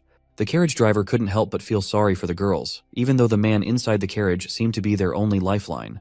Without him, these girls would have likely frozen on the streets. When the man steps out of the carriage, the driver asks if they are all orphans from Wolfheart Kingdom. The priest nods, explaining that churches in the kingdom take in children when food and clothing are scarce. And since church ends up taking tenfold kids nowadays, the priest is glad that they have a driver someone like him to rely on. Grateful for the well-paying job, the driver appreciates earning 20 silvers to transport these orphans. And since he does not have one of his legs, driving the carriage just suits him perfectly. Little does the driver know, these girls aren't ordinary orphans, they are witches. That's why the priest pays him so generously. But the priest doesn't disclose this detail, just urging the driver to keep going without questions and promising payment upon arrival. Once they stop at a hotel to grab some food, the priest tells a woman that he's brought some tender kids for her to take care of. While that awful man parades those girls around like merchandise, the carriage driver can't bear to watch his client exploit them for a quick buck. He closes the curtains, unable to stomach the sight of their humiliation. The scene shifts to Archbishop Maine descending into a vast underground chamber once again. He marvels at the sight, acknowledging that no matter how many times he visits, the grandeur of the dome never fails to take his breath away. The Archbishop asserts that this dome, which he calls a natural creation, is surely the work of the Lord. The Archbishop explains that while the Hermes Church above ground symbolizes steadfastness, the heavily guarded depths of the Hermes dungeon might be the true heart of the church. Once he steps into that mysterious facility, a knight guides the priest deeper into its depths. As they stroll along, we learn these knights are the church's most steadfast hounds, rewarded with homes in these tunnels for their loyalty. Any disciplinary actions are dealt with severely, often resulting in lifelong confinement within the very dungeons they guard. Other tunnels house libraries filled with church literature, historical documents, and notably, the prison where those unlucky criminals rot away for good. Through another door they go, entering the prison where desperate voices beg for freedom, willing to trade their lives just to escape. The priest stops before a particular cell, secured with a large lock. He instructs the knight to wait outside, and, once alone, he urges the prisoner inside to eat properly. The priest reminds him that his meals are among the best, though alcohol is understandably excluded. Well, the man in the prison is apparently the King Wimbledon, and he questions if the priest would even have anything to eat in a place like this, while lamenting 6 months of isolation without any news of his son and daughter. The priest appears reluctant to disclose anything, but finally shares the grim news under the king's pressure. Gerald Wimbledon, the king's first son, was executed on Timothy's orders for regicide. The third prince, Garcia, has declared herself Queen of Clearwater, setting the stage for an inevitable clash with Timothy. As for our hero and the fifth princess, they are alive, but there are no significant updates to report. The old man is completely shocked by the news about his first son. He can't hide his sadness as he asks the priest why he waited so long to throw him in jail. King Wimbledon then reveals that the priest used a witch to create a body double of him to get rid of his first son. He acknowledges the church's growing influence across the kingdom, but demands to know why the priest is causing his beloved children to fight each other through royal decrees. He makes it clear that he would never have allowed such strife among his kids. The priest responds by saying that his children are now adults making their own decisions. He points out that his daughter, Garcia Wimbledon, took over Clearwater Port 5 years ago and wouldn't sit back while her brothers fought for the throne. Furthermore, he emphasizes that the church couldn't afford to waste time and had to remove the King Wimbledon to firmly establish their control over the kingdom. The priest declares that the continent will no longer be divided among the 4 great countries which are Dawn, Wolfheart, Everwinter, and Greycastle. Instead, it will unite as one land under the church's rule and governance. The old man, looking defeated as hell, drops to his knees. Blood's dribbling from his mouth, but he still manages to spit out that he'll be waiting for the priest in hell. The priest, not giving a damn, brushes off the whole hell thing, saying their moves are all part of the church's grand plan. The king kicks the bucket right there, probably poisoned. But who knows? The priest sees this as their golden ticket to power, and he is preparing to take down the real enemy they have ahead of them. I guess he is talking about the demons, the true enemy they have yet to repel for the greater good of humanity. Honestly, church politics never really did it for me, but this series has been a wild ride. Can't wait to see what our hero gets up to next. Back at the Witches Association camp in the mountains, the witches who stayed behind are mourning their fallen sisters who died because they did not make it through their maturity. One of them speaks up, worried about their next steps. They barely escaped death themselves, and now their sisters who went off to find the holy mountain haven't returned in 2 weeks. Their food is also running low, which is only adding to their anxiety. Suddenly, they hear footsteps approaching. It's Lady Leaf. She enters the tunnels and drops to her knees, completely exhausted, and her face eventually meets the floor. Rewinding a bit in time, we find Lady Leaf walking a desolate path, her face pale from the harsh weather and hunger gnawing at her belly. Suddenly, her maturity hits hard while on this desolate journey. Just as she's grappling with this personal battle, a monstrous figure appears right behind her. Startled, she turns and begs for help, only to snap awake abruptly from her nightmare. As she sits up, Hummingbird tells her she's been out cold for 2 whole days. The other witches gather around, looking worried. One of them apologizes for discussing serious stuff right after she's woken up, but the sister insists they've already hashed it out. If Kara doesn't come back, Leaf will have to step up as the teacher to keep the association from falling apart after the recent losses. Without a second thought, Lady Leaf decides she's going to find Nightingale. This bombshell leaves everyone stunned. They're hesitant to believe Nightingale's tale about Border Town, unsure if they can really trust her. Lady Leaf then reassures everyone that they can find a safe place to rest, while she assesses the situation first at the Border Town. She instructs the purple-haired witch to take the role of teacher if she doesn't return, citing her experience as a former member of association. She places her faith in their hands, emphasizing that if Nightingale's information is accurate, Border Town will become their new holy mountain, potentially ending the need for their current association. Meanwhile, back in town, our party confronts some monsters. When one of the creatures vaults over the wall, Vonner thrusts his spear into its belly. However, as he tries to lift the monster, the spear snaps in half, causing the creature to crash back to the ground.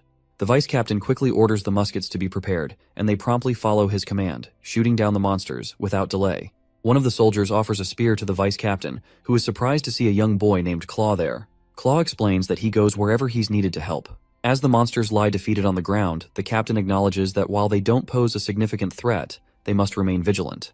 He expresses his thrill that ever since our hero took charge of Border Town, they've been able to repel these terrifying monsters. Previously, it was only possible with the help of Longsong Fortress, but now even the town's commoners can fight thanks to our hero's leadership. He notes our hero's consistent presence on the mountain during times of danger, standing alongside ordinary soldiers. Suddenly, a hybrid monster appears, and a soldier promptly reports it as a winged lion hybrid. Lightning eagerly steps up to take on the monster, but our hero advises him not to rush. They stick to the plan. Lightning will act as bait to draw the demon's attention while ensuring she stays at a certain height. The monster lands on the wall's surface, and Lightning, brimming with confidence, decides to go for it, assuring everyone he won't disappoint. The prince officially initiates the hunt, but Lightning's confidence is momentarily shaken when he remarks that our hero's determined roar sounded more like a whimpering dog. After blurting out this unexpected comment, Lightning vanishes, leaving our hero unsure how to respond. He even asks the other ladies if he sounded that weird, and they reluctantly agree. The prince tells the ladies to stick to the plan and stay safe, and they nod in agreement. With a smile, the prince looks up at the sky, pleased to see everything going according to plan. Meanwhile, the monster is getting increasingly annoyed as our mischievous tomboy keeps pelting it with pebbles. She eggs the monster on, and it roars back at her. She dashes around it, teasing and taunting like she's playing tag with a giant cat. The monster gets frustrated and smashes the ground with a mighty blow, but Lightning is still enjoying the game. As the monster continues to chase her, Nightingale rushes through her dimensional space because Lightning has successfully lured the monster into the town square. She tells Anna that even in her hidden dimension, the monster can still sense them with its sharp senses. So she advises Anna to approach cautiously with her fire, which has a radius of 5 meters, emphasizing they only have one shot to take down the beast and they can't afford any slip-ups. Meanwhile, Lightning's still playing tag with the lion, making it increasingly ticked off with her relentless pursuit. When the ladies spot their chance, Anna gets down to business. Once the lion's in her sights, they pop back from that dimension.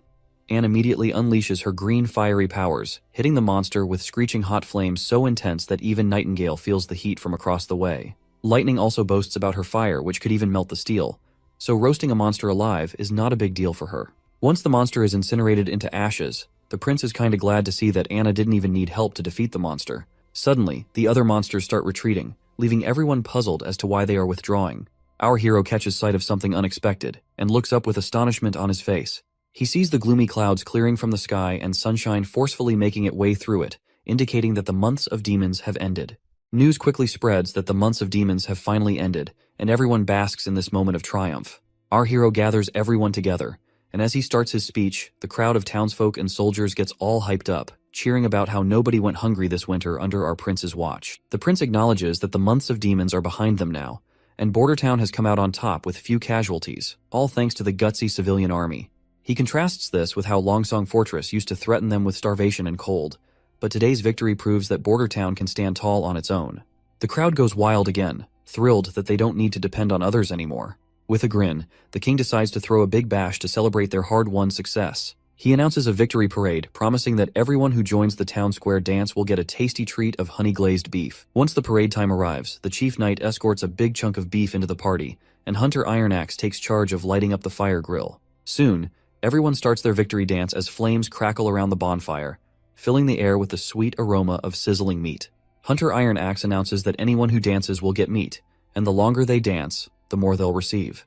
People eagerly volunteer to dance, thinking it looks easy, and they persuade their friends to join in since no dancing means no meat. While everyone enjoys themselves, the chief raises concerns about distributing all the remaining stock of meat, fearing the prince might not have anything to eat until the next shipment arrives. The prince feels a bit disappointed, but reluctantly agrees to let the civilians enjoy themselves. So, their lively night continues with everyone dancing around the bonfire, singing, and having a great time. For the people of Bordertown, surviving the months of demons peacefully is an achievement worth celebrating, and festivities like this one will be remembered fondly for years to come. Meanwhile, our prince rushes back to the castle for his own private banquet, where all the witches are eagerly waiting. As soon as the prince arrives, Lightning decides to start the feast officially.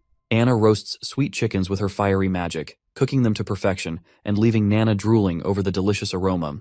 Nightingale shows off her skills by expertly slicing the meat into many pieces.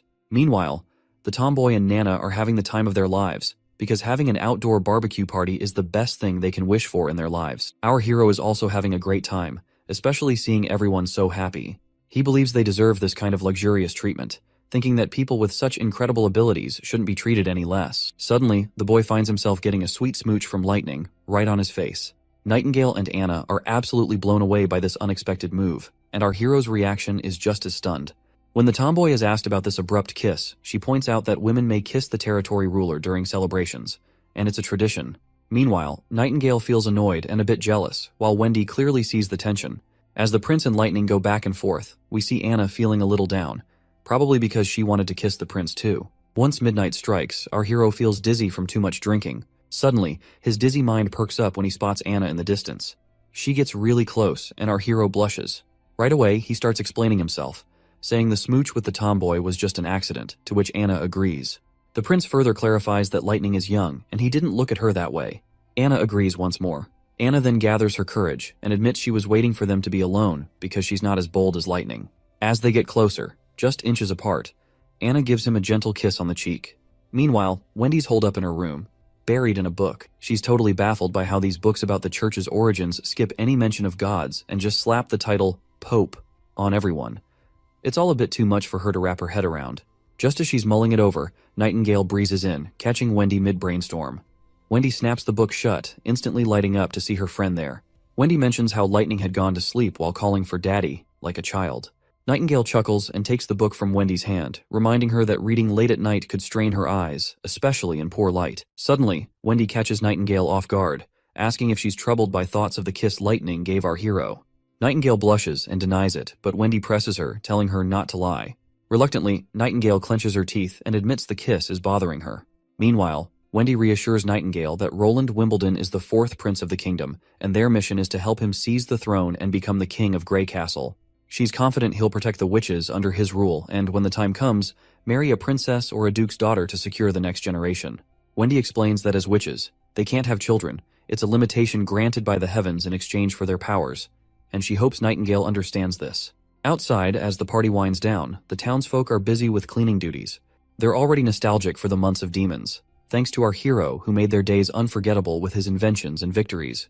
They're also curious about what the artillery division will do now that the demons are gone. Vanner assures them they'll find out tomorrow. The next morning begins with the sound of horns, gathering all the soldiers for an announcement from our hero. Iron Axe informs them that since they've successfully protected Border Town from the demons, every member of the civilian army is now a private soldier under Prince Roland.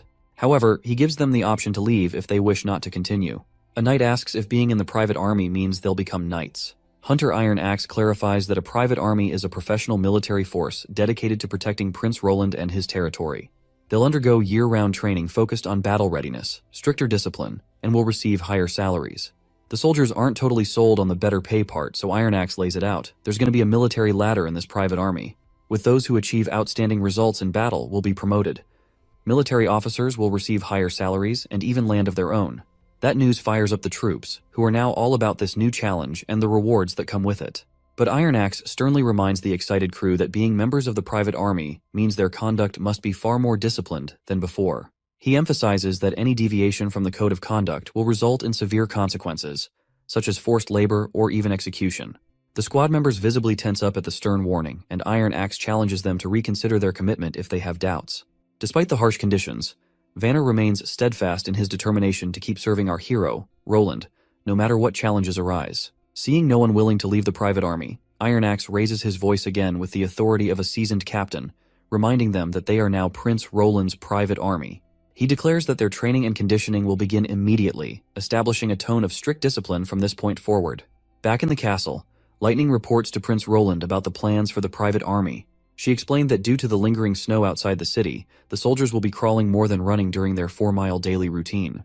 While Lightning admires the new blueprints our hero has recently drawn up, the prince himself is deep in thought, contemplating the daunting task ahead of him, creating the army's structure from scratch, including regulations, rewards, and penalties. The sheer magnitude of the task gives him a major headache, considering he played military chess in his youth, but has since forgotten much of it. He's determined to innovate and do something unprecedented in this world and time. As they examine the blueprints, the word bayonet catches their attention.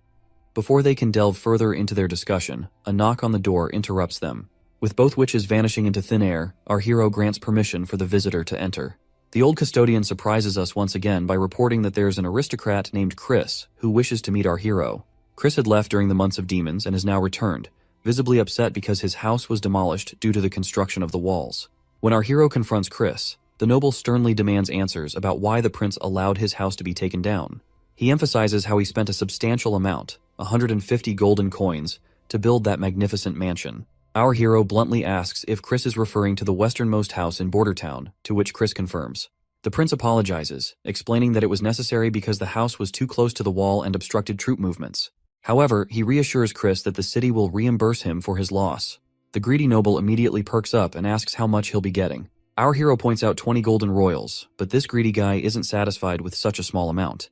Eventually, he agrees and asks where he can collect his money. The prince then reminds him that the sum has already been transferred to the property's rightful owner. The noble gets agitated and slams his hand on the desk, insisting he is the rightful owner of the property. Our hero cunningly points out that if the property truly belonged to him, why hadn't he been there even once during the months of demons? The noble explains that he had stayed at Longsong Fortress because he didn't want to die in Border Town.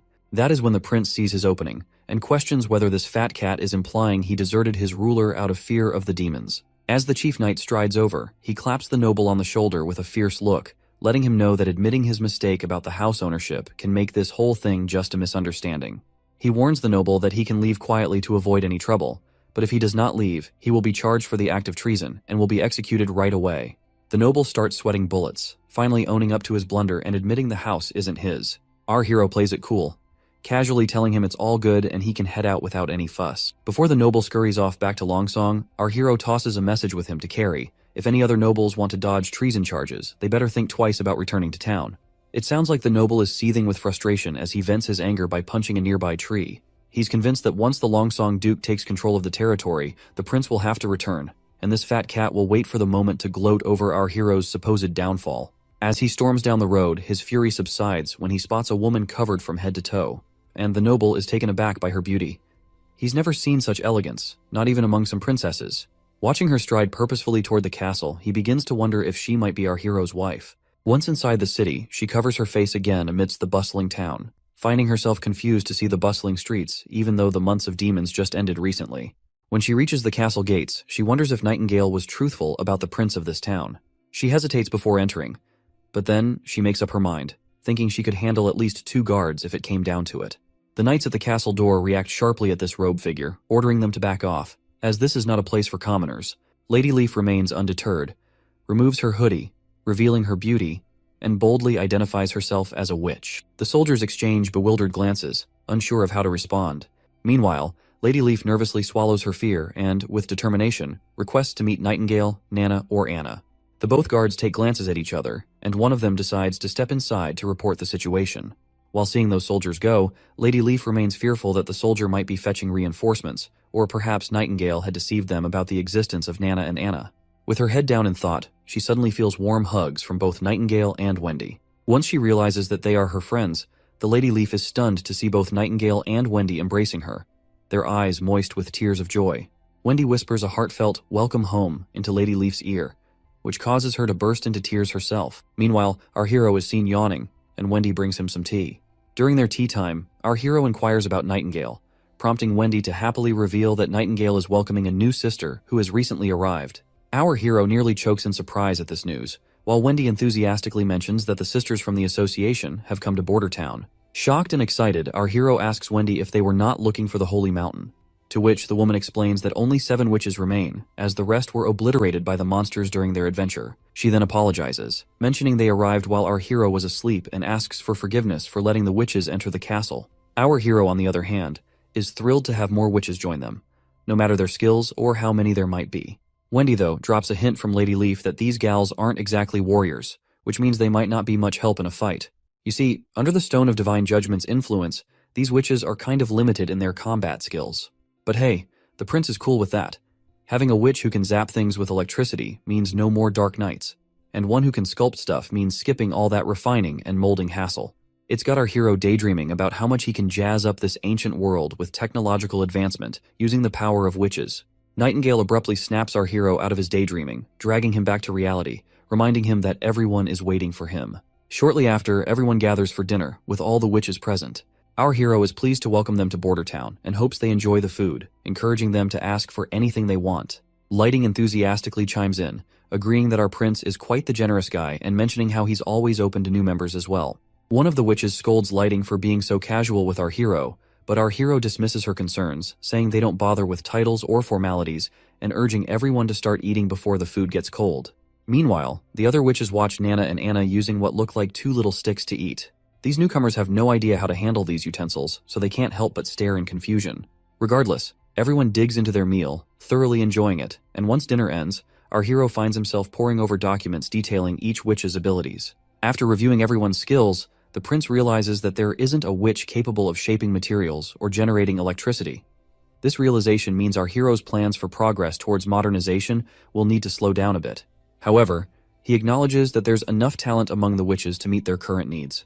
The first witch our hero takes a liking to is Lady Leaf. Not only can she increase fruit yields, but she can also control all plants freely, making her an ideal candidate for agricultural expansion. Next is Scroll, a witch with inhuman memory that operates 24 hours daily. After her maturity, she is now able to recreate any book she's read, making her perfect for teaching. Then there's Hummingbird, a cute witch who can make things weightless or adjust their weight with her magic. This makes her invaluable for lifting cargo or adjusting payloads. Fourth is Soraya Zoan, from a merchant family in Grey Castle's capital. She can recreate lifelike landscapes using her magic brush without needing paint, ink, or paper, which makes her essentially a walking camera.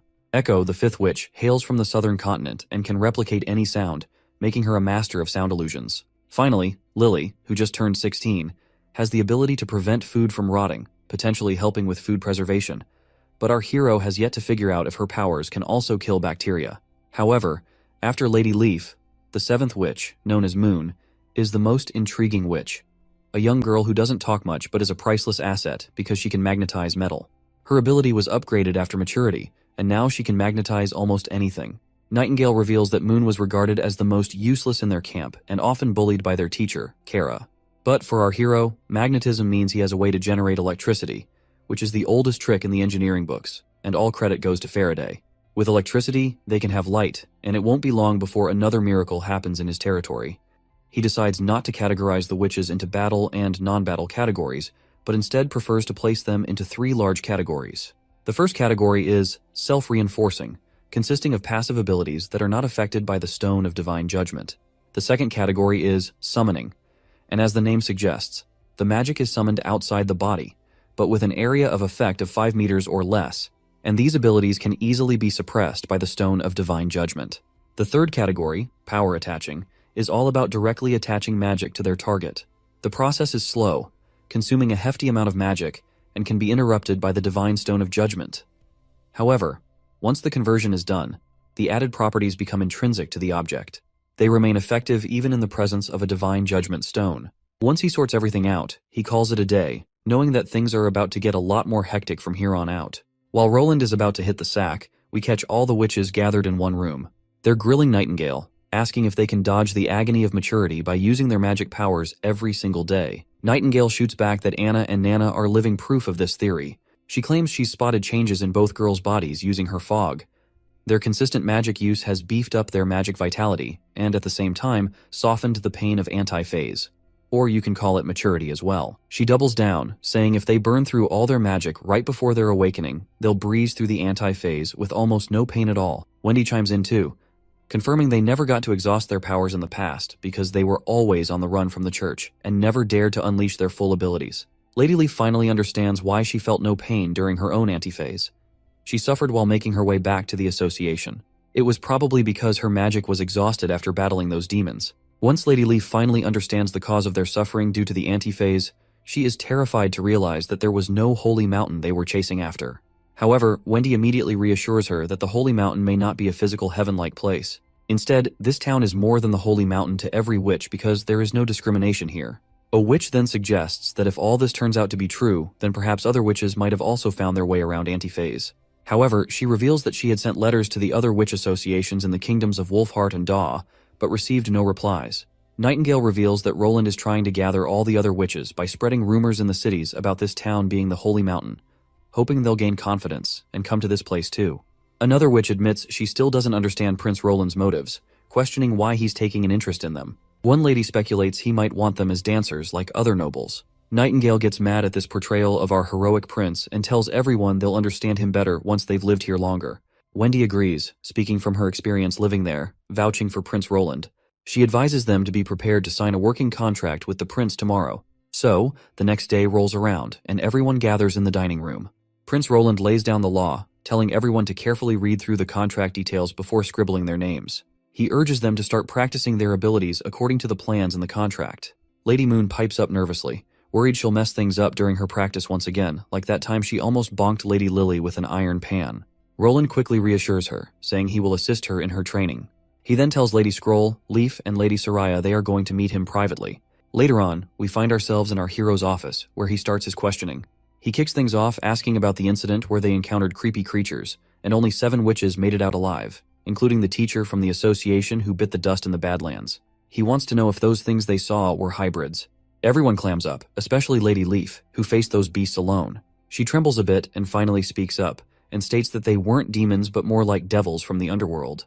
She mentions that they had tall frames and they could control demons, and they had magic as well, just like witches. The boy turns to Lady Soraya, asking if she was there when those monsters showed up. Anxiously, she confirms, and our hero slides a paper towards her, urging her to sketch out what the monster looked like. If you're confused about if Sister Leaf was the only survivor, then how did Soraya see those monsters? To clarify, Lady Leaf allowed some of the witches to retreat while she fought the monsters. Anyway, Lady Soraya conjures her special pen, leaving Roland in awe of her skill. She starts sketching, and with some deft strokes, what appears on the paper terrifies both our hero and Nightingale.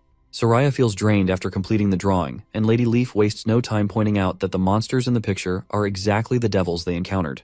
She explains how one devil could throw javelins at lightning speed, while another could summon lightning itself, all alongside their immense physical strength. Lady Leaf also notes their weakness. They couldn't sustain their special attacks continuously, which she exploited to defeat them solo. Roland is shocked to hear that Lady Leaf took on those monsters alone. She then clarifies that she discovered a weakness under the devil's masks, a tube that was vulnerable. Kara's snakes bit the tube, severing it and causing the monster to perish, though it also cost Kara her life. So, the Lady Leaf used the same strategy to defeat another monster, discovering that there was red gas inside the tubes, which dissipated and caused their deaths. Prince Roland quickly realizes this sounds exactly like a respiratory system. But looking at the pictures, he's unsure if these creatures are aliens. Their skills and weapons don't seem to match up with typical alien descriptions. She then reveals they also encountered a floating city in the sky. No matter how much they tried to approach it, it always remained distant. Lady Leaf points out that the floating city might be a mirage. Our hero asks if they can draw it, because if it's actually a mirage, then the real devils could be somewhere in the Badlands, and the red blood mist above the city is what the devils breathe.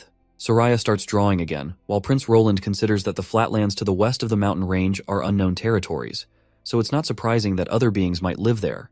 He then turns to Lady Scroll, asking about the ancient text Kara read about searching for the Holy Mountain. The girl explains that Kara never let anyone read it, but she once peeked at it. However, the text is scrambled and sloppy, and its contents are unimaginable. Prince Roland instructs Sister Scroll to recreate the ancient script for him, but she insists it's misleading nonsense and shouldn't be delved into. Despite her reservations, she conjures up a book as commanded, quickly closing it and explaining it's meant for his eyes only, fearing others might end up crazy like Kara. The prince nods, and later we find Nightingale snacking while Roland immerses himself in the book created by Sister Scroll. He asks Nightingale if she's not curious to see it, to which she simply walks away, uninterested in anything that might mess with someone's head. Roland argues that reading text won't drive anyone insane, and besides, he can't fully understand most of it because its language and grammar are archaic. He points out there's no mention of a holy mountain so far, only references to a bloody crimson moon and a massive stone door. He can decipher each word individually, but piecing them together is proving challenging. Suddenly, his eyes go wide as he gets something crucial from the text. The line he reads states that, "We regular humans don't stand a chance against these devils." Roland keeps reading from the book, telling how the divine stone of judgment couldn't hold up against the devil's relentless attacks. These monstrous enemies, scary as heck just with their brute strength, brought down the holy city of Tequila. They scattered all over, climbing mountains and crossing rivers to escape the underworld's door. The writer then spills that she's on her deathbed, being eaten alive by the devil's power. No medicine can help, so she's writing to her buddy Nataya for a favor. She explains how Alice's Judgment Army experiment is wrapping up, successful in making warriors who can stand toe-to-toe with the devils. But she's afraid even if they beat the devils, it won't be a real win. It'll just spell disaster. She begs Nataya to shut down Alice's Judgment Army, believing only Nataya can make that call. Once he reads all of this, Roland grabs his head in utter confusion. He speculates that Kara might have mistaken devils for witches, believing witches would reign supreme and prompting her to bring down the church's army. But he's still confused by how Kara had planned to overcome the Divine Stone's power, which is effective against witches, but useless against devils. With that knowledge in mind, at least he now knows the devils mentioned are a separate species, not witches. Still puzzled, Roland wonders when the church fought these devils and what kind of place Tequila is. He's frustrated with the original Roland for not taking studies seriously, leaving him with a disappointingly empty brain focused only on pleasures. He turns to Nightingale, asking if she knows where Kara found the book that drove her mad. Nightingale explains Kara already had the book when she joined the association, but she points out that, according to Wendy, the association was started by some witches who happened to meet in a sea breeze town.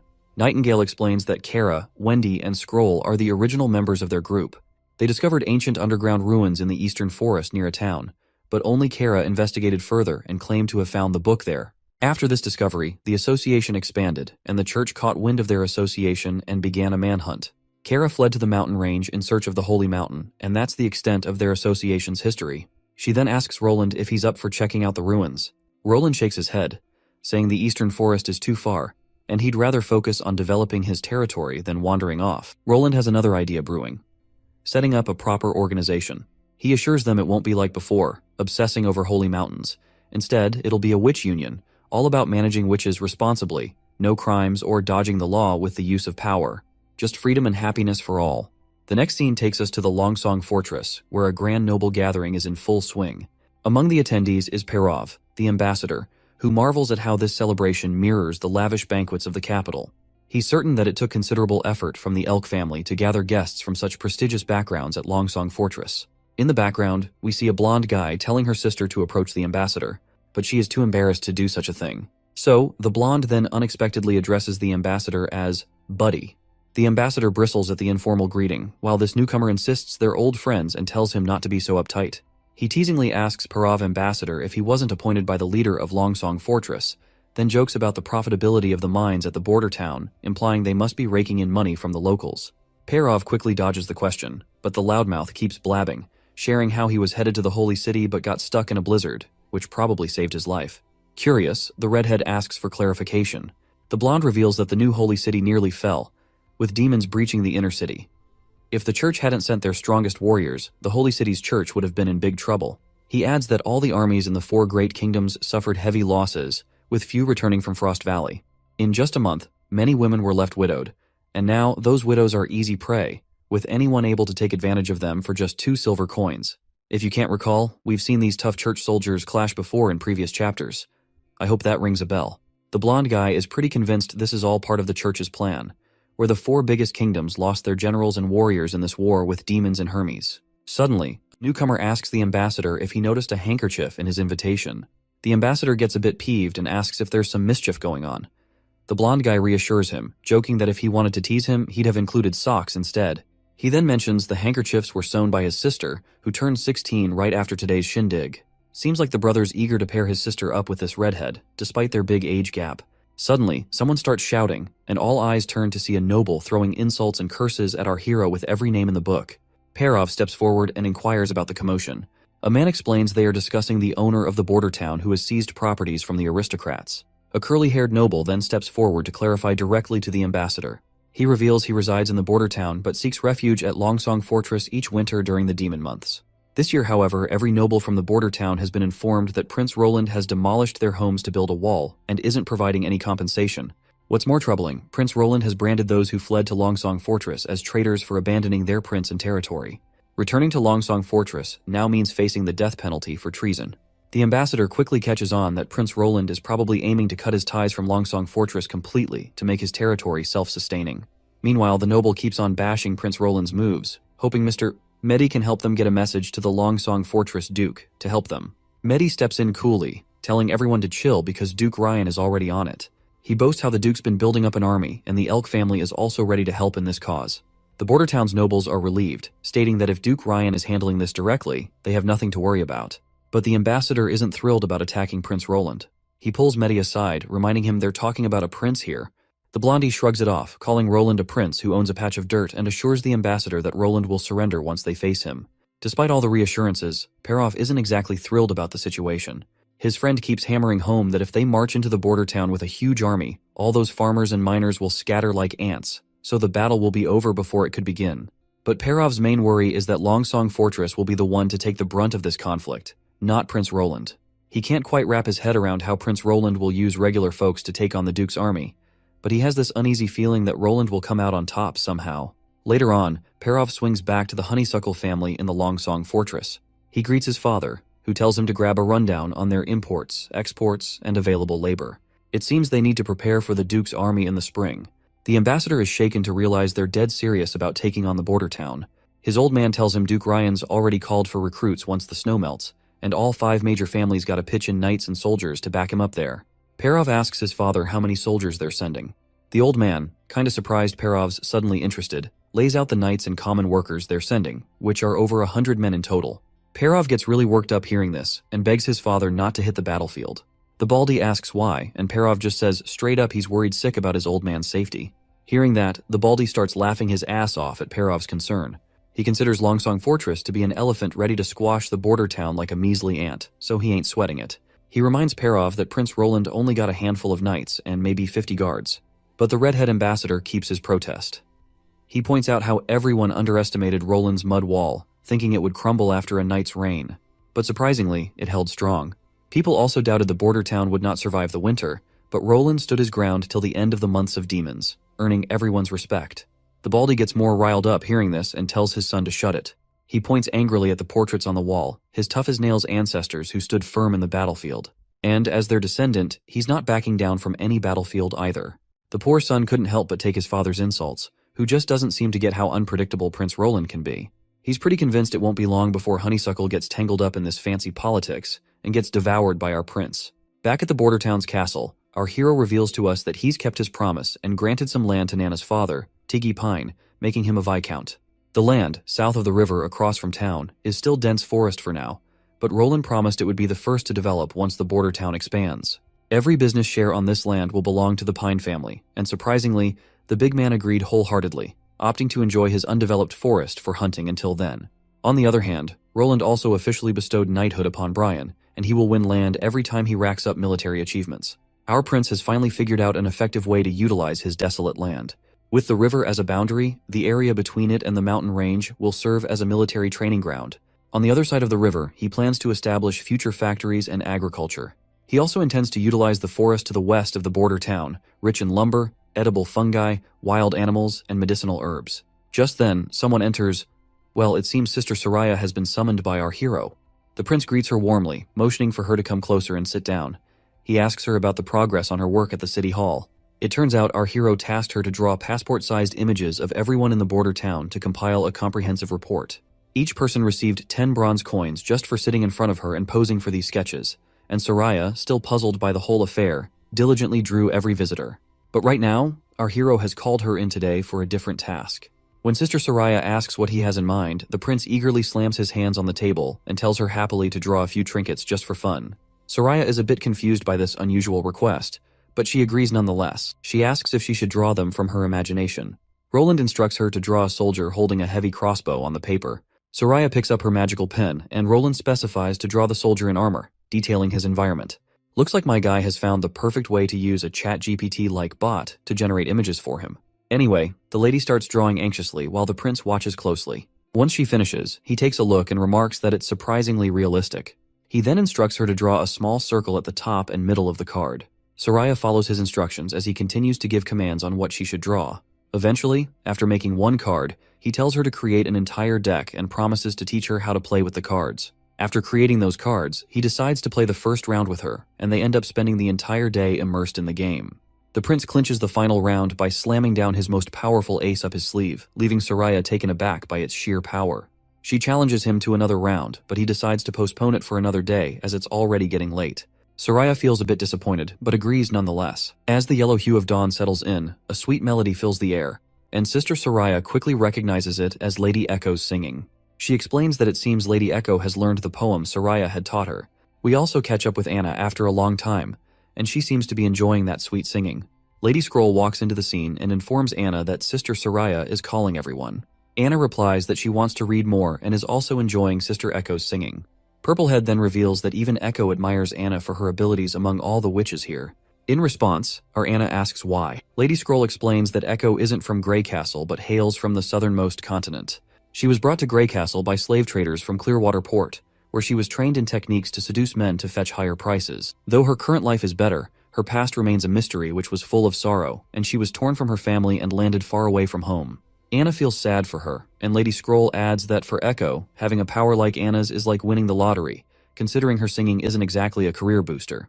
The sister then gives our girl a reassuring pat, saying she doesn't need to worry about anything since witches are no longer desperate and destitute in this place. Anna, being the first witch our hero met, gets all the credit from Lady Scroll for becoming a reason for comfort to the others.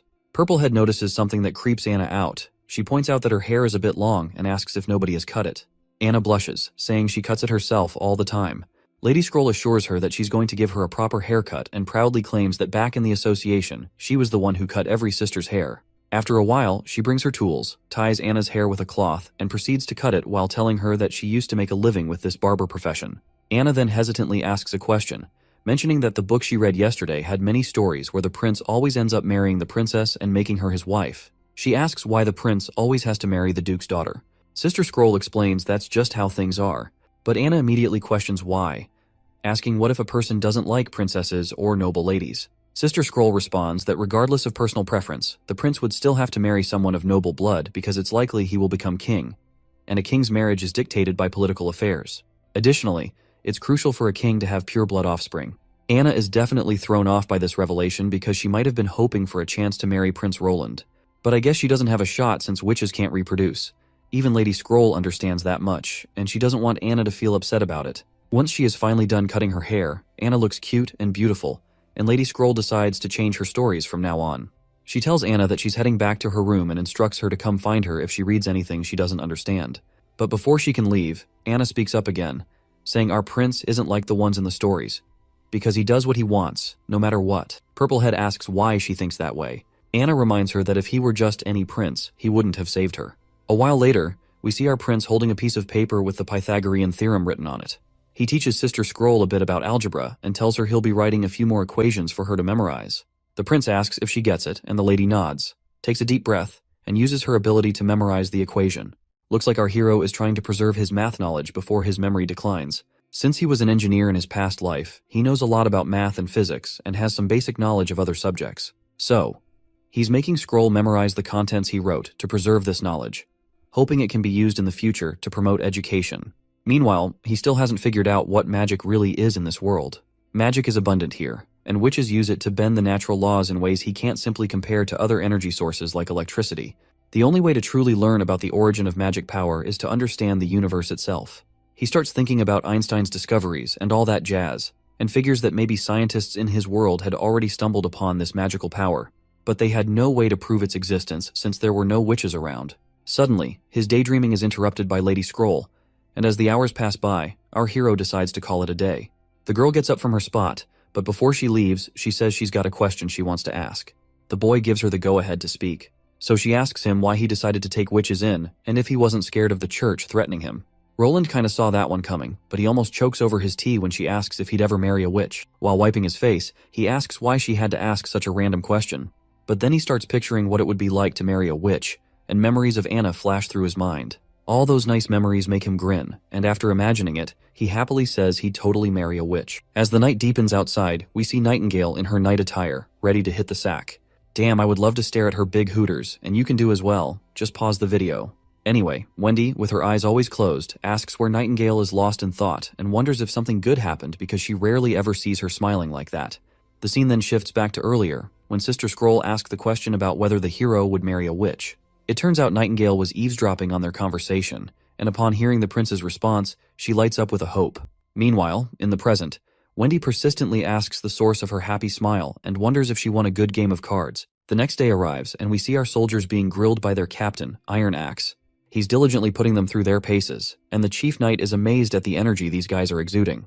He remembers how, before winter, they were just a bunch of miners and hunters with lazy attitudes, but now they've transformed into full-blown warriors.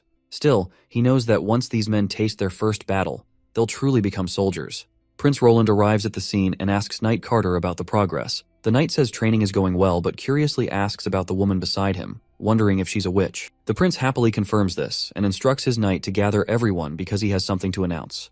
The knight immediately calls the soldiers to line up, and once everyone is gathered, our hero begins to speak, first greeting everyone warmly. Out of the blue, Hunter Iron Axe leaps forward like a devil ready to take a life, and Knight Carter immediately goes on high alert, rushing to protect the prince. Suddenly, the man falls to his knees and bows before the witch, calling her clan leader. Everyone present is shocked to hear this news. The scene immediately transitions to a time when a fire dances across the area.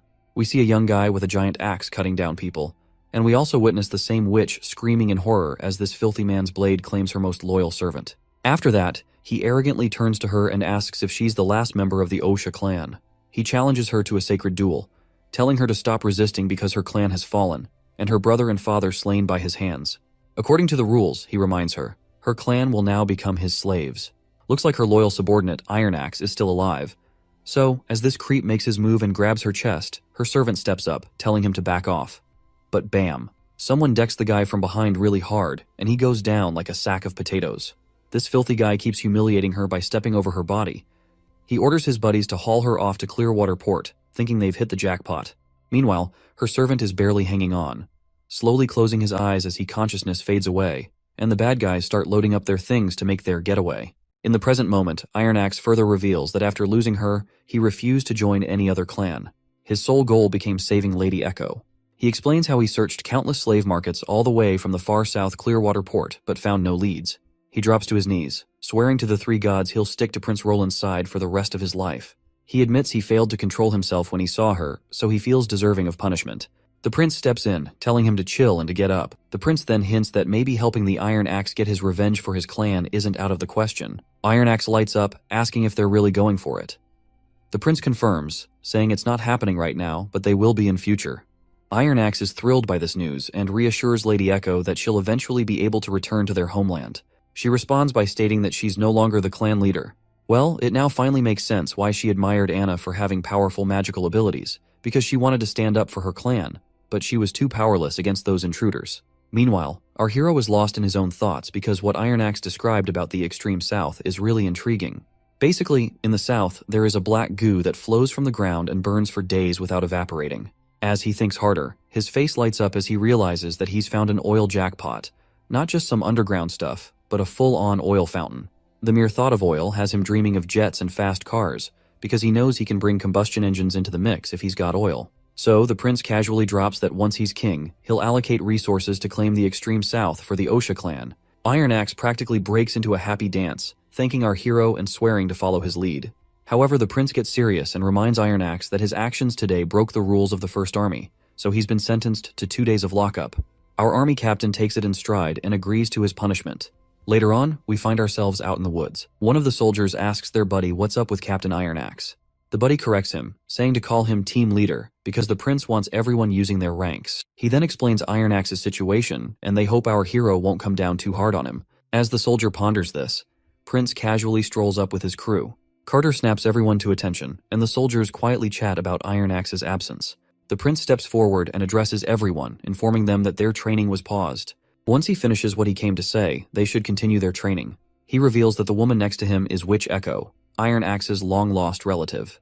He explains that due to their captain's unreasonable actions, he has been sentenced to 2 days of imprisonment. He emphasizes once again that everyone here is among the First Army's finest soldiers, and a fundamental rule of being a soldier is to follow orders. To drive his point home, the prince asks if they understand, and the soldiers respond with crisp voices, saying yes. Echo then pulls back her hoodie, revealing herself, while the prince continues explaining that she can simulate various sounds, including musical instruments and marching songs. He instructs that her simulated commands will guide their movements, keeping everyone in formation. The soldiers appear puzzled by the concept of these marching songs. Once Echo dramatically tosses aside her robe, the prince adds that in battle, she'll be their banner, like a VIP at a rock show, but for war. He stresses that everyone needs to guard her like their favorite guitar. With the formalities done, Echo starts belting out her song. Her sweet melody floats through the air, and it's not just any random tune but a battle anthem to rally the troops forward. In the middle of the night, the soldiers stand on guard duty when suddenly an arrow pierces one soldier's heart out of the blue. Before they can react, more arrows find their marks, leaving the remaining soldiers screaming in agony.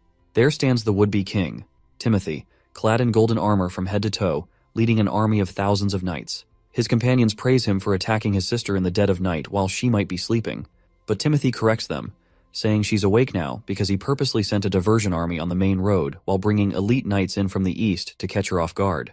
He mentions that even if she wants to escape now, she can't move at night.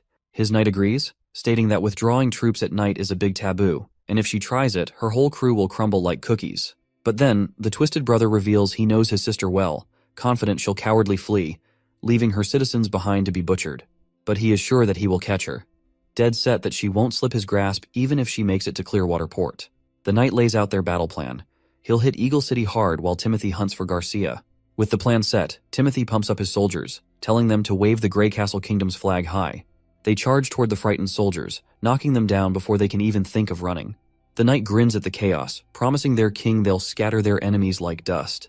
Timothy scans the surroundings in search of his other knight, Francis, who was supposed to lead the diversion as a decoy. Since Francis hasn't returned yet, the king is convinced that the greedy bastard must be off plundering Garcia's treasures for himself. Suddenly, his knight's face goes pale as he points his finger at front. Once he looks in that direction, they see a silhouette of a massive army, which is led by Garcia Wimbledon, proudly waving her flag as Queen of Clearwater. With confidence in her tone, she rallies her soldiers not to fear, and they raise their spears, ready for action. While she smiles confidently, her brother, however, is totally pissed off to see there with her army. But even as confident as she might be, he's sure that this will be the last time she acts brave, because he's looking forward to destroying her and her army. Meanwhile, we're at the entrance of Garcia's Eagle City, and there we spot Francis. As he enters the city, he sees terrified locals who immediately shut their doors and windows upon seeing the platoon. Francis is starting to get suspicious by now. He knows the third princess isn't dumb enough to leave the walls undefended. Suddenly, his nose picks up a weird smell, and he tells everyone, "It stinks here. Head to the town hall." Well, it seems like something is indeed rotting inside the sewerage. Once they reach the town hall, the knight enters the hall along with his soldiers. A while later, the soldier tells the Duke they've searched the basement but found nothing valuable. Well, the Duke flips out, kicking stuff violently around. He finally realizes it was her plan all along. If she had been in a hurry to retreat, she wouldn't have ransacked the entire castle for valuables. It looks like she was prepared to abandon the city long before. Right on cue, he gets more bad news, which is that the north gate is on fire. He rushes outside to see flames blazing and smoke billowing. The knight tells the soldiers to stay calm and get people to extinguish the fire. But the soldier shouts that it's spreading and water won't do a thing. Hearing this, Duke Francis is shocked once again. The soldier explains that not only will water not put it out, but it will actually spread the flames further. Another soldier suddenly appears, likely with some bad news, revealing that the fire has already reached the city and their troops can't contain it. It's spreading fast. The knight is shocked once again, and this time he's utterly terrified. When he thinks about unstoppable fire, only the work of witches comes to mind, and he's sure that Garcia is enlisting their help. Still, he rallies his soldiers not to panic and tells them that this demonic fire is cast by the witches under Garcia's command. He mounts his horse and rallies the soldiers to follow, because they're going to make it out of this place alive by passing through the flames. They zoom through those screaming flames, the knight yelling for everyone to keep moving, convinced they've got the divine stone of judgment backing them up. They push on through the firestorm.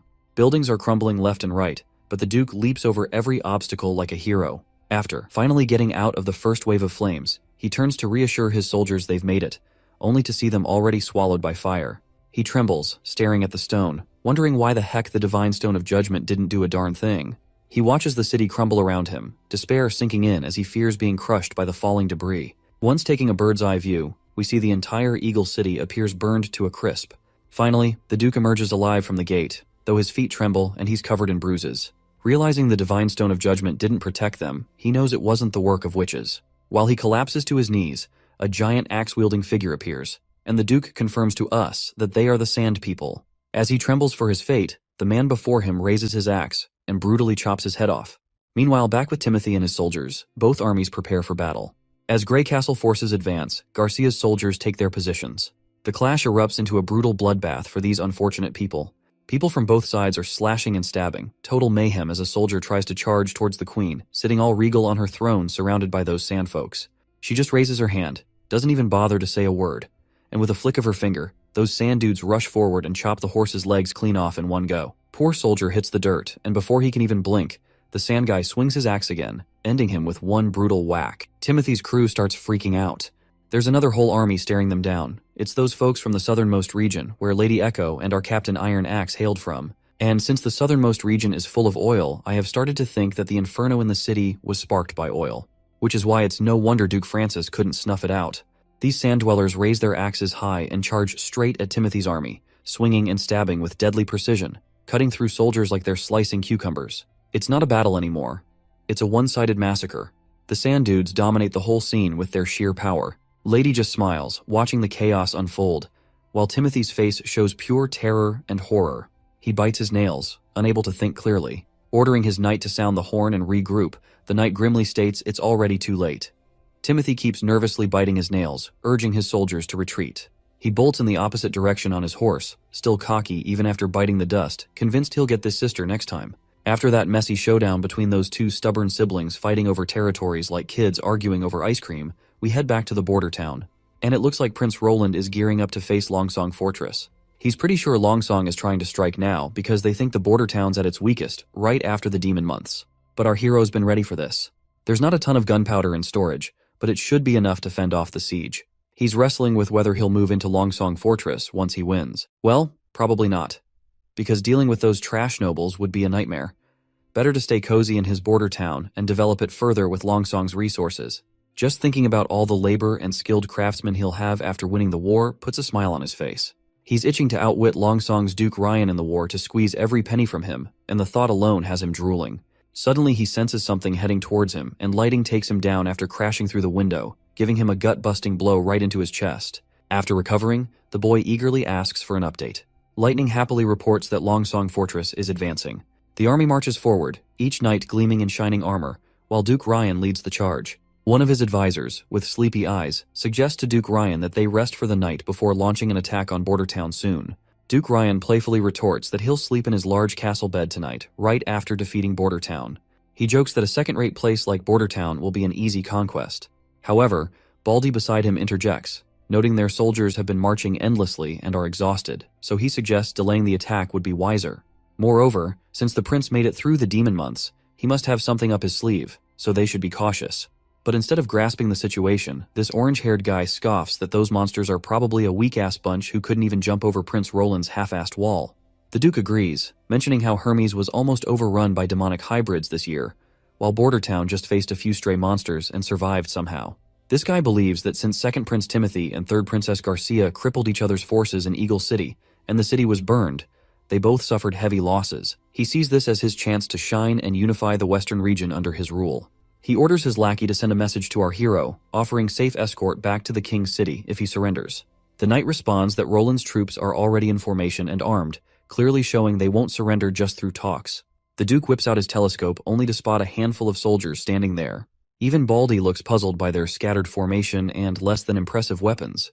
A grin spreads across the Duke's face after seeing those weaklings. With his simple hand gesture, the whole army starts marching forward to take on this small group.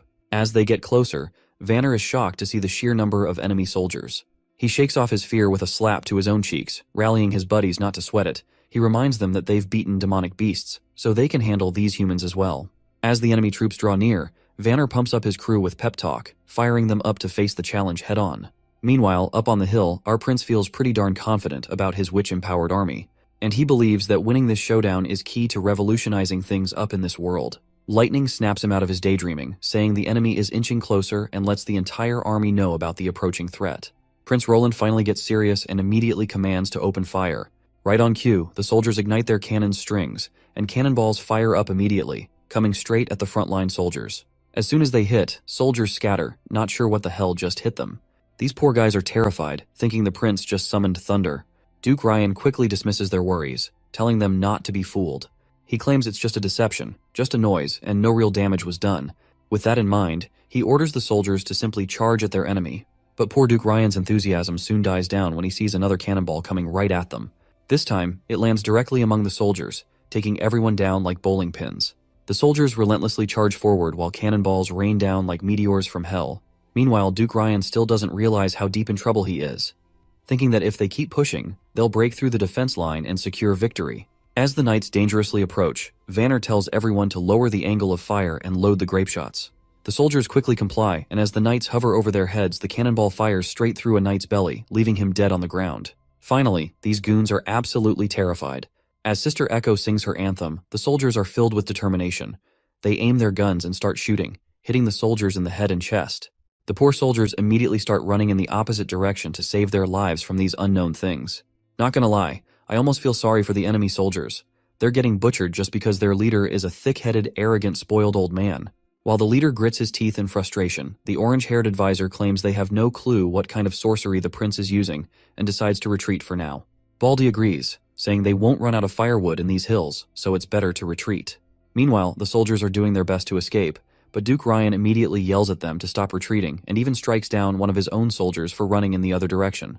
Despite all his pleas for his troops to stand their ground, the poor guys are just running for their lives to avoid being burned to a crisp in the scorching heat. Meanwhile, Prince Roland is quite happy with his victory, but it looks like the chief knight isn't thrilled about this kind of warfare. He says there's no honor in it, but Prince Roland immediately tells him not to feel down because they still need to keep chasing after Duke Ryan. It seems like Carter will have to get used to this new era of warfare, as the Age of Knights gives way to a new kind of battle. As the prince rides on his ship, he appears happy with the battle's outcome, which turned out better than he expected. If all goes well with troop movements at night, the Iron Axe and Rifle Company can launch a surprise attack on Duke Ryan tomorrow morning. He's excited about leading the first army in the world backed by technologically powerful witches, each playing their respective roles. Suddenly, Anna appears on the scene and asks why he's sporting such a creepy smile. He quickly brushes it off, saying it's nothing, but she moves closer to wipe the drool off his face. However, the prince immediately snatches the handkerchief and decides to clean up himself. The girl reminds our awkward prince they should hit the hay since it's already late. He agrees, but once they reach one of the ship's rooms, he's flustered to find everyone chilling in the same room. He's totally thrown off, wondering if they're all supposed to sleep in the same room because, let's face it, even for a harem, this is a bit much. As their DIY ship sails through the bright night, everyone seems to be sleeping soundly. Among the witches, our hero can't help but notice a certain pair of distracting attributes no matter where he looks. The ladies are just a bit too close for comfort, and he can't shake off the unease. Suddenly, he spots Anna wide awake, watching him like a curious puppy. He gives her a charming smile and playfully pinches her nose, deciding to teach her a trick to fall asleep. He tells her to start counting sheep jumping through hoops. 1 sheep, 2 sheep, and keep counting until she falls asleep. The girl immediately complies and starts counting. As she continues counting softly, the prince finds himself wide awake. Now he's having an even harder time falling asleep. Nightingale seems awake too, sneaking glances at him. The next day finally arrives, and Prince Roland gets dressed. Lady Leaf appears still sleepy and asks how everyone slept. Well, it seems Anna had a rough night. She still appears to be counting sheep even now and is about to hit the 100,000th sheep. The next scene takes you at Duke Ryan's resting place, where he angrily throws his wineglass down and demands to know how Prince Roland got his hands on such high-end weapons. He drills his soldiers, asking about those catapult-like things, which had more range than they've ever seen in any weapon. In reply, the terrified knight admits he's clueless. All he heard was thunderous claps, and suddenly the knights hit some invisible wall, tearing them apart in an instant. The orange head suggests it might involve witches, but Duke Ryan calls it bullshit, reminding his soldiers they had the divine stone of judgment for protection, so there is no way witches could attack them. Deciding to retreat for now since they might lose this war, Duke Ryan plans to gather more troops back at Longsong. Once ready, he intends to block all trade on the Redwater River, knowing Border Town won't last a month without food supplies. He orders everyone to prepare to return to Longsong Fortress by tomorrow. But it looks like their plans hit a snag, as Sister Echo's singing rattles everyone in the tent to their core. Before they can react, a massive explosion rocks the entire area. Duke Ryan storms out, demanding to know how the enemy caught up to them without anyone noticing them last night. The knight quickly brings a spare horse, and Duke Ryan wastes no time hopping on, sprinting away before things get even worse. But soon, he finds himself staring down gun barrels as Captain Ironaxe and his army stand before them. Instantly, our soldier pulls the trigger, and the bullet hits Duke Ryan square in the chest. He topples from his horse, kissing the ground with his face. He looks worse for wear, his groggy eyes catching a glimpse of our hero marching forward with his team, and he loses consciousness before he can see them clearly. After a while, we make a grand entrance inside the Longsong Fortress. Local soldiers scramble as they see our party crashing their party. They seem more scared of the witches walking alongside our hero. Knight Carter reveals that the Duke's family tried escaping through the back door, but was captured by our first army. The prince lays down the law, saying all rebels and prisoners of war are to chill in the dungeon. Then, he gets this wild look and blurts out, "First things first, let's touch the corpse." Anna and Nightingale are creeped out to hear this and ask, "What kind of weird fetish is that?" The prince quickly backtracks, explaining he just meant looting the body, not getting all creepy with it. And so the first round of looting begins, and everyone dives into the loot. First up, they snag 300 shiny gold royals, followed by a special Clearwater port pearl necklace and some top-notch hides from the Wolf Heart Kingdom and Hermes' Godstones. But then they hit the jackpot, a hidden room. They press Y to open it, revealing a treasure trove filled with glittering gold items. The prince can't help but drool at the sight of so much wealth. Seeing chests stacked high with riches, he muses on how the lives of the rich are always so mundane. But he's not complaining, because he'd rather cry in a Ferrari than stress about paying rent any day. Suddenly, Knight Carter bursts onto the scene, revealing that Ambassador Petrov Hill of the Honeysuckle family has already arrived at the castle. The prince is taken aback by this news, not expecting him to arrive so early. The knight and the other ladies scramble to tidy up all the loot as quickly as possible. Outside the gate, Ambassador Hill reluctantly makes his way into the castle. He's visibly anxious, imagining our hero smugly demanding ransom money in the exchange of his father. But once he finally faces our hero, Ambassador Petrov Hill sees Roland smiling pleasantly. The prince casually assures him that his father wasn't harmed since he surrendered first. Grateful, the ambassador thanks him and offers to pay any ransom the Honeysuckle family can afford. However, Prince Roland surprises him by declining any money, asking instead for livestock and people. Petrov quickly offers up cows, sheep, and horses, but admits that the Honeysuckle family is short on people. Prince Roland gets specific, listing out needs for bricklayers, stonemasons, blacksmiths, farmers, and serfs. He rattles off a long list of goods, which also lists down the alternatives for other specific items. He smugly tells poor Petrov that 1,000 sheep and 300 craftsmen would be a fair exchange, given the worth of the Honeysuckle family head. Petrov finds himself thinking hard, realizing he's got just a day to come up with a solution.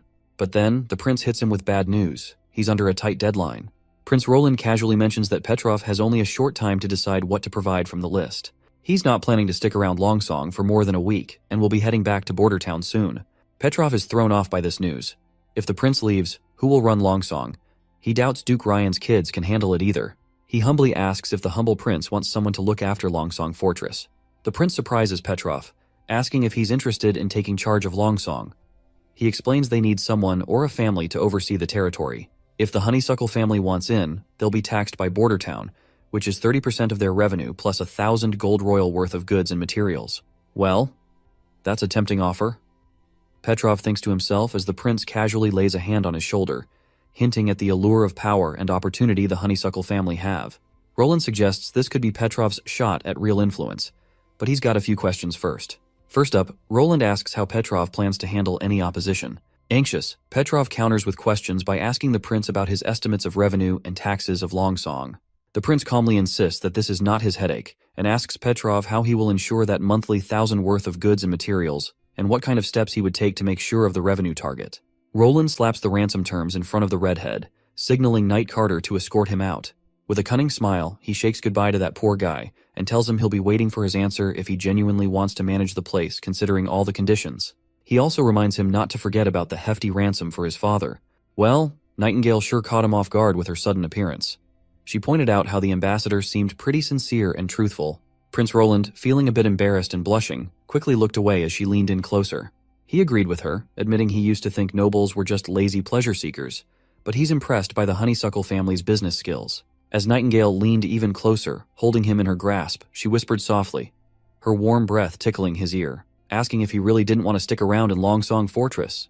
But before he could answer, she darted off and reappeared before him, reminding him to consider Longsong's wealth and how prosperous this place is compared to Border Town.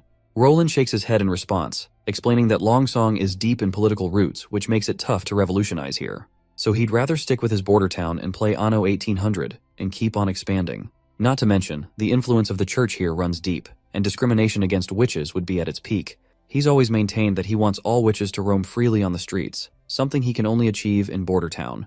The girl admires his noble ideals, her heart racing as she struggles to control her impulses. Suddenly, she loses control, grabbing our hero and pulling him close until they're both blushing and they share a kiss. After that slimy and slippery smooch, she quickly steps back, leaving the prince feeling utterly embarrassed. She suddenly disappears as Knight Carter appears, announcing that High Priest Tylo of the Longsong Fortress Church wishes to meet him. Prince Roland, still blushing from the earlier encounter, gives Knight Carter the go-ahead to allow the priest in. Shortly after, Inquisitor Tylo arrives in the office and promptly greets their new ruler. He explains that he's here to pay his respects on behalf of the Holy City. As they settle in, Prince Roland is surprised that the church does not seem bothered by the death of Duke Ryan and by the new ruler of the Longsong. The priest shrugs it off, saying the church usually stays out of political squabbles as long as the king governs justly and improves the lives of his people. He adds, with a knowing look, that they don't care where the king came from either. With his usual sass, Roland asks if Tylo's only here to give blessings. The priest smirks and says that's just part of it, and he's got a proposition that might pique Roland's interest. The priest tells Roland he's willing to assist in expanding his territory. Roland, though, reminds him of the church's stance on staying out of political clashes and secular disputes. The priest clarifies that while they usually keep their distance, they can't ignore everything. He explains that the conflict between Timothy and Princess Garcia has stirred up the southern region, and the church wants to back a king with strong moral values to bring peace back swiftly. He acknowledges that Roland's actions have made positive waves across the western region, and everyone is aware of it. Oh, the church will be rooting for our hero to progress forward. But since they don't want to get deep into political stuff, the priest offers to help the prince by providing material aid. He then rummages through his coat and throws a box, stating that this is a special medicine produced by the Holy City. He tells our hero to accept this as a goodwill gesture from the church. The boy picks up the pill curiously and examines it closely. The priest explains that the red pill grants temporary incredible strength, while the black pill enhances pain tolerance and resistance to extreme temperatures. After the priest leaves, Roland reflects on the church's approach to cozying up to him and giving their support. He turns to Nightingale and asks if she can discern if the priest was truthful or not, but she explains she couldn't penetrate his thoughts as there was black void due to the divine stone of judgment he carried. Upon inspecting the pills with her fog ability, she notes they seem surrounded by a black void, similar to the divine stone of judgment, but it doesn't appear to affect her abilities like the stone does. She figures they could test those pills on some poor soul already on death row to check their effectiveness. Meanwhile, our hero is confused why the church wants him to fight his siblings to seize the crown, especially after Garcia's victory in the Battle of Eagle City. He is certain that battling his siblings for the crown will only drain Grey Castle dry, and wonders whether the church aims to instill fear in the populace to strengthen its influence. He blows off all that politics and decides to clean up Longsong Fortress. By using its loot, he plans to beef up Border Town with machinery and other stuff. 3 days later, we're back in the Borderlands, and Knight Carter's wondering if handing Longsong Fortress over to the Honeysuckle family is a smart move. Prince Roland is all confidence, saying they won't dare break the contract. Even if they did, he will gladly take down Longsong once again. Besides, he trusts their business-doing skills, and he is hoping that they will give him surprising results. Then, the lady spots folks in the distance, and Roland confirms they're the first batch of serfs sent from Longsong. He explains their generational bondage to the land, enduring harsh lives under the whip and control of their masters. This grim reality saddens the lady, but Roland assures her they'll provide for their basic needs and work towards freeing them. He pledges to eradicate slavery entirely in the years to come, offering hope to these oppressed people. As their boat nears the shore, the prince catches a funky smell from the seaside, causing his face to go pale as he realizes it's the unmistakable odor of literal shit. He immediately starts vomiting rainbows, hands trembling, and tells Carter that today he's going to make the most impactful decision in the history of Border Town. "Yes, that's right," he declares emphatically. "We absolutely need toilets on every corner of Border Town immediately." The others present are startled by this revelation as the prince explains that the first toilet will be placed near the serfs' wooden sheds. He insists on enforcing a law that requires people to use the sheds for shitting, and he wants the area opposite the Redwater River to be designated as an industrial zone, free from any unpleasant odors. The knight, not really familiar with the whole toilet thing, wonders aloud why they need a special spot just for taking a dump. He figures people can enjoy nature while they take a dump outside. Besides, people are really used to working in funky smells and all. The prince gets where he's coming from, remembering how he used to shrug off hygiene too. But now he's all about setting up toilets and teaching folks to stay clean to avoid getting sick. Then the old man chimes in, asking what they're gonna do with all that collected poop. The prince says they'll stash it for farming as fertilizer. The old advisor and Knight Carter are completely creeped out. The mere thought of spreading human waste in their fields and then eating food grown with that fertilizer is making them gag uncontrollably. As they puke rainbows, the prince explains that these feces can be used as fertilizer for farming, especially with Sister Leaf's improved wheat seeds, which will exponentially boost yield and growth rates. While he's saying this, Lady Leaf can't help but notice loud noises coming from the prince's room, telling those dorks to puke outside. Later that night, our hero falls asleep while Nightingale appears to tuck him in with blankets. She feels a warmth in her eyes every time she sees him. She disappears immediately and gets back into her own room. Wendy catches on quickly, noting that Nightingale just came out of Roland's room. The girl blushes after getting caught red-handed, asking her friend why she's still awake. In response, Wendy reminds her that the prince isn't a child, so sneaking around like that in the dead of night isn't the best move. The love-struck lady then mentions that news of the witch union's dissolution has already spread throughout the kingdom, so she's worried that some witches might try to harm the prince because of it. Wendy reassures her, saying the castle is fully guarded. Plus, the prince keeps a divine stone of judgment right under his pillow. As Nightingale undresses, her friend reminds her they're witches and can't have children. Blushing, Nightingale acknowledges this, but recalls the prince once said he wouldn't mind marrying a witch, and she believes he meant it. After freshening up, Nightingale flops back onto her bed and probs Wendy to spill something about the church. Her friend asks why she's suddenly interested in the church, and Nightingale reveals about the highly paid priest who visited our prince. The priest promised to support Roland to claim the throne, even though the prince wasn't keen on cooperating. That priest still offered them 2 suspicious pills, supposedly blessed by the Holy City's prayer room. Nightingale asks her if she knows anything about these shady pills from her time at the Abbey. Wendy explains she doesn't know much, since the Abbey had high walls on all sides and she could only see the sky. Many young girls like her, who didn't know where they came from, lived there. There were also orphans and abandoned children taken in by the church, some even sold by their parents. She learned etiquette, singing, and reading there. But once she became an adult, she was sent away from the Abbey. As she recalls her past, Wendy feels a chill run down her spine. Nightingale immediately hugs her to offer comfort and warmth, and Wendy embraces her friend in return. So, she goes on to explain that she spent about 10 years there until that fateful day arrived. Wendy's teacher forcefully dragged her to a prison cell that day, where she was abruptly thrown into a dimly lit room. The stern woman who tossed her inside warned Wendy not to ask questions and just endure it. With those curt words, she slammed the door shut, leaving poor Wendy alone in the darkness. As Wendy looked around, a chilling sense of dread washed over her. There were priests with whips in hand, already mercilessly beating another girl.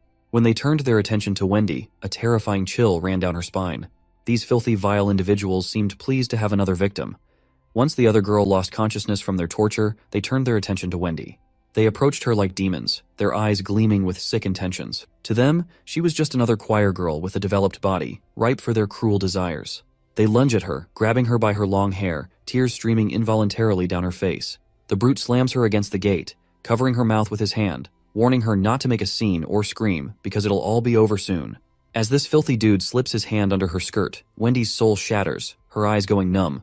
As the vile man enjoys himself, a sudden punch lands squarely on his face, snapping his neck and sending him crashing to the ground, blood pooling around him. The one who delivered the knockout blow is none other than the same girl who had endured their torture for too long. After seeing her released from her shackles, the other guy lunges at her, but with a single punch, she puts a hole in his gut.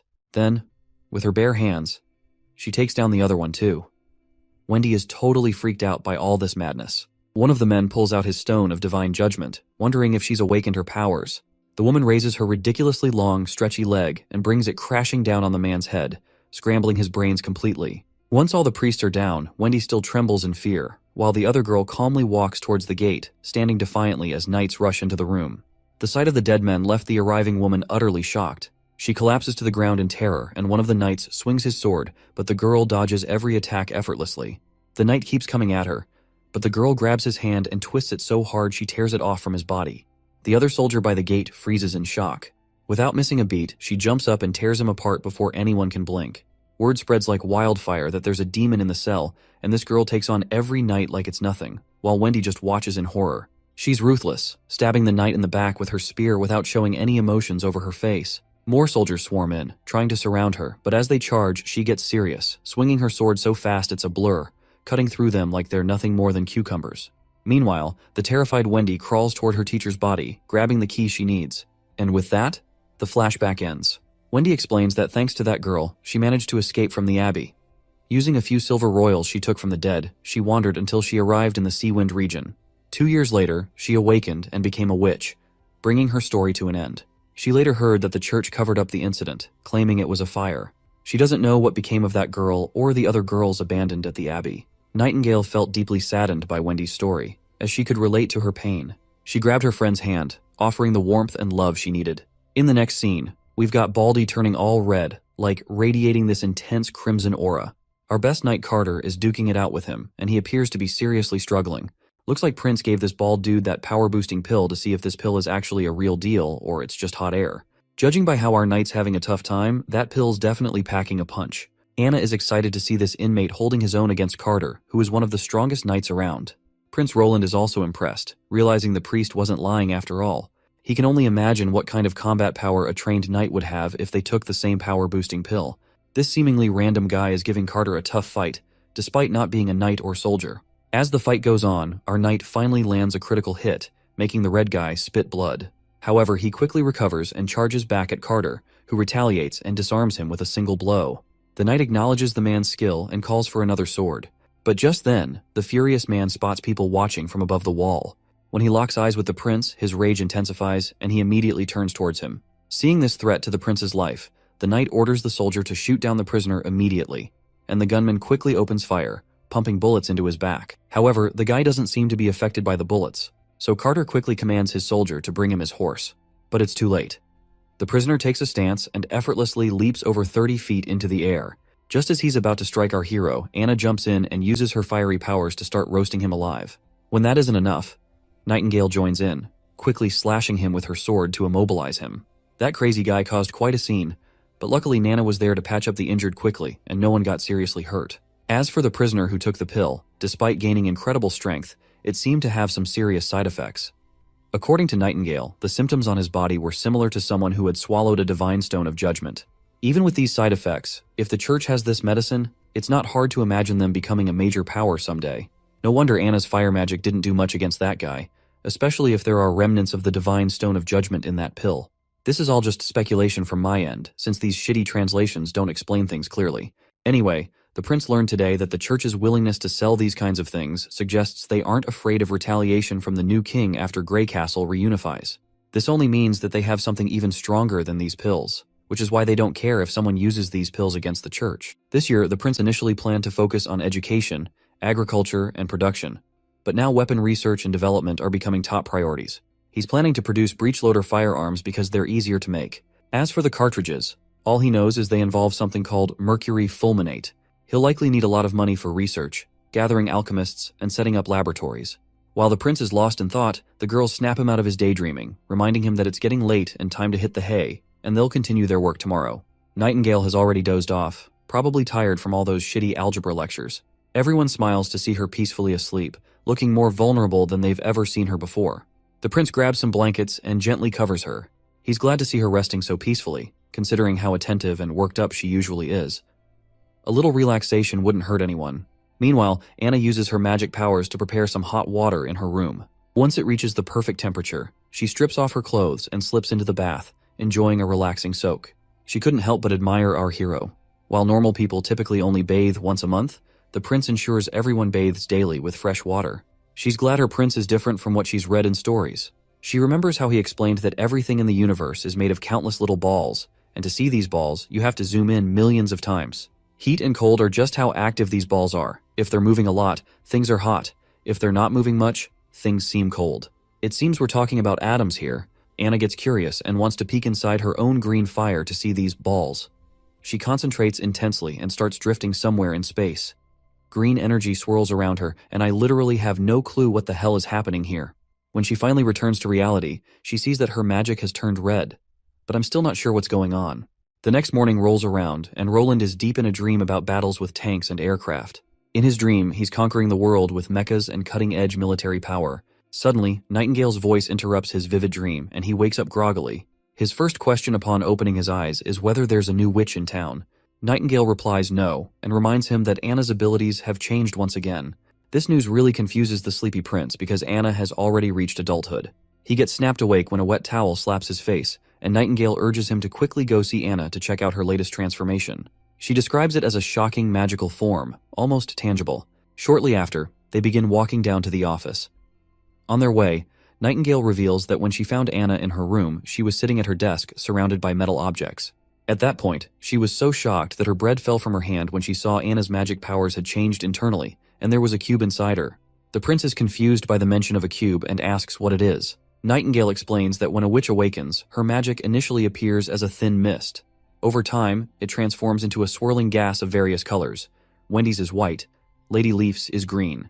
Anna always had a lot of magic, which only increased after reaching adulthood, and her color was dark green. But now, her magic has taken the form of a fist-sized cube that is completely opaque, like solid matter. Once they all gather in the office, Anna immediately turns to the prince, and without skipping a beat, he asks her what's going on. Anna spills that last night. She was thinking about what they learned in class about the whole universe being made up of tiny balls. She imagined her green flames as made of these little balls, and then she started tinkering with the chains holding them together. She reshaped and reconnected them, completely transforming the flames into something like black silk. Now she can control it with her mind, using it to slice through iron ingots. Using her math skills, she even cut a perfect square. She's practically begging for a pat on the head for her new achievement. The prince then tells her to show off her new abilities in person.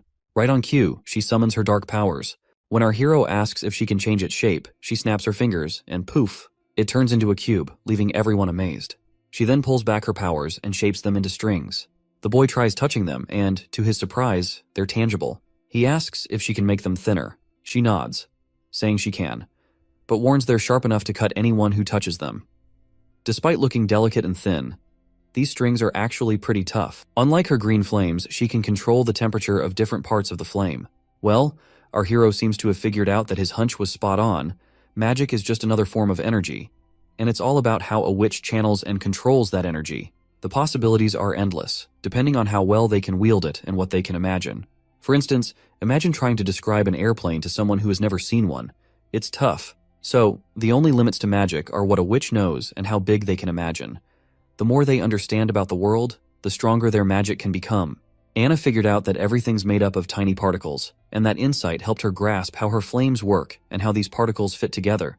So she is now able to reshape those particles to make different things. And finally, our hero gives her a deserving pat on the head for a job well done. He then declares firmly that he has made up his mind. Everyone in the Witch Union will be attending study classes. Everyone is startled to hear this, and the prince appoints Scroll as everyone's teacher of enlightenment.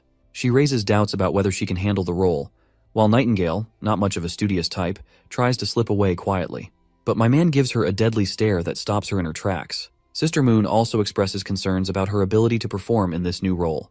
Our hero assures her that knowledge can boost her abilities and open up new opportunities. He confidently announces they'll hit the books after dinner every Monday to Friday, starting with the ABCs of reading and writing because, as he puts it, learning can totally shape your future. But it seems Nightingale is still not too thrilled about it.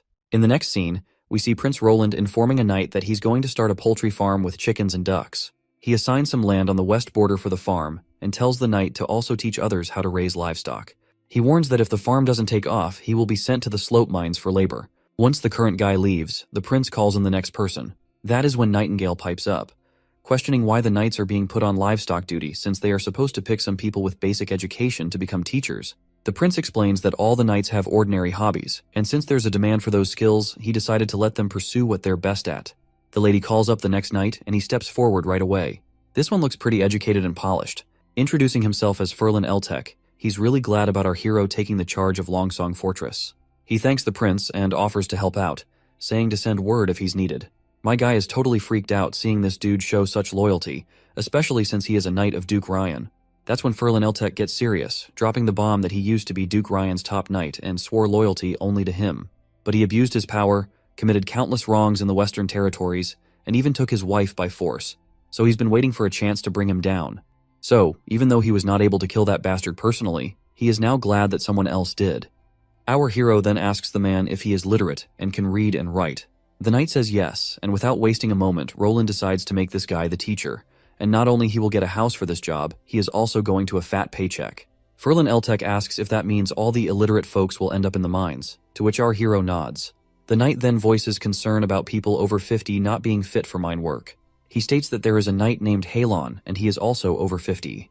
My guy clarifies that he doesn't see anyone as a slave, and besides, the mines have steam engines to help out, plus workers get holidays off. Ferlin Eltec suddenly stands up, making Nightingale jump a bit.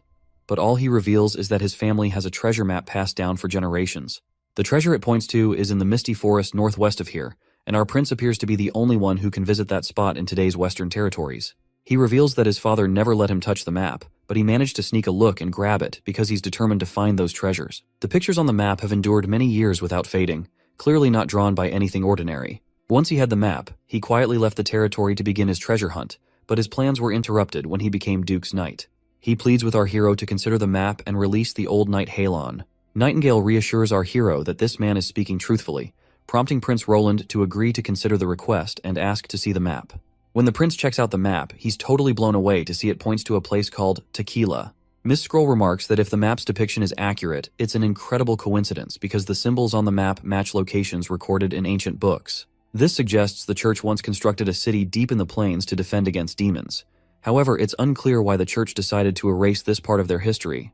If Tequila also contains underground ruins like those found in the eastern forest, they might uncover clues like why the church hides demons' existence, their old fights against them, and why they go after witches like their demon spawn. Nightingale decides to head to the knight's house to investigate further, hoping to find more clues. However, our hero warns her it might not be a good idea. If a family guards a treasure map, their home likely holds divine stones of judgment. Since they can't reach Tequila at the moment, he suggests saving this adventure for the future. The hexagram's location is about 50 kilometers away, reachable in a day by Sister Lightning. So, he decides to send her to scout the area first. For now, he shifts focus to the North Slope mines, putting the treasure map aside for later. Before heading to the North Slope mines, he instructs Lady Scroll to teach everyone the phonetic alphabet this evening. If they need more teaching materials, she can ask Soraya, who's turned into quite the printing machine. Then he rummages through a drawer meant for a gift for Lady Scroll. At first he opens the wrong drawer, which contains the snacks tucked away by Nightingale, which totally embarrasses her for some reason. But he soon retrieves a box from another drawer and presents it to Sister Scroll, telling her it's for her. She opens it eagerly to find a beautiful pair of glasses inside. Nightingale interjects, pointing out that Lady Scroll already has perfect eyesight, questioning the need for glasses. To this, our hero enthusiastically explains that he simply adores girls in glasses. Given her role as a teacher, the glasses would make her look more intellectual and beautiful simultaneously. And seeing him all hyped up about the glasses, Nightingale couldn't help but find his fetish rather creepy. Finally, when our studious girl puts on those glasses, my audience goes nuts over how great she looks. Yeah, I'm talking about you. You might want to hit pause if you're a fan of sophisticated style. Moving on, we find ourselves up at North Slope, where the prince is totally surprised by this super long steel tube. He's really impressed by how perfectly it's made, down to the thickness and everything. Anna grins at the praise, while our hero's pretty impressed by her new skill of cutting stuff precisely with her magic threads. With Anna pitching in, the town's industrial game is set to level up big time, and he's even thinking they could start making top-notch underwear for the witches soon enough. But then, Nightingale mentions that even though Anna's powers have improved significantly, her magic thread spans only 10 steps. At the same time, Anna is sure it's actually 15, which leaves our hero scratching his head in confusion. After sizing up their leg lengths, he figures out they count steps differently, probably due to their heights. It's frustrating because measurement units are a complete mess in this world, relying more on approximate values than any real standard. Finally fed up, he decides it's high time to establish clear, unified measurements from scratch, and he assigns Anna to the task. Next up, we're at Clearwater Port, where the Knight of Garcia looks pretty smug about their thriving port. He's convinced the Queen of Clearwater is unstoppable and destined to rule Grey Castle after dealing with Timothy again. But he's puzzled by his mistress's recent worry and anxiety. Suddenly, a man arrives, reporting that the chiefs of Sandstone and Blackbone clans wish to see her. The knight tells him to bring them in, but these guys show up uninvited anyway. The big man greets the lady with some weird, tacky lines, and the other lady also greets in the same way. This big guy is Chief Blackbone, known as Blackbone, while the lady is Chief Kabbalah of the Sandstone clan. As soon as they arrive, both express concern that their warriors have been struggling with weakness and depression since the last battle, only improving with regular doses of new pills. They're here to request more, and Blackbone echoes the same worry. But Garcia dances around their request, saying the whole production thing is a mess right now. She doesn't have much on hand, and they'll just have to wait for the next batch. The chiefs ask how long they'll have to wait. She cryptically replies that since everything about the pills is secretive, she tells them to return for now and wait patiently. Her knight quickly urges them to leave once Garcia makes it clear she expects payment in gold royals or even river water. The cocky knight fumes with anger, dismissing these people as insignificant bugs always begging for favors. Meanwhile, Garcia looks visibly troubled. Noticing her distress, Blondie asks if she's worried about the pill problem. Garcia denies it and reveals that she has already figured that out. She's planning to threaten the church. She'll demand they send the pills right away, or she'll hang the heads of priests from Clearwater Port on the Black Sails flagship. She then hands over a letter, which is the real source of her anxiety all along. As the knight reads it, she explains it's from a spy in Hermes. The letter spills the beans that the church has taken over the kingdom's capital, accusing Queen Lina of Everwinter of hiding her identity as a witch for years. This news really rattles the knight, and that is when Garcia declares she's fed up with Clearwater Port's view and decides to take this rare chance to travel somewhere new for a change of scenery. Her knight quickly catches on that she's looking to use the chaos in Everwinter to her advantage. She confirms it, mentioning that her idiot brother Timothy is too wrapped up trying to reunify the East to bother with her. And as for Roland, he's a goofball who surprisingly took down Longsong Fortress, but returned back to the border town afterward. And she is sure that he must be terrified of his sister, because she is the one who used to bully him until he wet his pants. The knight is pretty happy that there's no one left to stand in her way. Looks like her path to becoming queen is wide open. The scene then shifts to the Holy City, where we see the big shot priests gathered in their council chamber. They're grilling Archbishop Tayfun about the law and order situation in Everwinter. The old man reports that apart from a few stubborn nobles in the Everwinter, most folks are actually welcoming the church's takeover. He vows that those nobles who won't repent will be dealt with one by one. The lady then decides to just kill these mindless pleasure-seeker nobles. That's when another bishop chimes in, saying they should wait for things to settle down in the kingdom before getting rid of the nobles. That way the church won't feel any resistance by the people. Currently, he plans to offer them positions equal to their current titles under the law of the church, though those titles wouldn't pass to future generations. He reminds everyone they're aiming to abolish kingship eventually, so there's no rush. Heather, feeling a bit let down, reluctantly agrees to wait for another day to kill those filthy nobles. Looks like her sassy remarks definitely rattle Tayfun's nerves. Moving on, Priest Maine asks his friend Tayfun about the situation in the castle. In response, the old man reports that according to the latest info, the new King Timothy didn't return to the king's city after his defeat, but headed straight for the eastern region. In the war, he took Duke Francis with him to take on Queen Garcia of Clearwater, but ended up tasting defeat himself, with Duke also meeting his end. So Timothy quickly moved to divide up the Duke's territory in the eastern region. Priest Maine finds this news rather satisfying and instructs his crew to keep the pill supply flowing, balancing Garcia and Timothy's strength. He predicts that in just 2 years, there won't be a soldier left standing in the entire kingdom of Greycastle. Seems like they're intentionally pulling strings to set them up to fight for the throne. They've even sent those crummy pills to Garcia Wimbledon to weaken both sides. Not to mention, those pills are addictive and draining the life out of the people using them. Tayfun then reveals about our hero. He reports that he refused to touch those pills or accept help from the church. Plus, he's not interested in fighting for the throne and has gone back to the border town after conquering Longsong. Like everyone else, Maine is baffled about how our goofball hero managed to take down Longsong Fortress. Lady Heather chimes in, suggesting they might be underestimating Prince Roland's strength. Maine admits that he is amazed to see that Roland took down Longsong Fortress, and it just shows he's got some muscle to flex, but he's sure that no matter how talented someone is, without the resources to back them up, they won't last. Since he chose to retreat to the cushy border town, it's clear he's given up on messing with Greycastle. So now, he's no threat to the church's grand plans. The lady agrees, saying it's all true on paper. She lifts her gown and pulls out a piece of paper hidden in her sash, along with that sneaky knife. She hands it over to Maine and assures him the info is 100% legit. Once he reads it, he finds out that Prince Roland has witches on his side. Back at the border town, the advisor is visiting our hero, totally freaking out about why he's charging only 20% of the serfs' crops as property tax when they become free people. He admits that even 50% would still be seen as generous.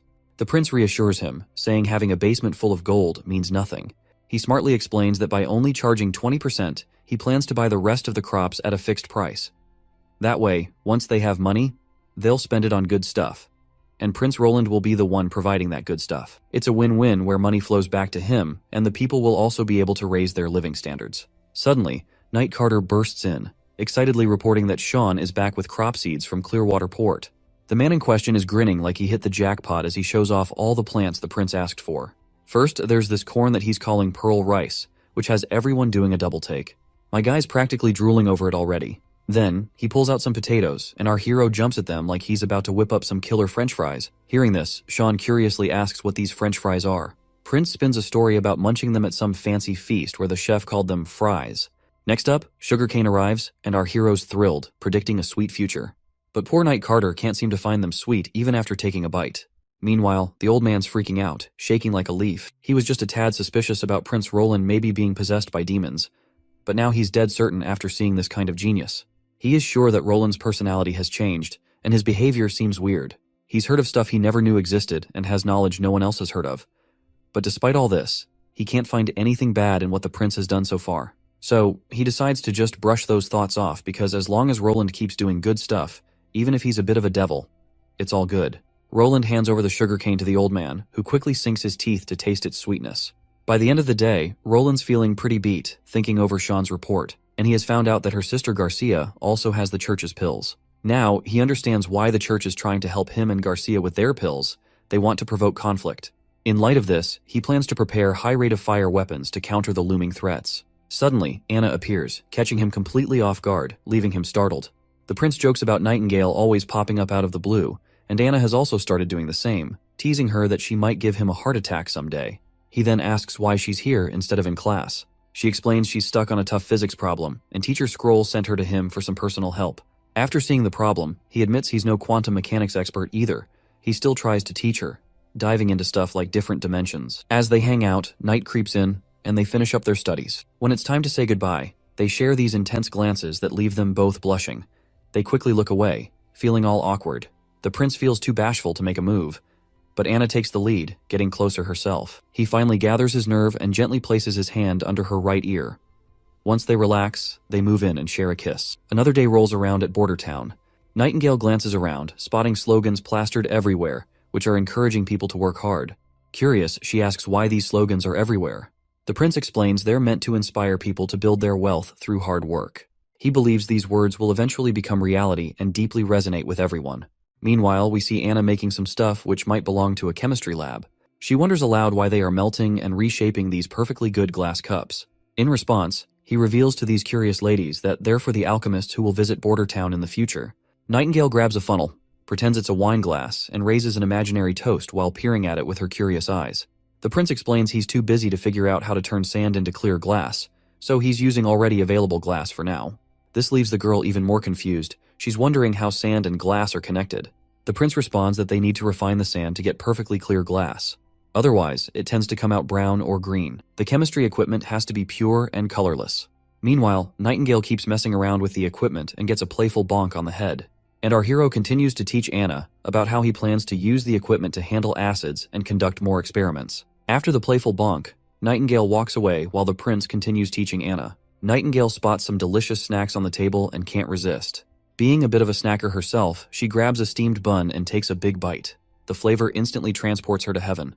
When she opens her eyes, it's like she's wandering through a ripe wheat field, enjoying every bite with its weedy smell and amazing texture. The filling inside is bursting with goodness, and the aftertaste just keeps going.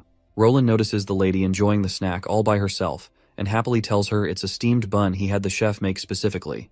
He then decides to wash up their dirty hands and have afternoon tea to enjoy these delicious treats together, and the both ladies eagerly look forward to it. As the day wears on, the blazing sun makes it hard for Nightingale to keep her eyes open. Meanwhile, Prince Roland is goofing around with Anna, and there's a faint smile on Nightingale's face. Her eyes slowly close as she drifts into sleep, her thoughts filled with dreams of marrying our prince. In her dream, she walks down the aisle of a grand church hall, lined with other witches. When they reach the altar, the prince lifts the veil from her face, revealing her true beauty, and they share a kiss. While she's lost in this dream, Anna playfully tells Prince Roland to quiet down because she's sure her older sister must be having a lovely dream. It's the only thing that could explain the smile on her face. Next up, we're back in the Holy City where we find the three archbishops once again. They're deep in discussion about wiping out the witches our hero is keeping in the border town. However, since the church is already gearing up to attack Wolfheart, they're short on soldiers. Archbishop Maine assigns Priestess Mira to lead a small but elite unit called the Judgment Army.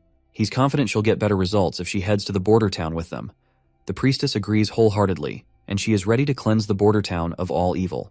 With his blessings, she's instructed to head to the border town right away to scout, and she nods without hesitation. Lady Heather then teases Maine about giving Priestess Mira so much attention, joking whether he's grooming her to be the next big shot of the church or if he just has a soft spot for her. Hearing this, Priest Typhoon, who is not really a fan of her sassy and careless tone, angrily reminds her that this situation involves both kingship and witches, and they can't afford to ignore it as it could affect the church's future plans. Maine agrees, speculating that the fourth prince might be harboring witches. He's convinced that the goofball prince must have been enchanted by their beauty, and now he is their puppet under their charm spell. Also, there are rumors that the border town is recruiting more witches, and Maine sees it as a direct challenge to the church's authority.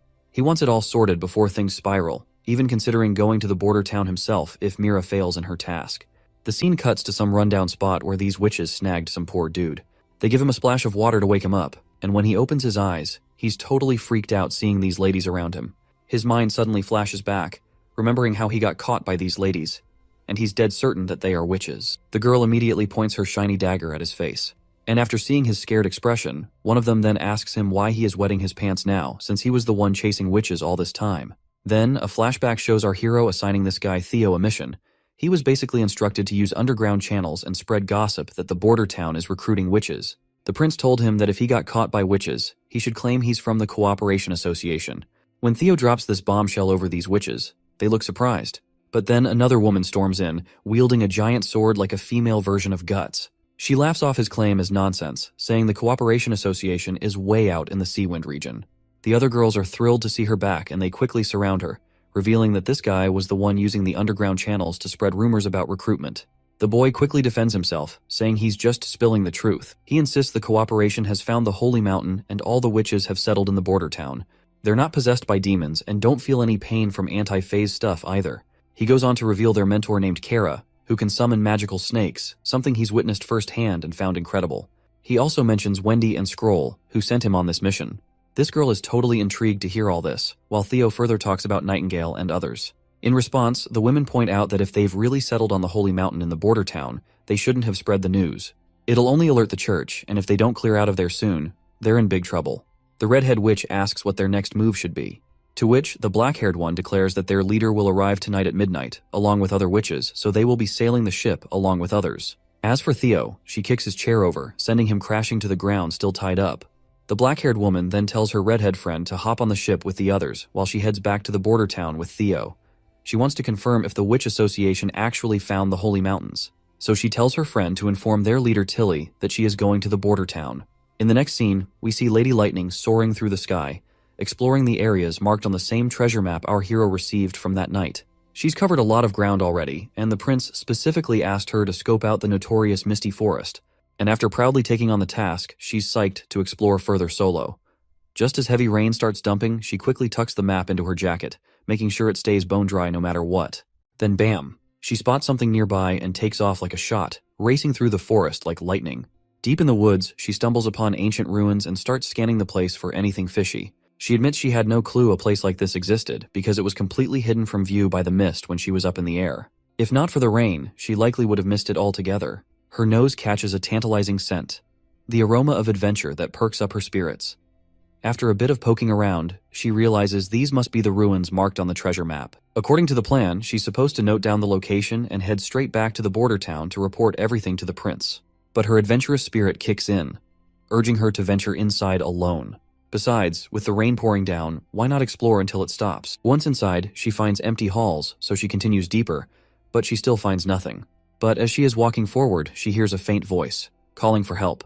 Lighting gets absolutely terrified and immediately hides behind the wall, while the same voice continues to call for help. She finds it hard to believe that anyone could be here, considering these ruins are centuries old and deep within the misty forest. It doesn't make sense for someone to be lurking around, but despite her doubts, she pushes forward, thinking maybe there's an explorer stuck inside who needs help. She cautiously pushes the door gently, but the door crashes down and before her stands a disgusting monster, a creature straight out of nightmares. This terrifying scene freezes her in place, and she falls to the ground as she realizes that this is the same demon which the Lady Leaf fought in the Badlands. Tears well up involuntarily as pure horror grips her heart. The monster towers over her menacingly, ready to pounce. The next thing that fills the air is her piercing scream, blending with the thunderous roar of the storm outside. The next scene takes us back to the border town, where our hero meets Margaret Farman, a lively merchant from King City. She's brimming with enthusiasm, bombarding him with questions about his steam engines. She's eager to buy a lot of these machines, offering a hefty sum of 500 gold royals for each. My guy's thrilled at the prospect of earning 5,000 gold royals for 10 steam engines. But as much as he wants to sell them, he can't just hand them over to the royals. These steam engines are the result of Anna and her hard work, something that can't be bought or sold. He's torn because Margaret is not only wealthy but also strikingly attractive. With a necklace adorned with pure gold containing the divine stone of judgment, even Nightingale can't detect if she is lying or not. He also notices Margaret's enthusiastic personality, which is a 100% clone of Lady Lightning itself. Anyway, the prince tells her besides saltpeter, he needs iron, copper, and ferrous sulfate, hoping she can arrange those materials if they plan for a long-term deal. In response, the woman happily agrees. But suddenly she is shocked by something she sees, and when our guy turns to look, he spots lightning flashing across the window. He quickly opens it, and she immediately hugs him tight, tears streaming down her face. The prince signals his knight to fetch Nana immediately. Roland then gets shocked when he remembers that there is a merchant inside the office, which is troubling him because Lightning is a witch. On the flip side, this lady seems to already know Lady Lightning, and I wouldn't be surprised if she's her mother. But our hero doesn't pay attention to her and decides to take Lightning for treatment, leaving the Morning Lady screaming behind as she watches Lightning go. After a while, Lightning has been healed and she immediately opens her eyes. She sits up quickly, and Wendy and Nana are thrilled to see her awake, bombarding her with questions about what happened. Lightning looks like she's about to cry again as the prince asks why she came back so urgently in that heavy rain. She reveals that she found the ruins from the treasure map and there are demons inside.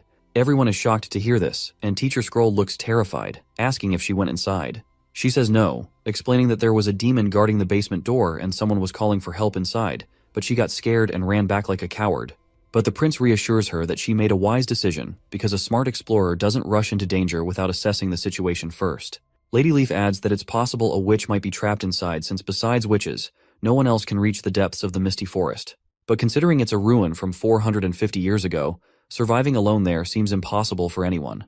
Lightning mentions there were no signs of human activity near the ruins, while Wendy points out that the area is teeming with terrifying wildlife and lacks suitable food, which makes it clear that someone can't live there alone. The more they ponder, the deeper the mystery gets.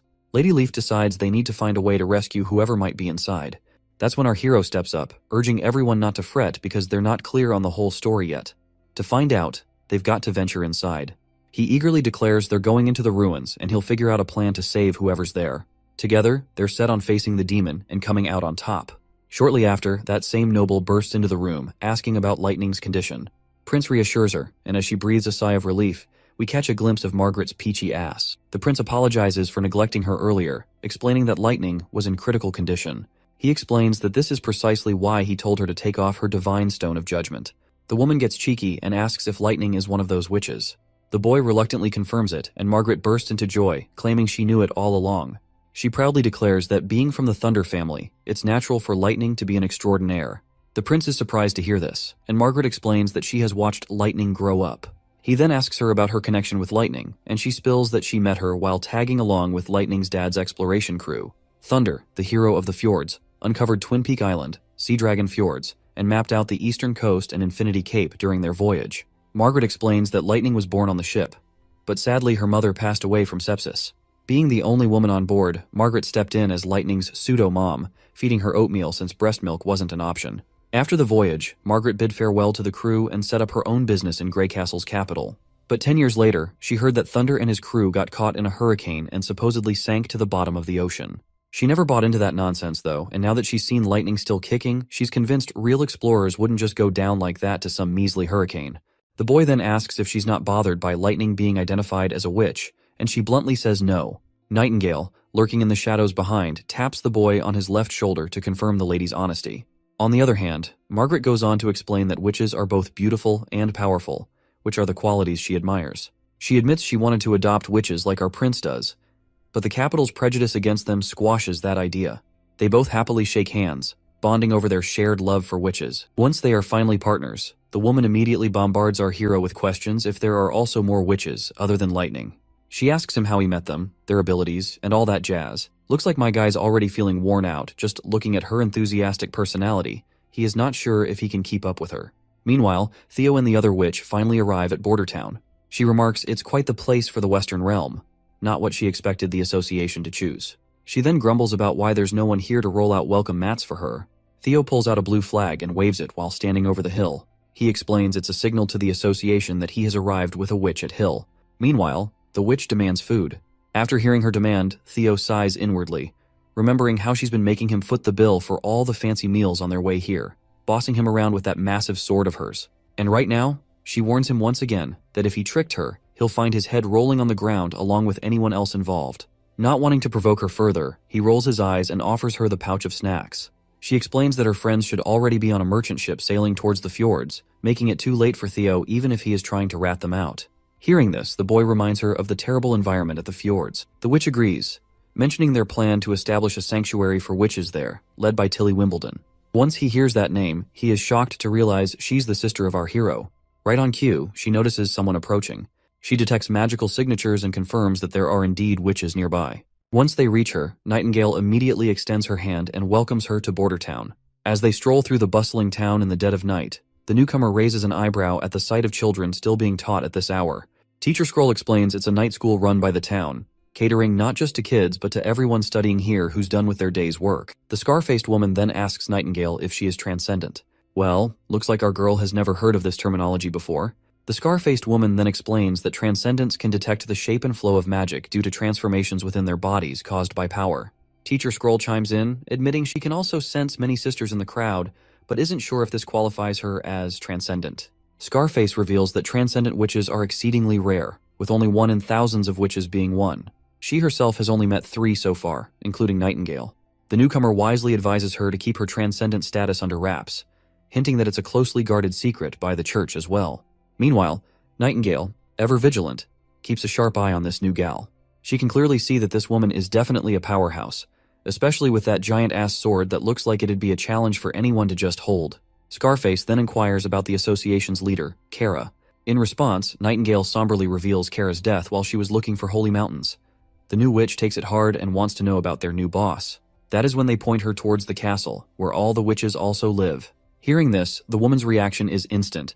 She gets all edgy and asks if they've signed some shady deal with the ruler. But before she can get more rowdy, Wendy comes rushing and hugs this Scarface woman as if she's found her long-lost sister. Tears of happiness well up in Wendy's eyes as she thanks this woman for helping her back then, tearfully revealing that she is Wendy from the choir. Well, it turns out this Scarface woman is the same girl who wiped out all the priests inside that prison when Wendy was first thrown in. Shortly after, the two girls have some time alone and start catching up on the past. We also learn this woman is known as Ash. She reveals that once she escaped the cell, she went on to eliminate some of the management and even fought off the Judgment Army soldiers who tried to stop her until the Sacred Punishment Army finally arrived. Wendy curiously asks what the heck this Sacred Punishment Army is. Ash explains that it's a force made up of the church's most skilled warriors, their secret weapon against transcendent witches. They were the ones who gave her that scar on her eye.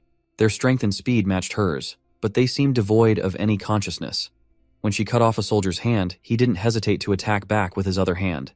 She wasn't about to let those pests off easily. She hid during the day in the alleys of the old holy city, coming out at night to ambush messengers and the Judgment Army.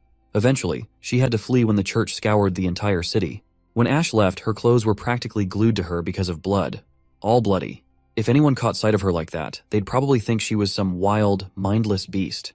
Wendy tries to calm her down, saying it doesn't matter now. She can blend in and live normally here because Roland Wimbledon, their ruler, treats their sisters well. But when Ash hears our hero's name, she flips out and rips the cup with her bare hands. She demands to know if Wendy is working for Roland Wimbledon.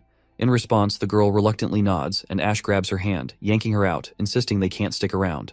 Well, it looks like Ash also has the same image of Roland Wimbledon as others have, and she too thinks that he is just a pervy trash. The next day rolls around, and the women finally swing by to visit the prince. It seems like she's pushing to take the witches living here, but our hero isn't too thrilled by her unreasonable requests. Ash then reminds the prince that witches aren't anyone's property. They're free people just like everyone else. The boy is surprised by her boldness, and he assures her that he never considered them his possessions. Everyone in the border town lives there by choice, and it's their best sanctuary. The prince then warns her about the fjords she wants to take them to. He explains that crossing the sea is risky, and the fjords itself is plagued by erratic weather, tsunamis, and hurricanes, which makes it an unsuitable place to live. But the girl confidently fires back that Tilly Wimbledon is the one leading the charge. The prince is gobsmacked to hear about his sister and asks if Tilly hasn't already disappeared. Ash explains that the fifth princess has already gathered a bunch of witches and taken them to the fjords for safety from the church. She's sure Tilly can lead them to create their own homeland. She also chides our hero for foolishly spreading rumors about recruiting witches, warning that he has already attracted the church's attention. Nightingale gets ticked off at her for calling the prince a fool, but he calms her down. He then asks Ash, as a transcendent witch, how many soldiers from the Sacred Punishment Army she can take down. To which, she confidently states she can handle 3 quite easily. The prince stands up from his table, brimming with confidence, and boldly challenges her, saying she'll face off against his top knight. If she loses, it proves he can defend against the church's best armies. Ash wastes no time accepting the challenge, but is disappointed when the prince says he needs a week to prepare. He suggests she hang around the castle to experience town life from a witch's perspective, hoping it might change her mind about them. The girl just starts walking off, and the prince mentions feeling déjà vu from when they first met, like he's seen her somewhere before. Hearing this, the lady gets absolutely furious, demanding to know if he actually remembers her. She turns around with bloodshot eyes and a face full of anger, making it clear she would have torn him to shreds in the past if Tilly hadn't intervened. The poor guy is clueless about what she's saying, while Anna and Nightingale immediately catch on to the situation. They both ask her if he's also groped her peach in the past, but the prince shamelessly denies it. Well, can't blame my guy, since the real old pervert Roland has been 6 feet under for ages. Anna then asks if he's sure he can beat a transcendent witch with just a knight. My guy confidently says that if he designs a rapid-fire weapon that can match her speed and strength, he's got at least a 70% chance of winning. He mentions he's already gathered all the ingredients for making the firearm, which are sitting pretty in the storage room. He goes on about the nerdy chemistry stuff involved in making it, while poor Nightingale cleans out her ears and starts walking out, since all this doesn't make any sense to her in the slightest. Meanwhile, Lady Ash still can't shake off her impression that he was just a pervy molester, but now she senses a king-like aura from the prince. Suddenly, she's abruptly attacked by Nightingale, and she quickly steps back to dodge and quickly retaliates with her massive sword. Nightingale also sidesteps the attack like no big deal. Ash asks if she's here on the prince's orders, but our girl denies it, claiming they do not pull a fast one on their guests, and she can enjoy herself in the town as much as she wants. However, Nightingale doesn't shy away while warning her that if she tries anything shady against Roland, she'll be in deep trouble. The scene then shifts to a ship peacefully sailing through the sea. On board is Professor Kyle Sichi, an alchemist known for his skills.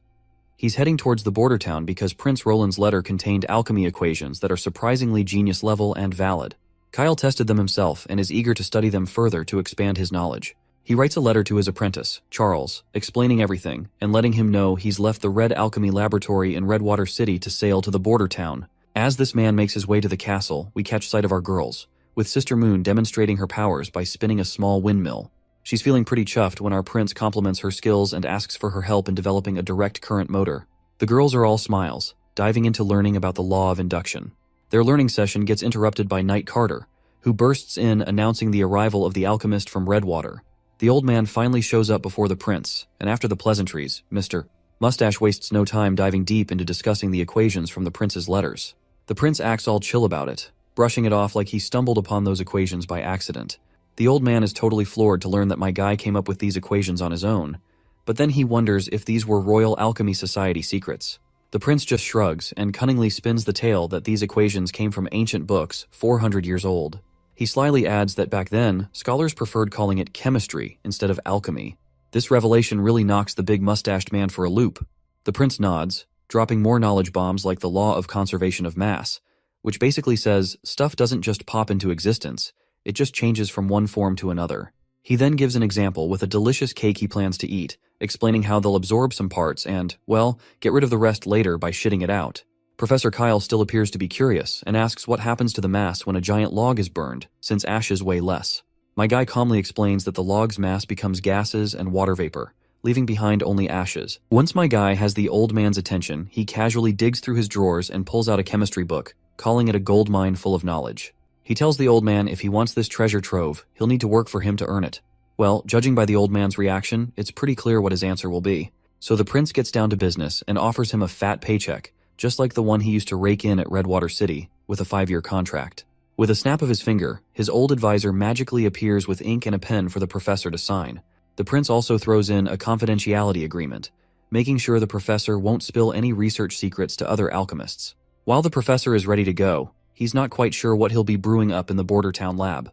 Prince Roland confidently declares that they'll be making high-density acids, the stronger the better. Once the old man is out of the room, Nightingale appears back and calls out the prince for spinning a whole web of lies.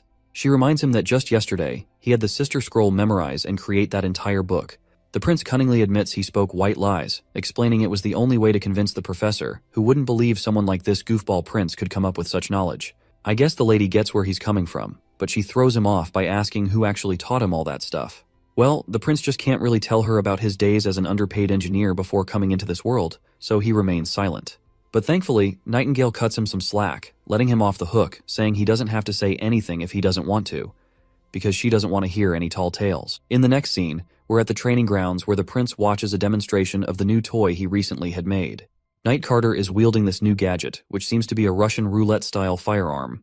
As Carter empties the chamber, cartridges clatter to the ground, and his confident trigger pulls turn into a comedic failure. Not a single shot hits the mark. The girl standing beside our prince grows concerned as he is visibly disappointed while poor Carter looks devastated as well. But Roland tells his friend to relax, explaining that pistols are notoriously inaccurate compared to muskets. He promises Carter they'll tweak the gunpowder mix to max out this bad boy's potential. He tells him to keep practicing on the targets before facing off against the transcendent witch, Ash. Although Knight Carter isn't used to handling this gun, he can definitely appreciate its beauty and craftsmanship. Meanwhile, the prince reminds Carter not to lose the bullet casings since they're reusable and precious. Back at the castle, Lady Ash seems visibly upset. The witches living there are being stubborn and reluctant to leave. She's also scratching her head over the town's peculiarities, wondering what kind of magic Roland is using to hype up the villagers about those upcoming inventions of his. Just as she's thinking this, she spots something, and a chubby little pigeon trotting her way crashes into her. This little furball goes by the name Maggie, and she is apparently part of the 5th princess team. She asks the bird if everyone has reached the fjords, and the bird chirps back in its own language. Then, she inquires if the bird has eaten, and she sprinkles some breadcrumbs. The pigeon lights up and starts pecking at the food, but soon it becomes agitated, poking Ash angrily on her head, insisting she's not a bird.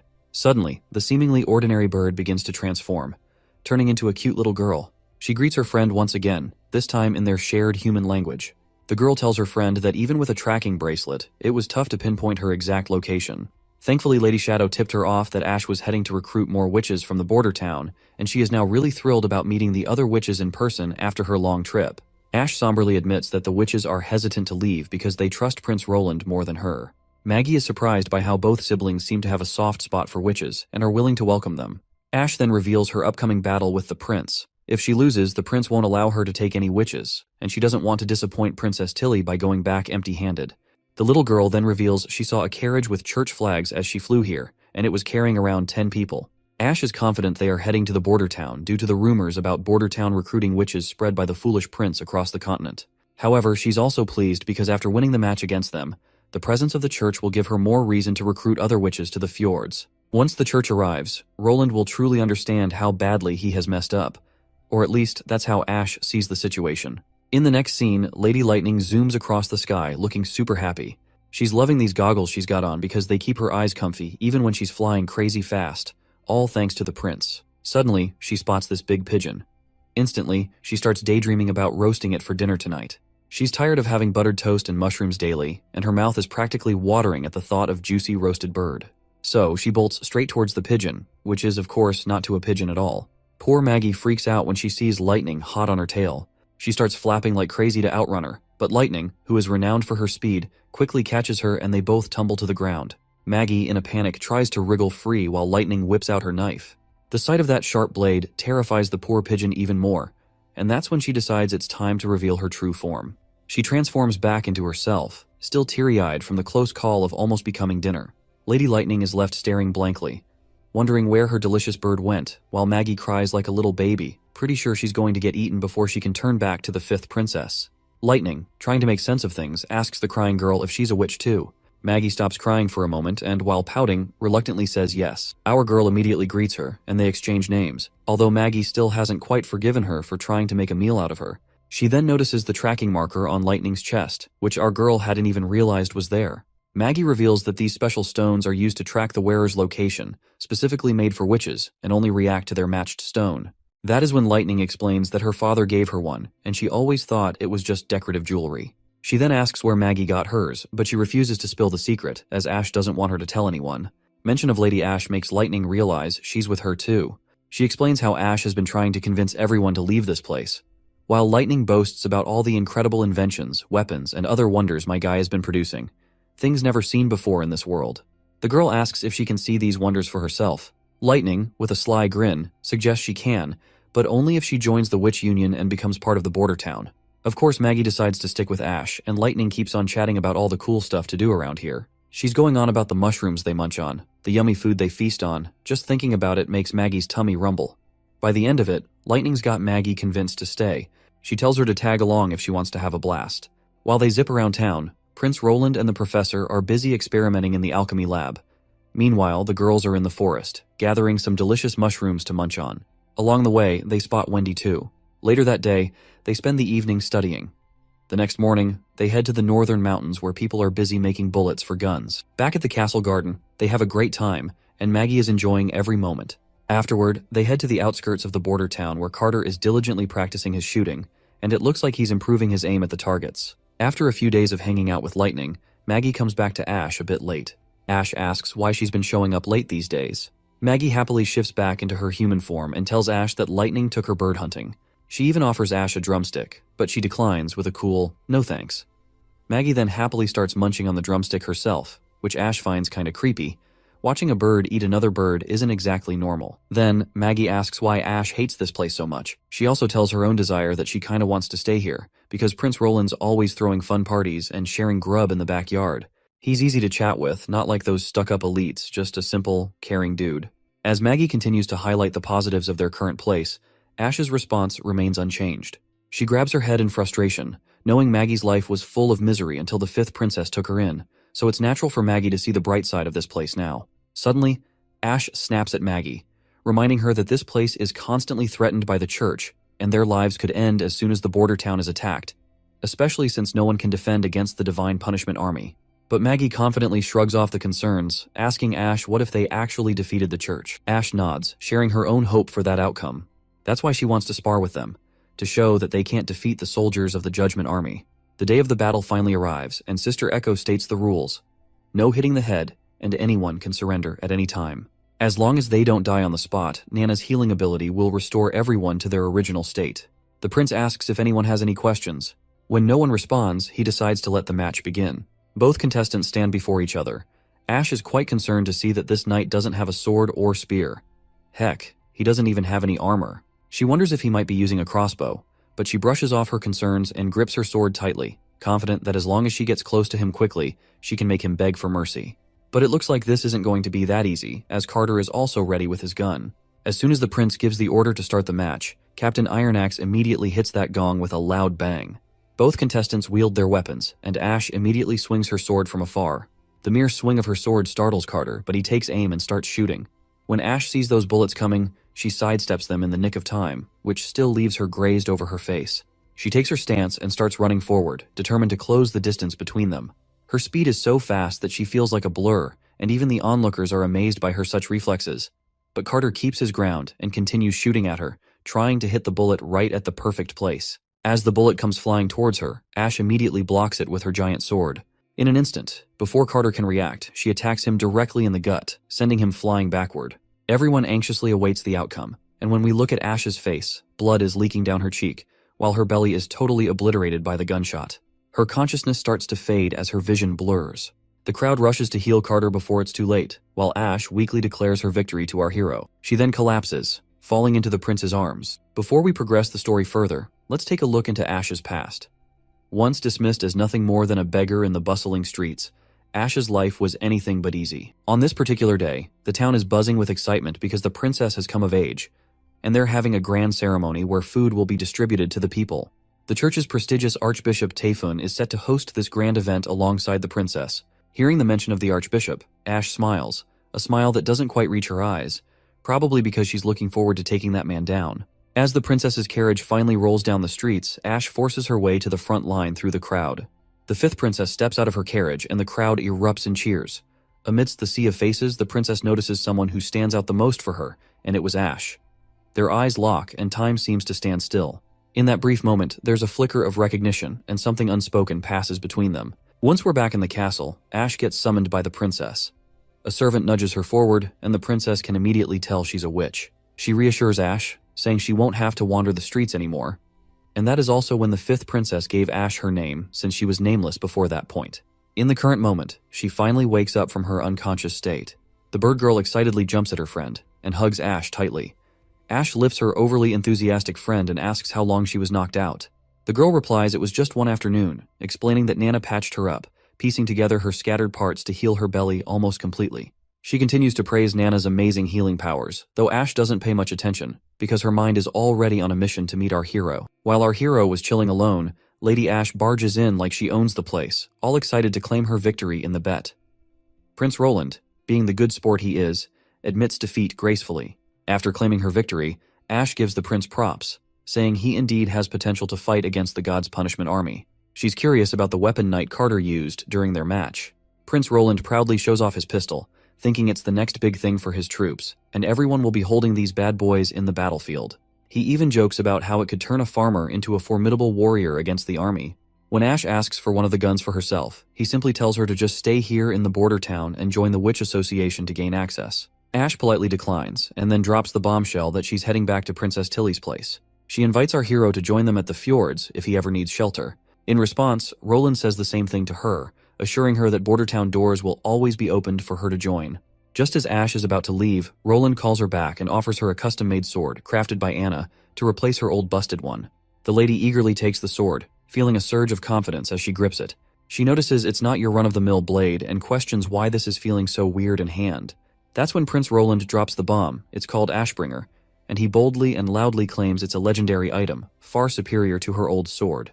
Swinging the sword around, she feels its power and gladly accepts this impressive gift. Meanwhile, Roland barely saved himself from getting cut down while she was swinging around her new toy recklessly. In the next scene, we're at the camping area of the church's scout army, led by Mira. The woman plans to scout if there are actually witches in the border town.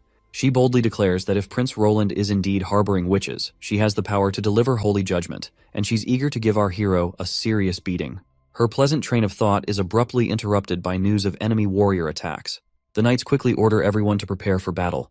The knighted lady rushes to peek outside, but before she can react, Lady Ash cuts down all of the knights in one quick motion. It seems my girl is here to put her new sword to the test, and it's working quite effectively as she effortlessly cuts down people left and right.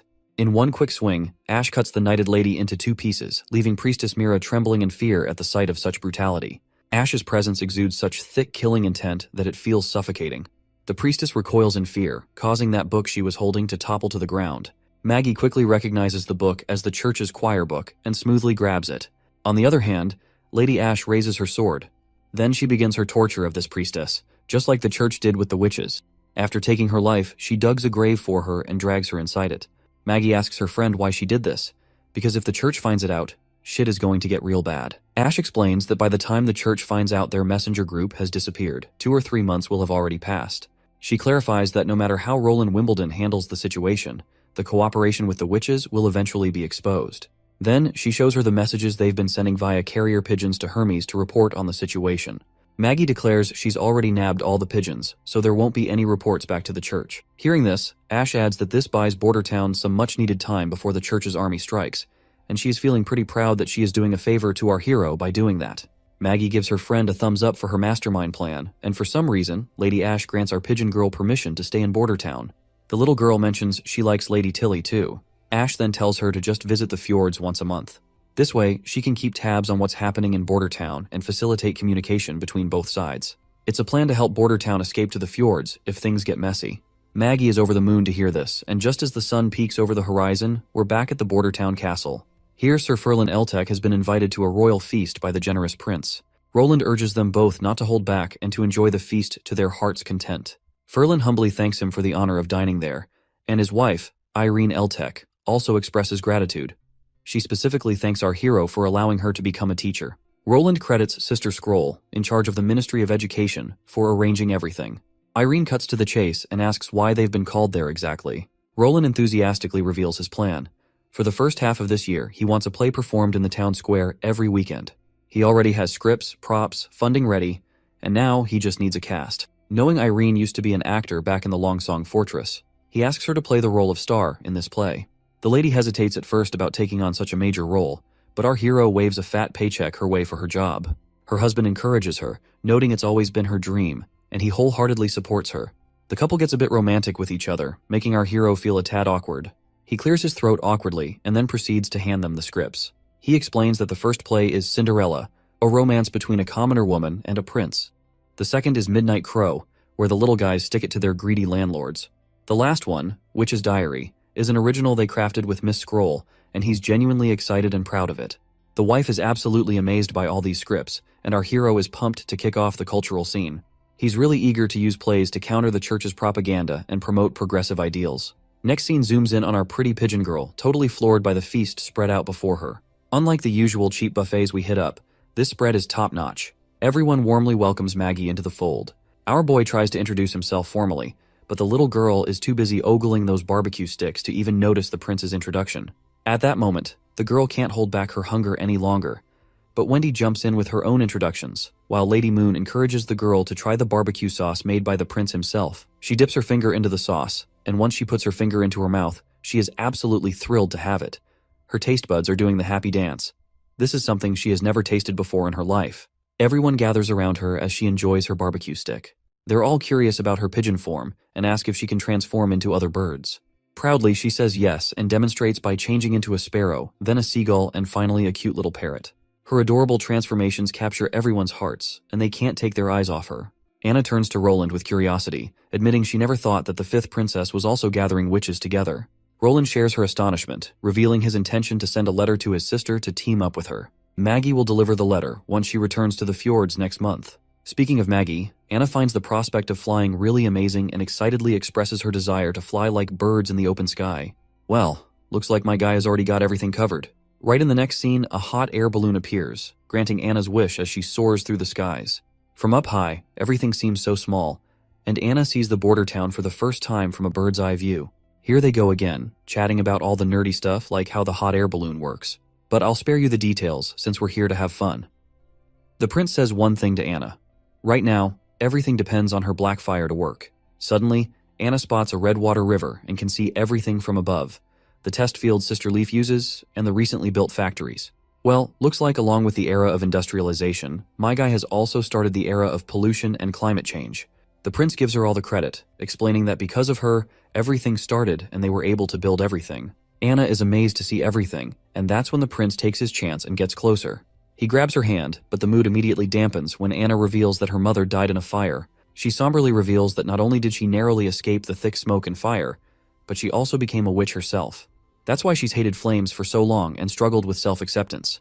When she was imprisoned, she thought facing her sentence might bring relief, but the prince rescued her and taught her to harness her abilities. Now, she's realizing flames can be used for more than just destruction and suffering. She gives all the credit to the prince for helping her change her mindset and use her abilities for good. As the mood sets in and the prince blushes, they share another kiss. After that, what happened in the balloon is anyone's guess. All we hear is a resounding voice of claps, probably because they're playing something fun. After their short journey, the balloon comes down, and everyone is genuinely thrilled to see it land. Some politely scold the prince for pulling such a risky stunt, but he owns up to his recklessness and explains that Maggie and Lightning were following them as backup. One witch then smirks at Lightning and Maggie, saying they're not the only ones who can fly now. Lightning and Maggie shoot back, noting the balloon's not exactly a speed demon, because they've already circled the castle about 20 times before it touched the ground.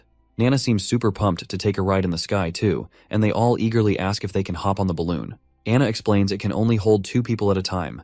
Meanwhile, the prince is still busy apologizing to the ladies for going in the sky like that. And as Anna and the prince are getting grilled by the others, they accidentally bump into each other while stepping back. They share a smile, perhaps because the prince enjoyed playing clap-clap with her in the balloon. Meanwhile, Nightingale, munching on snacks as usual, feels a bit left out. She probably wanted to ride with the prince too. Even her precious cake slips off her plate and falls to the ground, and she quietly walks away. Once he's off the hook from the questioning, the prince waves to the girls and starts to leave. On the other hand, Wendy also notices Nightingale's absence. As night falls, we find Nightingale sitting alone, looking kind of down. Wendy pops into view and asks her why she slipped away quietly this afternoon. Nightingale stays mum at first, just saying it's nothing. But then Wendy pulls her clothes aside, flashing her impressive assets under her gown, reminding Nightingale she can chat to her about anything. Nightingale blushes, probably because Wendy's bosom is bigger than hers. Later, they're lying side by side on the bed, and Wendy keeps nudging her friend to spill what's on her mind. Nightingale reminds her friend that what the prince said about marrying a witch was true because she can tell when someone is lying. Wendy immediately warns her never to reveal this to anyone in the witch union. When Nightingale asks why, Wendy explains that the prince is destined to become the king of Grey Castle, and the kingdom might not support a king without an heir, which could also affect the future of witches. Wendy also senses that her friend is bothered by the close relationship between our prince and Anna.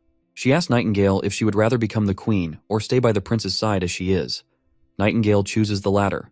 Wendy reassures her that she's already by the prince's side, so there's nothing to worry about. She advises her to come to terms with it and live happily just being beside the princess. The scene shifts to the Holy City, where someone is getting brutally tortured by these filthy priests in the name of ceremony. The pain is so intense that the man begs for death instead of enduring it. Meanwhile, Archbishop Maine seems to be really nervous. Just then, the big boss of the church arrives and orders Maine to stop. Priest Maine spills the beans right away that this guy also flunked the test for the elite judgment army, and the man before us is undoubtedly Pope O'Brien. The Pope tells him to let the guy rest, and when he says rest, he meant to cut this failed subject off brutally right then and there. Then the Pope grabs his junior's hand and assures him that back in the day, he was way more nervous than him when he first hosted the ceremony. He mentions he even puked all over the place at 45, and the smell of blood made him dizzy. Maine then asks his senior if it's really necessary to go through with this ceremony and how many soldiers they want to transform into the Judgment Army. The old man just walks off, telling him to hang tight. He says that when he becomes the next pope, all his questions will be answered in the church's secret library. Suddenly, a man grabs their attention, and Pope is absolutely thrilled to see if he's going to participate in the ceremony. The man on the ground agrees and introduces himself as Rekut Rot, part of the Holy City Guard team. He's honored to take part in the transformation ceremony. Shortly after, they bring in a witch who has already been rendered unconscious with dreamland water. They tie this new man to the same bench as the one before him and immediately begin extracting the witch's blood. They mix it with some divine stones of judgment, and the mixture turns into a mysterious bluish liquid even the archbishop has no clue about. Then they inject this solution into the man's body. There's a possibility he'll undergo a transformation into a God's punishment warrior, also known as the Judgment Army, who is as strong as they come. However, if the transformation works out, it wipes out their emotions and smarts, turning them into mindless ghouls with just instincts and a tiny bit of will left. There's also a chance they might fail and suffer like hell, or even kick the bucket. But the priests are all in because it's their only shot at fighting demons. Looks like this man has passed the transformation process. Soon after, we spot both the junior and senior priests together. The Pope gives Maine props for pulling off a solid transformation ceremony. 62 warriors joined in, and more than half of them succeeded. Then the old man brings up this new kind of poison, produced by Master Crow's eyes. If it's slapped on a rotting corpse, it spreads out to the area around it. This stuff floats through the air, so you don't need to eat it or touch it to get affected. There's no cure for it either. Pope, sounding all ominous, asks why they don't just use this against Grey Castle. Back in Border Town, everything's peaceful, and Anna's totally blown away by the scenery from the hot air balloon. She turns to Soraya, asking if she feels the same. But Anna is left speechless for a moment when she sees all the paintings Soraya has been whipping up of the scenery they've seen from up high. Anna stumbles over her words, trying to say something about the paintings, while Soraya waits for her response curiously. Once they finally touch down on the ground, the prince bursts into the room, radiating happiness because he's heard that Soraya's painting style has undergone a drastic change. When Nightingale's eyes fall on Soraya, she's immediately shocked to realize that her magical abilities have transformed dramatically.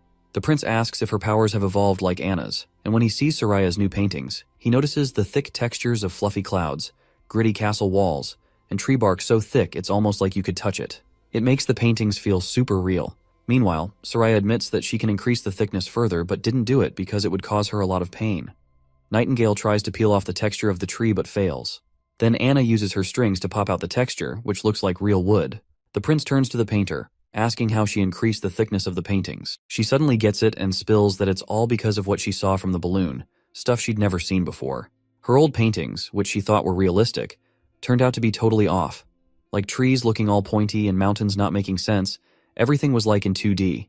So, she wanted her art to match those epic views. She started thinking about those tiny balls our hero talked about, which are atoms, and she imagined her brushstrokes as layers of colorful balls stacking up to create the whole picture, and bam, her paintings get textures, green trees popping up, and deep blue rivers sinking down, which gives the paintings a 3D effect. Soraya blushes, claiming her ability isn't as useful as Anna's since all she can do is paint. The prince reassures her it's valuable and he has the perfect idea, hinting it's related to her bathing issues. Soraya feels embarrassed, while Nightingale gives him a suspicious stare. The prince explains that rather than calling what Soraya creates paint, it's more like a coating made by magic. If it passes material testing, he believes they can use it to build water pipes. The girls ask what they're going to do with them, and he explains that no one will need to haul water for baths every day.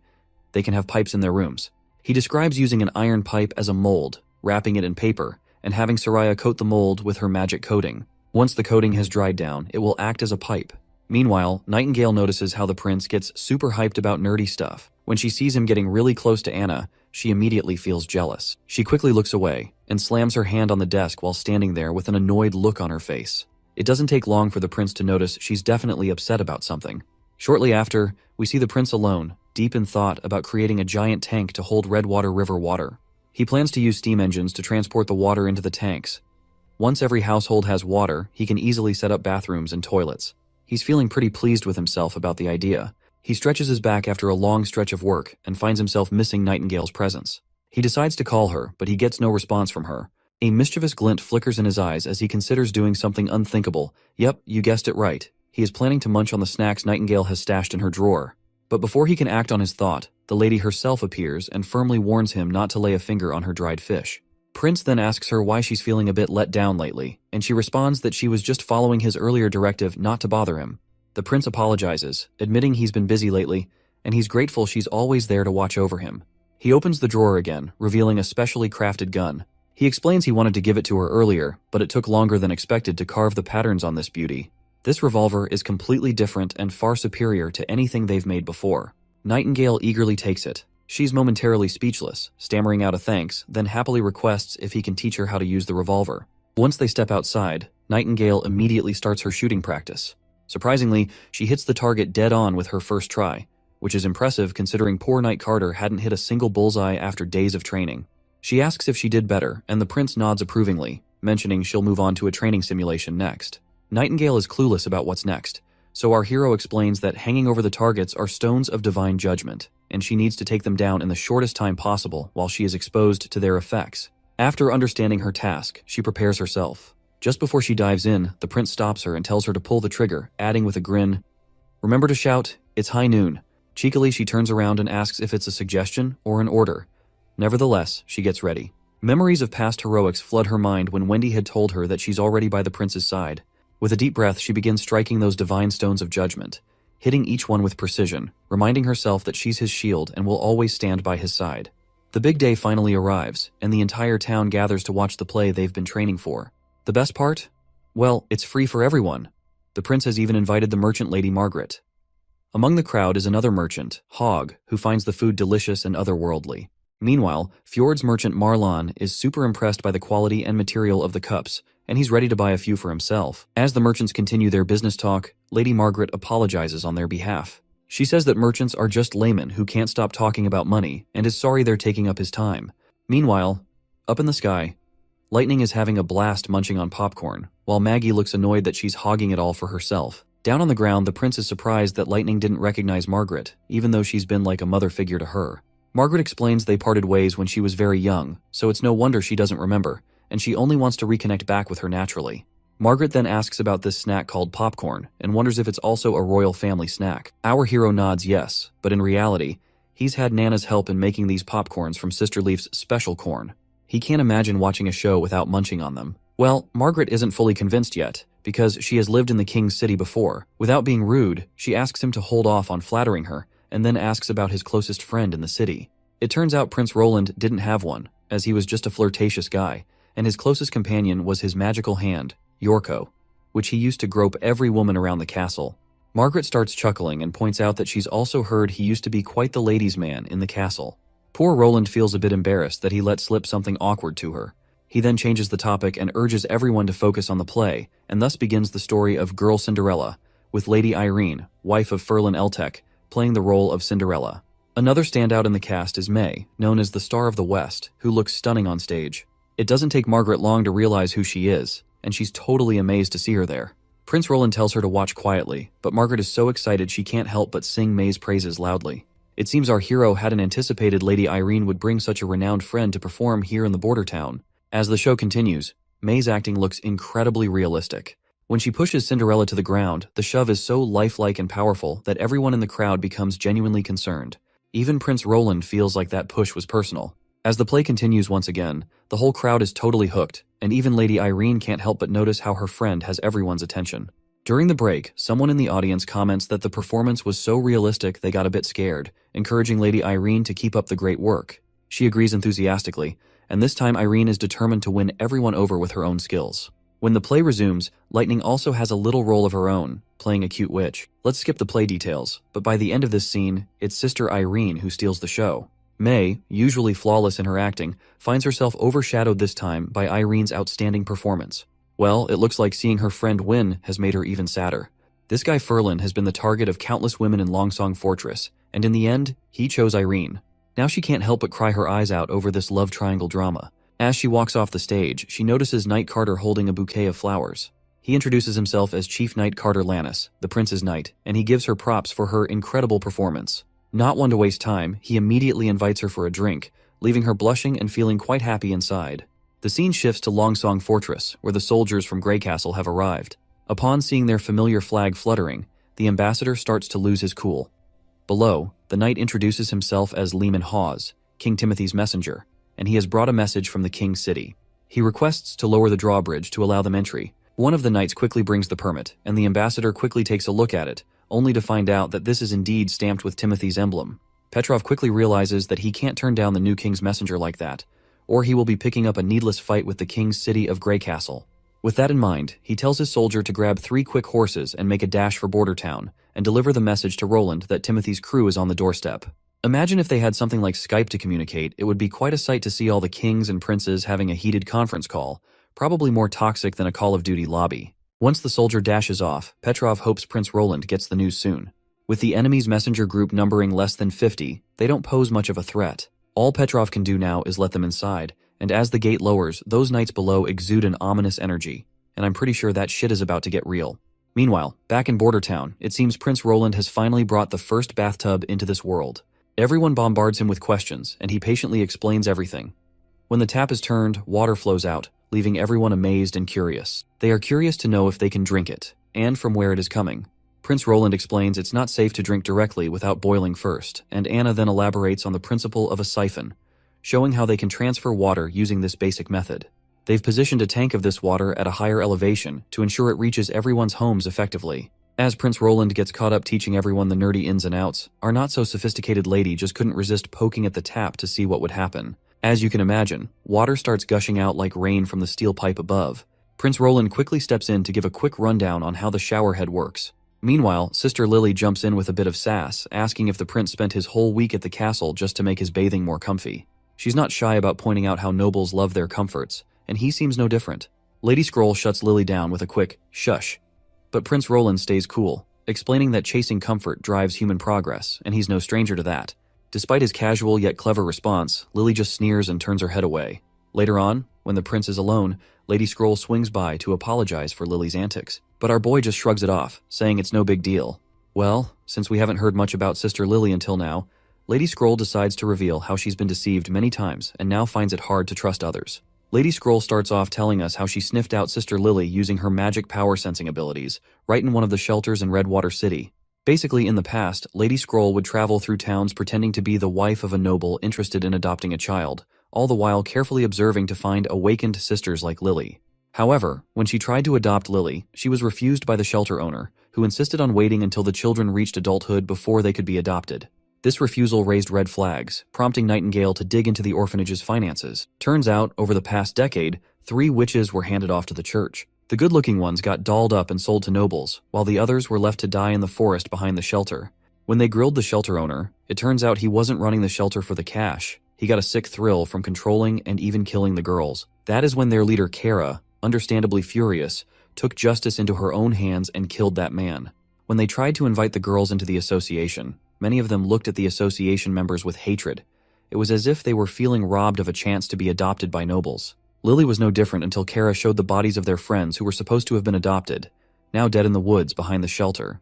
The sight was so overwhelming that Lily vomited and passed out in Wendy's arms. When she woke up, she seemed emotionally numb, like a doll. Under Wendy's nurturing care, Lily gradually recovered, but her experience left her with a deep-seated resentment towards nobles, which might explain her sometimes harsh behavior towards our hero.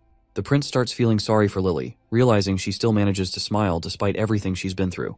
Then, Lady Scroll pops the question, and our hero gives her the go-ahead to ask. Right on cue, Sister Scroll calls out to Nightingale, who promptly shows up from the shadows. By now, Roland is clueless about what these ladies are actually plotting. Lady Scroll finally asks the prince a rather awkward question, which is that since he's planning to marry a witch, does he know that witches can't get pregnant? The prince finds this a bit blunt, and asks if it's confirmed or just speculation.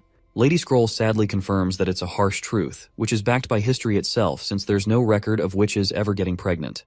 Roland thinks of it like reproductive isolation, wondering if witches have evolved into a whole new species that can't mix genes with regular folks. But the prince shrugs it off for now, deciding to chew on that idea later. For him, his love for Anna isn't tied to whether she can have kids or not. He's more excited about setting up a political system that's fair and doesn't favor family connections.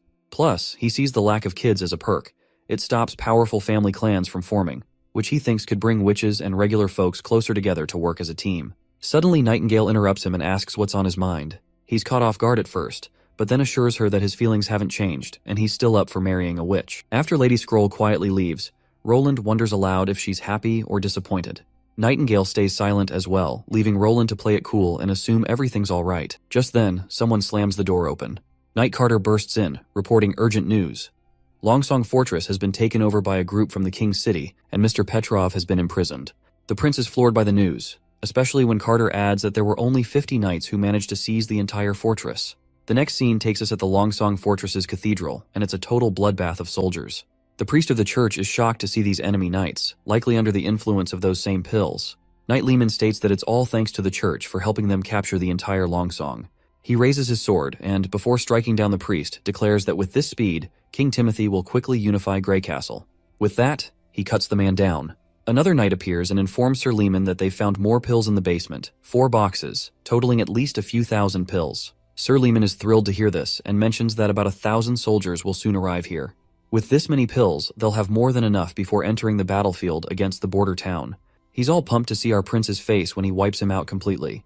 Back at Border Town, Prince Roland waits anxiously for his scouts who were sent to assess the situation at Longsong Fortress. Right on cue, Nightingale perks up with a smile as she spots Lightning and Maggie returning, who deftly land in the office through the window. Lightning doesn't waste a single breath before announcing they've departed Longsong Fortress and are heading straight here with around 1,000 people. The prince is shocked to hear this, wondering how those 50 soldiers multiplied into 1,000. Maggie then reveals that only 6 of them are on horseback. The rest are on foot. She further explains they're dressed plainly, many without armor, and their weapons are mostly spears, with a few swords mixed in.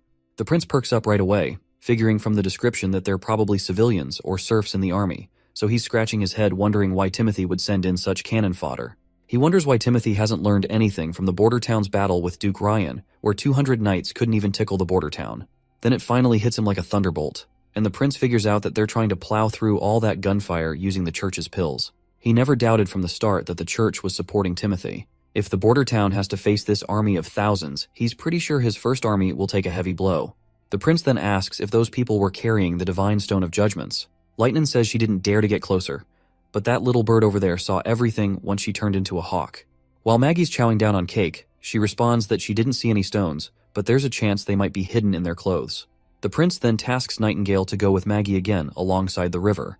When they encounter the passing ships, Nightingale should get close to them while hiding within her fog. Once she's close enough, she needs to see if they're holding any divine stones of judgment. Nightingale just climbed out the window, and they flew off. The prince, stuck behind, curses himself for not paying enough attention to Longsong Fortress and making the dumb move of taking all the soldiers to Border Town, leaving poor Ambassador Petrov defenseless. But Anna quickly tells him to save his worries and regrets for later because he still has to figure out how to deal with the approaching army of 1,000, which will be here in 3 days. She gives him a tight hug and assures him that they won't leave his side, no matter what happens. Shortly after, we see the town gearing up for battle, and Nightingale has returned. The prince asks if she found anything, and she reports back that there were only a few of those divine judgment stones. Lightning then asks about those holes they're digging, and the prince explains they're for bunkers. Both ladies look puzzled, so he clarifies that walls will surround these holes, leaving a small window for soldiers to shoot bullets while staying safe inside. He wants to protect his soldiers from those crazed pill-induced people shooting spears, and only bunkers can offer perfect defense against them. He has also organized 20 groups, each handling 1 artillery piece, which is a 12-pound field gun with a range of over 1,000 meters. The girls are absolutely thrilled to hear this, because with these guns, they're practically unbeatable. The prince suggests the returning scout group grab a bite since they must be starving after their trip. Meanwhile, Nightingale tells Anna to stick close to Prince Roland during the battle because she has a special mission to handle, to which Anna agrees and tells her friend to leave this to her. In the next scene, we see soldiers marching down, led by the ruthless knight Lehman, urging his party to hurry up. He remarks that if this were the King's City Knights, Roland's head would already be returned to King Timothy. His friend advises him to just chill, noting that without those pills, these people would still be untrained morons. He adds that as a knight who's trained since childhood, the pills feel like they've invalidated all those years of hard work, as even unarmed farmers can fight after taking them. Lehman counters by reminding his friend that those who take the pills suffer greatly once their effects wear off. Meanwhile, we also see Nightingale keeping a watchful eye on these people. And shortly after, they hit the brakes, and the knight announces to his captain that they've spotted Bordertown's troops. Lehman expresses amazement, noting he never expected Ambassador Petrov to notify Roland so quickly. He reveals he's heard rumors about Bordertown using long-range weapons in their battle with Duke Ryan. When those weapons fired, there was a bright flash and a big boom. He's pretty sure those big-wheeled things he sees are those weapons, but they look way bigger than what he heard. His buddy next to him just says they gotta hustle to dodge the constant firing. His friend nods, saying they've got 1,500 guys, and after popping those pills, they can sprint like racehorses, so this time they can wipe the border town quite easily. That is when he catches Nightingale's chilling voice, which totally freaks him out. He spins around after hearing that ominous whisper, but there's nothing there. Even his friends swear he didn't hear a thing. Captain Lehman tells his friend Levin to take some people into the woods for a pincer attack. He rallies everyone up, and that's when Lady Echo shows up out of nowhere. She immediately mimics Vice Captain Levin's voice, ordering the soldiers to gulp down their pills and charge ahead. The soldiers get all fired up and immediately pop their pills. Lehman is stunned, wondering what the hell is going on. He asks Levin what the hell he did, and that's when Nightingale appears, her gun's barrel aimed straight at his head. With a single pull of the trigger, she scrambles his brain entirely. The confident captain finally tumbles off his horse, leaving his friend in shock. Meanwhile, the soldiers just keep marching forward like nothing happened to their captain. Levin gags at the gruesome sight, while he also hears someone mimic his voice and order the brainwashed soldiers to take over Bordertown. When he realizes there's a witch mimicking his voice, it's already too late. Everyone is marching forward, ignoring his attempts to halt them. Some soldiers even try to attack him, but he quickly deals with them in anger, dead set on finding these witches and tearing out their throats with his bare hands. Meanwhile, back in Bordertown, our soldiers start blasting those mindless folks with cannonballs, scattering them like pinballs. Those who manage to get close to the bunkers face gunfire, bringing down them for good. Our soldiers are freaking out to see these damn people running super fast even after losing their limbs. Captain Brian finally understands why the prince warned them that these people are more like demonic beasts than humans. The soldiers reveal that the mindless people are closing in. Brian orders everyone to aim and start firing. Once they do, the bullets find their marks right on target, and the soldiers keep firing relentlessly without flinching. Captain Thin Mustache reloads his gun and suddenly spots a mindless knight climbing up the bunker. He gladly aims and shoots the monster right in the head. Suddenly, a soldier is left staring outside, but the captain yells at him to get down quick because the mindless people are throwing spears at lightning speed. However, the spears do nothing as they just hit the bunker wall and bounce to the ground. One soldier even jokes that he nearly shat his pants seeing those spears, but they turned out to be useless against the bunkers. But sadly, their assumptions are immediately proven wrong when a spear finds its mark right in one soldier's shoulder, causing him to collapse in pain. The captain is shocked and he quickly tells his soldiers to keep firing as he will look after him. The captain grabs the man's hand as he asks if he's going to die. The captain knows he is in bad condition, but not life-threatening. He can't pull out the spear recklessly, or it'll bleed more. He's confident Nana can save him and tells the soldier to hang on because he's not dying today. He assures the trembling soldier that once they finish fighting, they'll rush to Nana as soon as possible. Meanwhile, the mindless soldiers continue to charge at incredible speed across the littered ground strewn with corpses. They run between the fallen bodies with no regard. One of our elite soldiers quickly directs his comrades to adjust the cannons for a firing range of 300 meters and load the grapeshot rounds.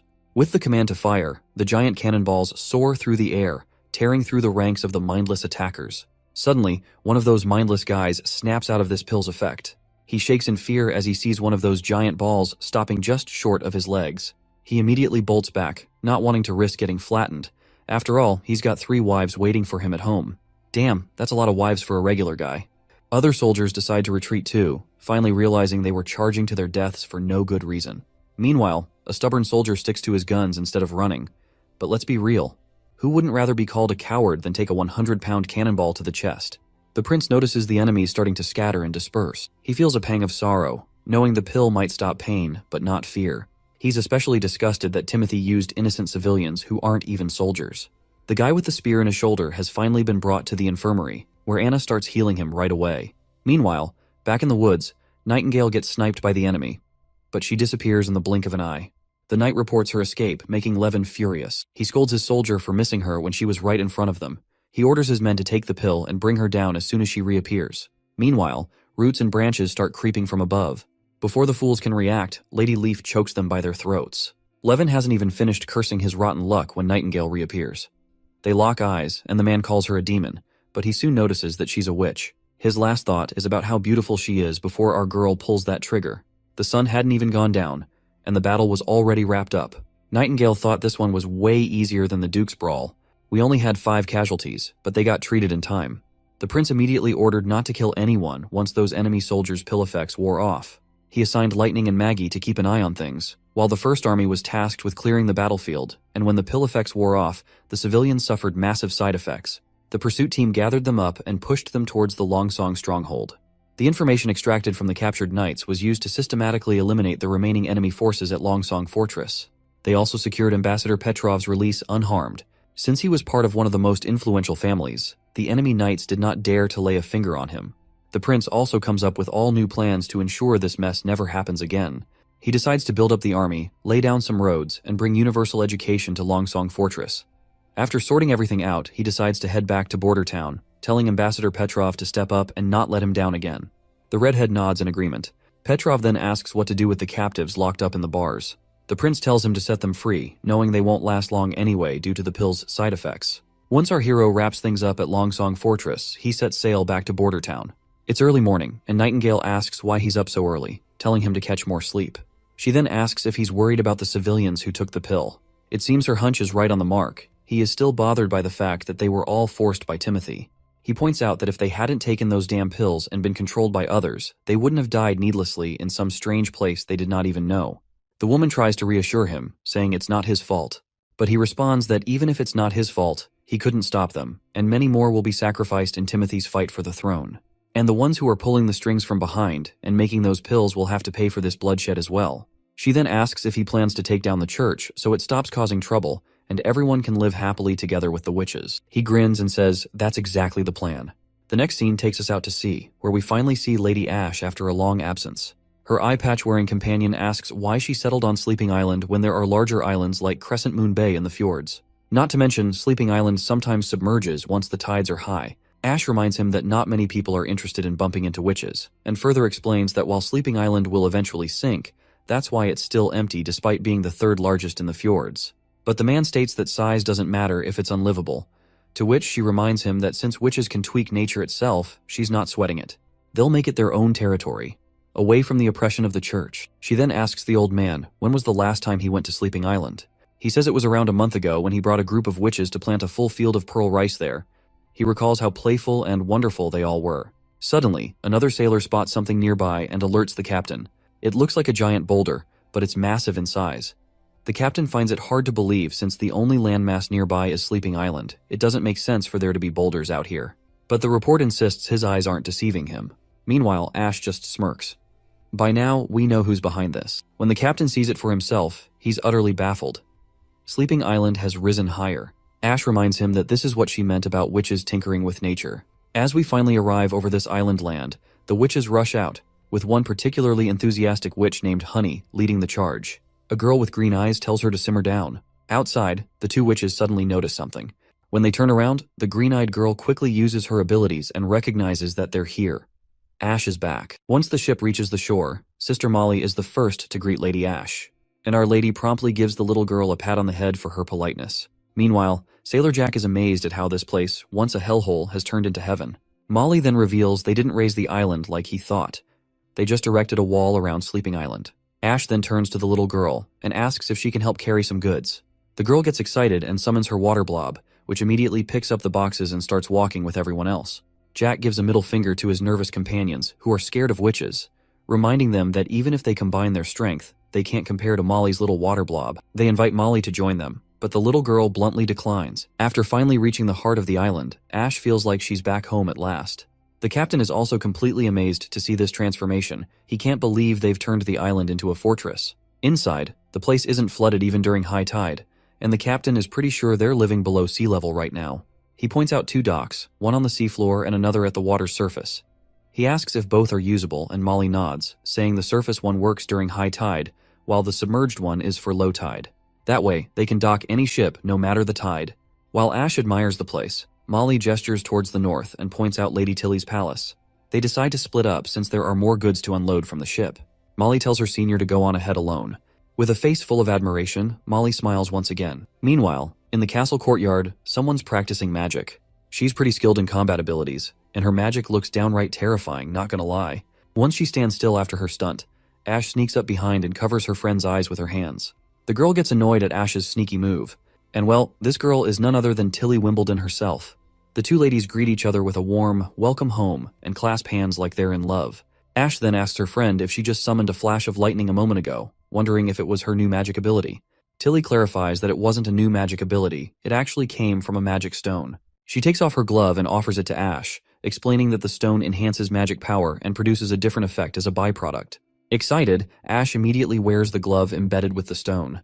Tilly encourages her to give it a try, instructing her to imagine pouring her magic into the stone and releasing it once she feels the stone can't hold any more magical power.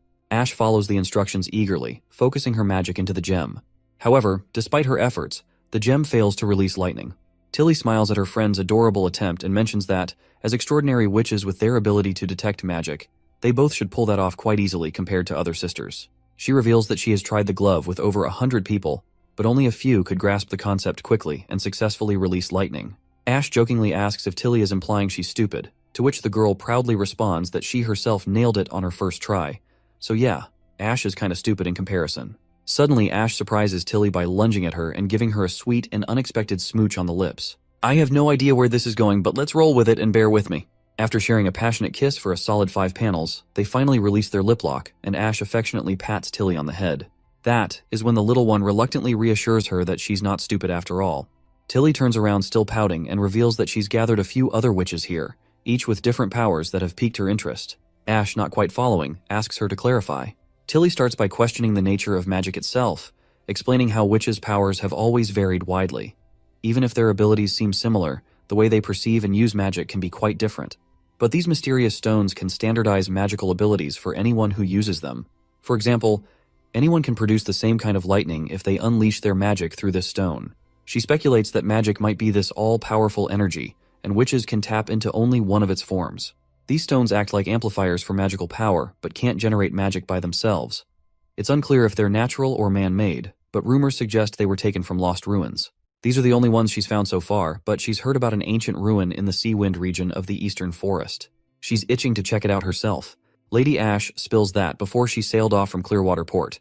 She heard that Garcia Wimbledon's Black Sail Fleet is on the move, heading for the Seawind region, which is Timothy's turf. She figures Garcia is aiming to use the speed of her fleet to hit their rear camps surprisingly. Tilly chimes in, worried that if they keep duking it out in Seawind, the whole place might go up in flames, and the church could swoop in on the chaos to take advantage. She's afraid that without Grey Castle united under one ruler, it'll end up like the kingdom of Everwinter, swallowed whole by the church. Suddenly, Ash notices a striking resemblance between Tilly and Roland Wimbledon, which totally freaks her out.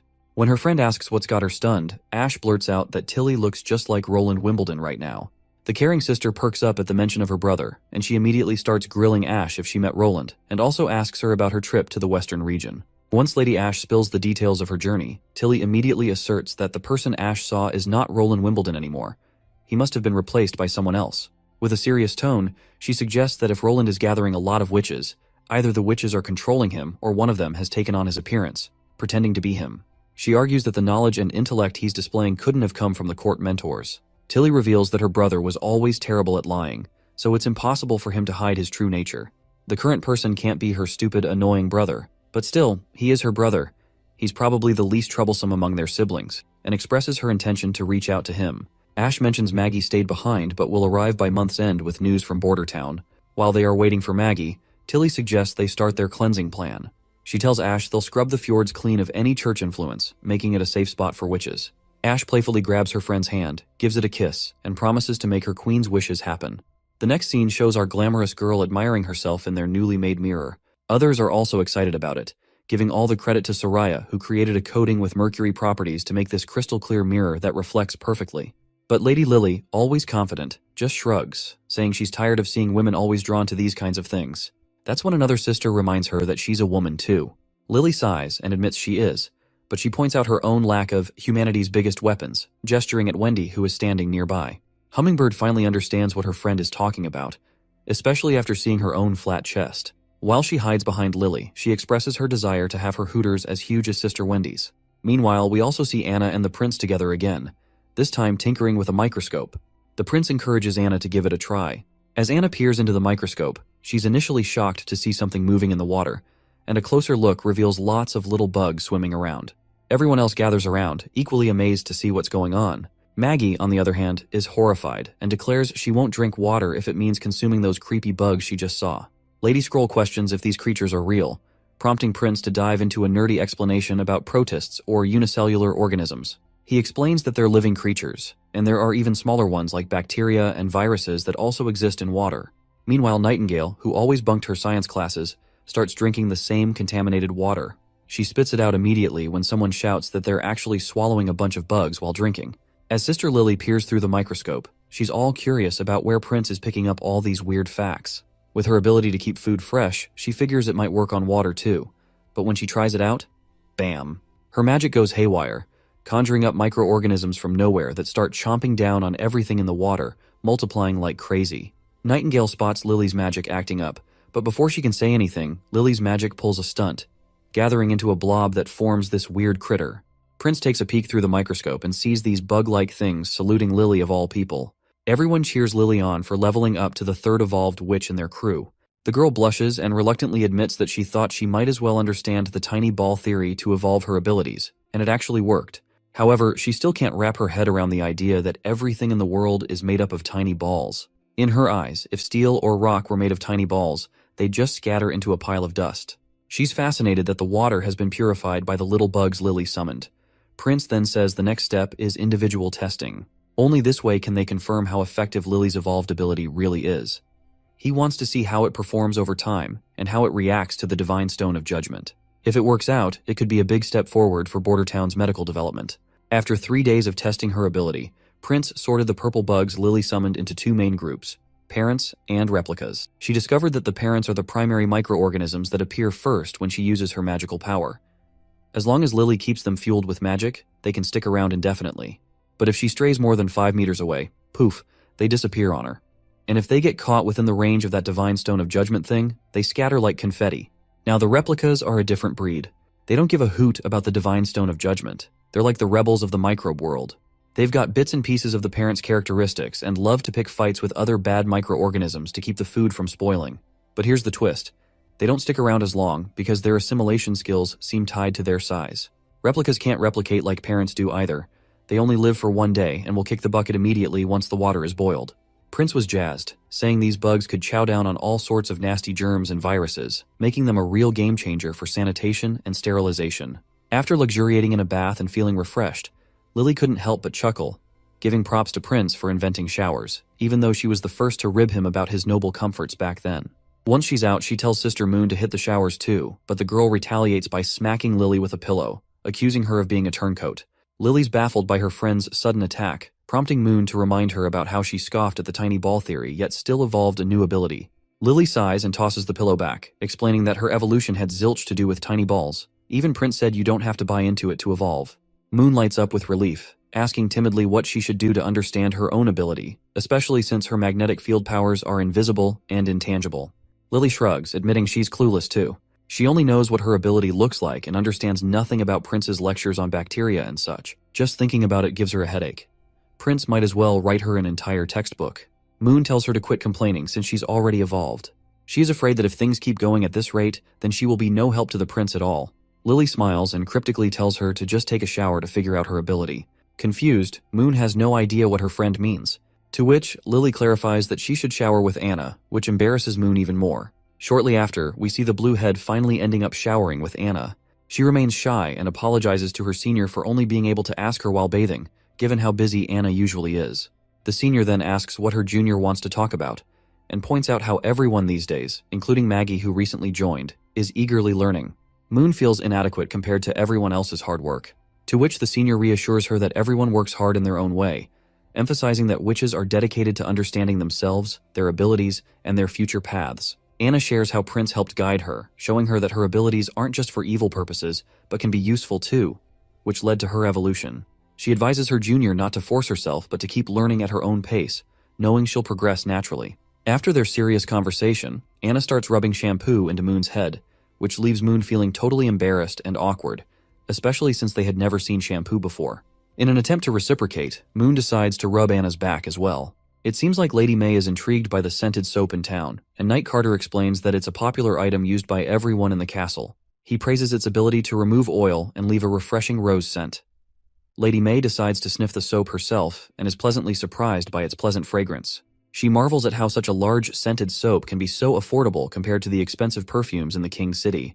Carter reveals that they've managed to make it more cost-effective by using different materials instead of high-priced ones. He proceeds to buy several soap blocks for her, which causes Lady May to blush slightly.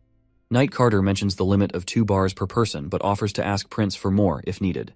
After receiving the soap bars, Lady May looks a bit taken aback but eventually smiles and accepts them gladly. Lady May is deep in thought while Carter is out picking a gift for her. She's mulling over her past at Longsong Fortress, where she recognized and wanted in their theaters.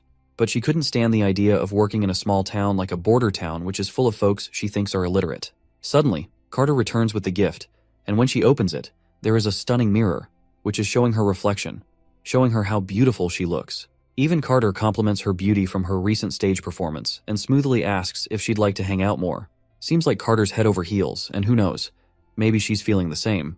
Later that evening, after their pleasant time together, Lady May sits down to write a letter to Ambassador Petrov. In it, she explains she won't be heading back to support the Honeysuckle family at the Fortress Theater. Instead, she's decided to stick around Bordertown to delve deeper into her studies and broaden her horizons in her career as an actor. Seems like Carter is finally not alone anymore. Another day rolls around in Bordertown, where a new knight reports that the Second Army's training is going great. They'll be ready for target practice in about a week, and during this time, he is sure that there will be plenty of decommissioned flintlocks for everyone. Meanwhile, Prince is totally lost as to who this new knight is. He turns to his advisor, bewildered, only to find out it's none other than Carter Lannis. Carter, a bit embarrassed, admits he just trimmed his beard last night. He tells them not to tease him anymore, but Prince and his advisor can't help but chuckle, wondering aloud how chasing after girls could lead a man to such drastic measures. Back to business. The prince assures everyone will get enough ammo for training and tells the knight to have veterans from the First Army supervise. Once the prince is done giving his advisor a list of tasks, the knight suggests they could make good money selling the perfumes they make using sugarcane, because he has heard that it's high price in the King's City. The prince's eyes light up with the prospect of profit, seeing it as a great opportunity to hoard some fat cash. The advisor, still standing nearby, adds that the perfume is the King's City Alchemy Association's top secret product, with only around 1,000 produced each year, and only a fraction of those being sold. Selling it outside the King's City could mean doubling the selling price. He explains that the scented soap he produced makes bath time a lot more fun, and if they use sugarcane for making perfume, they can rake in the money by selling it to Redwater City and Fallen Dragon Ridge. The prince is blown away by how little it costs to produce the perfume. It's just a few crushed flowers, herbs, and ethanol, and yet the profits are pretty sweet. On top of perfume, they can also churn out white wine and white sugar. Even though they might not fetch as high a price as perfume, they'll still bring in some much-needed cash in bulk. With his mind made up, he gathers all the city's merchants the next day. Once Merchant Hogg downs some wine down, he raves about the top-notch quality of the product. Margaret's also taken aback by the wine's punchy flavor, but she's more interested in discussing the perfume business deal, so she dives right in with her questions. She then takes the chance and leans towards the prince to drop some secret info he requested. It seems that not much has changed since Everwinter fell to the church. The Kingdom of Wolfheart put up quite a fight, supposedly halting the church's army at Broken Tooth Castle for about 2 months. Additionally, the King of Dawn reached out to Grey Castle, suspecting the church's intentions to occupy all mainland kingdoms. He proposed an alliance to expel the church forces and cooperate in defeating Hermes' holy city. The prince quickly asks Margaret about the King's City's response to this proposal. In response, she sighs and reveals that under Timothy's advice, Prime Minister Marquis Wyke rejected the proposal. That chubby one sure has some weighty news. He mentions that Timothy is currently occupied in the eastern region with his men, suggesting he might not be able to focus on other matters. There's also word of a large fleet landing in the Seawind region, led by Garcia Wimbledon, wreaking havoc along the shoreline. They've plundered everything in sight, including churches and many merchants from the fjords becoming victims. Margaret adds that numerous refugees have appeared in the eastern regions, with her caravan taking in many of them. These raiders not only stole valuables, but also took lives and burned anything they couldn't carry, which she believes will deal a heavy blow to Timothy, who had just managed to subdue the nobles in the area. The prince is concerned about the refugees and asks Margaret for details. She explains that compared to refugees from Everwinter or Wolfheart, those from Grey Castle are less likely to want to sell themselves into slavery.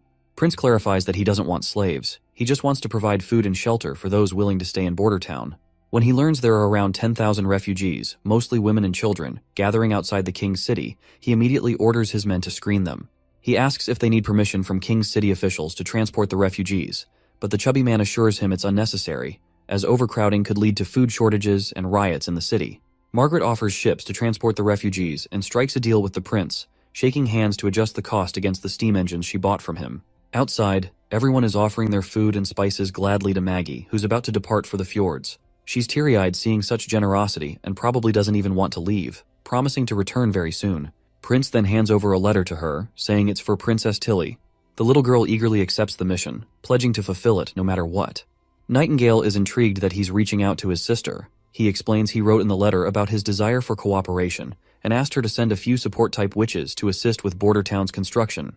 In the letter, he didn't refer to himself as her brother but as the ruler of the western region. Lightning, her best buddy, asks what if the other witches don't let her come back to Border Town. In response, Maggie confidently says she'll fly back without telling anyone. With the deal sealed, our playful girls exchange a sisterly fist bump before parting ways. Prince feels a sense of accomplishment knowing Maggie is now on their side after just a month. As Maggie flies off with her load of products, Prince wishes her a safe journey. Meanwhile, Lily wonders if she's gained a little weight, and Lightning, who's been making her eat all that food, quickly catches on that it's probably her fault. The scene shifts to a sailing ship carrying Margaret and Theo, the representative sent by Prince Roland. Margaret asks the boy if he was born in the king's city, and he confirms that he grew up there before becoming a castle guard. She then asks how it feels to return home, to which Theo responds that he'd rather stay in Border Town because he admires Prince Roland very much. She then teases him, asking what he knows about the prince, to which he stares blankly, unsure of how to respond. Margaret mentions that Prince Roland is an amazing person, but he had a bad reputation in the king's city. She asks if Theo heard the rumors about him, but notes that in Border Town, he's nothing like those rumors. He's a well-behaved, thoughtful gentleman with a wealth of knowledge. Theo shrugs, admitting he doesn't know either, speculating that perhaps Prince Roland was hiding his true self all along. As they chat, they finally arrive at the king's city, and Theo is confused by the commotion outside the walls. He asks Margaret about the gathered people there. She explains that these people are currently being fed, but she's uncertain if they will continue to receive food indefinitely. The strong ones will likely be chosen by nobles, while the weak and old might be left behind. Margaret asks if he plans to use his men to advertise and recruit people, but he explains it would be ineffective and draw too much attention. Instead, he suggests she take his men with her and reveals he's already figured out a plan. To get things done, you either deal with annoying officials or hire people known as rats to handle it. Once alone, he reveals to us that in the past when he joined the castle guard, he used to be part of the patrol team, responsible for shady tasks passed on to an underground organization called the Rats. These rats do all the dirty work of the kingdom to keep things in balance. He plans to approach them through middlemen to see if they'll take on the job. As he walks, he notices some girls hanging at the gallows, but soon reaches the middleman who hooks him up with the rats. The middleman introduces Theo to the group, which includes a young girl and someone named Fox.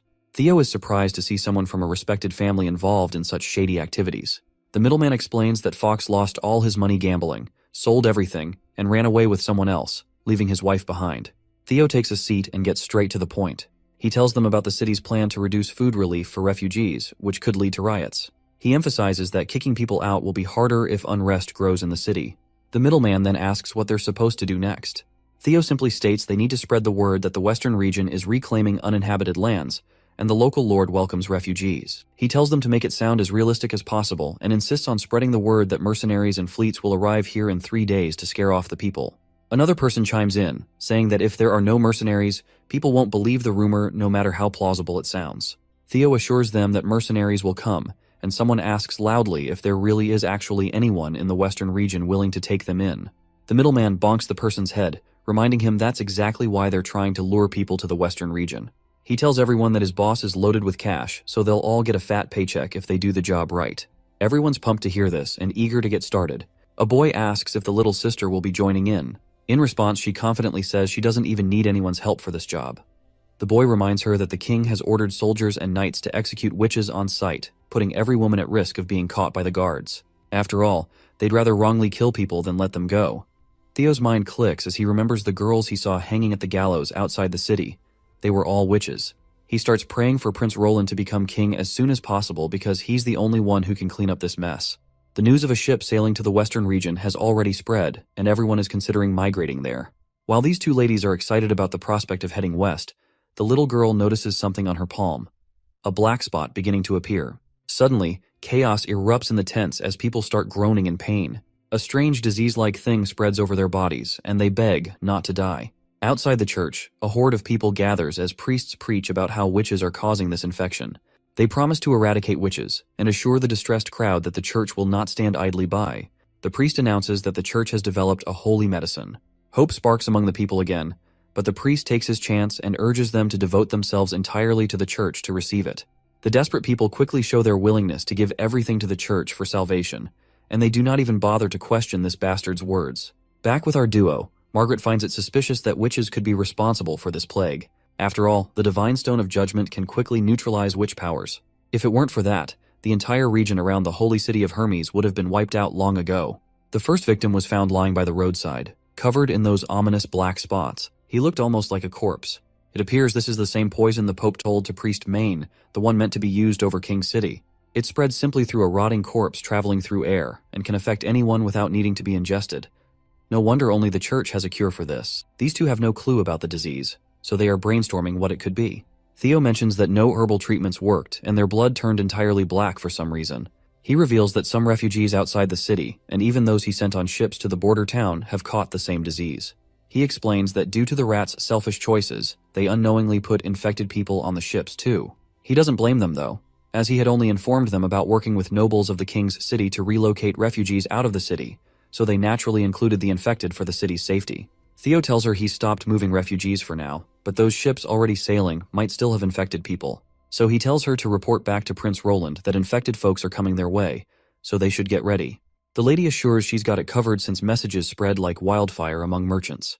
Meanwhile, on the boat with refugees, people are feeling sick. We spot the same girl from earlier on board, with another girl giving her water. A man warns the girl not to get too close to the sick girl because the marks have spread to her neck and she doesn't have long. He's convinced they're all doomed, which makes the girl cry. Even some of the crew transporting them have caught the infection. Despite the despair, the lady believes they'll be saved once they reach the western region. A man bursts in, claiming it's all useless no matter where they go. Another man intervenes, saying it won't be useless because they have Prince Roland on their side. The next scene takes us to the border town where Knight Carter is rallying the soldiers, urging them not to let their guard down because Eastern region refugees will soon be arriving. Prince Roland is equally serious about the urgency, especially after learning that there are sick people coming to border town, and he has already prepared for it. Lily has also mastered the disinfection process and is eager to help cure the arriving sick people. Infirmary camps have been set up in advance, and the infected individuals from the ships have arrived. They are escorted into tents where Sister Lily treats them with utmost caution.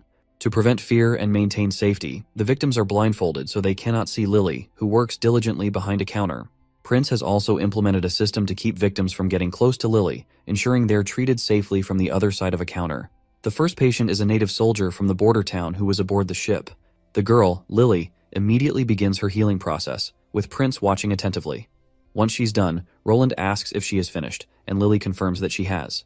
He then asks the patient how he feels. The soldier initially says he feels kind of good, but then he's absolutely shocked when he realizes it was Prince Roland who spoke to him.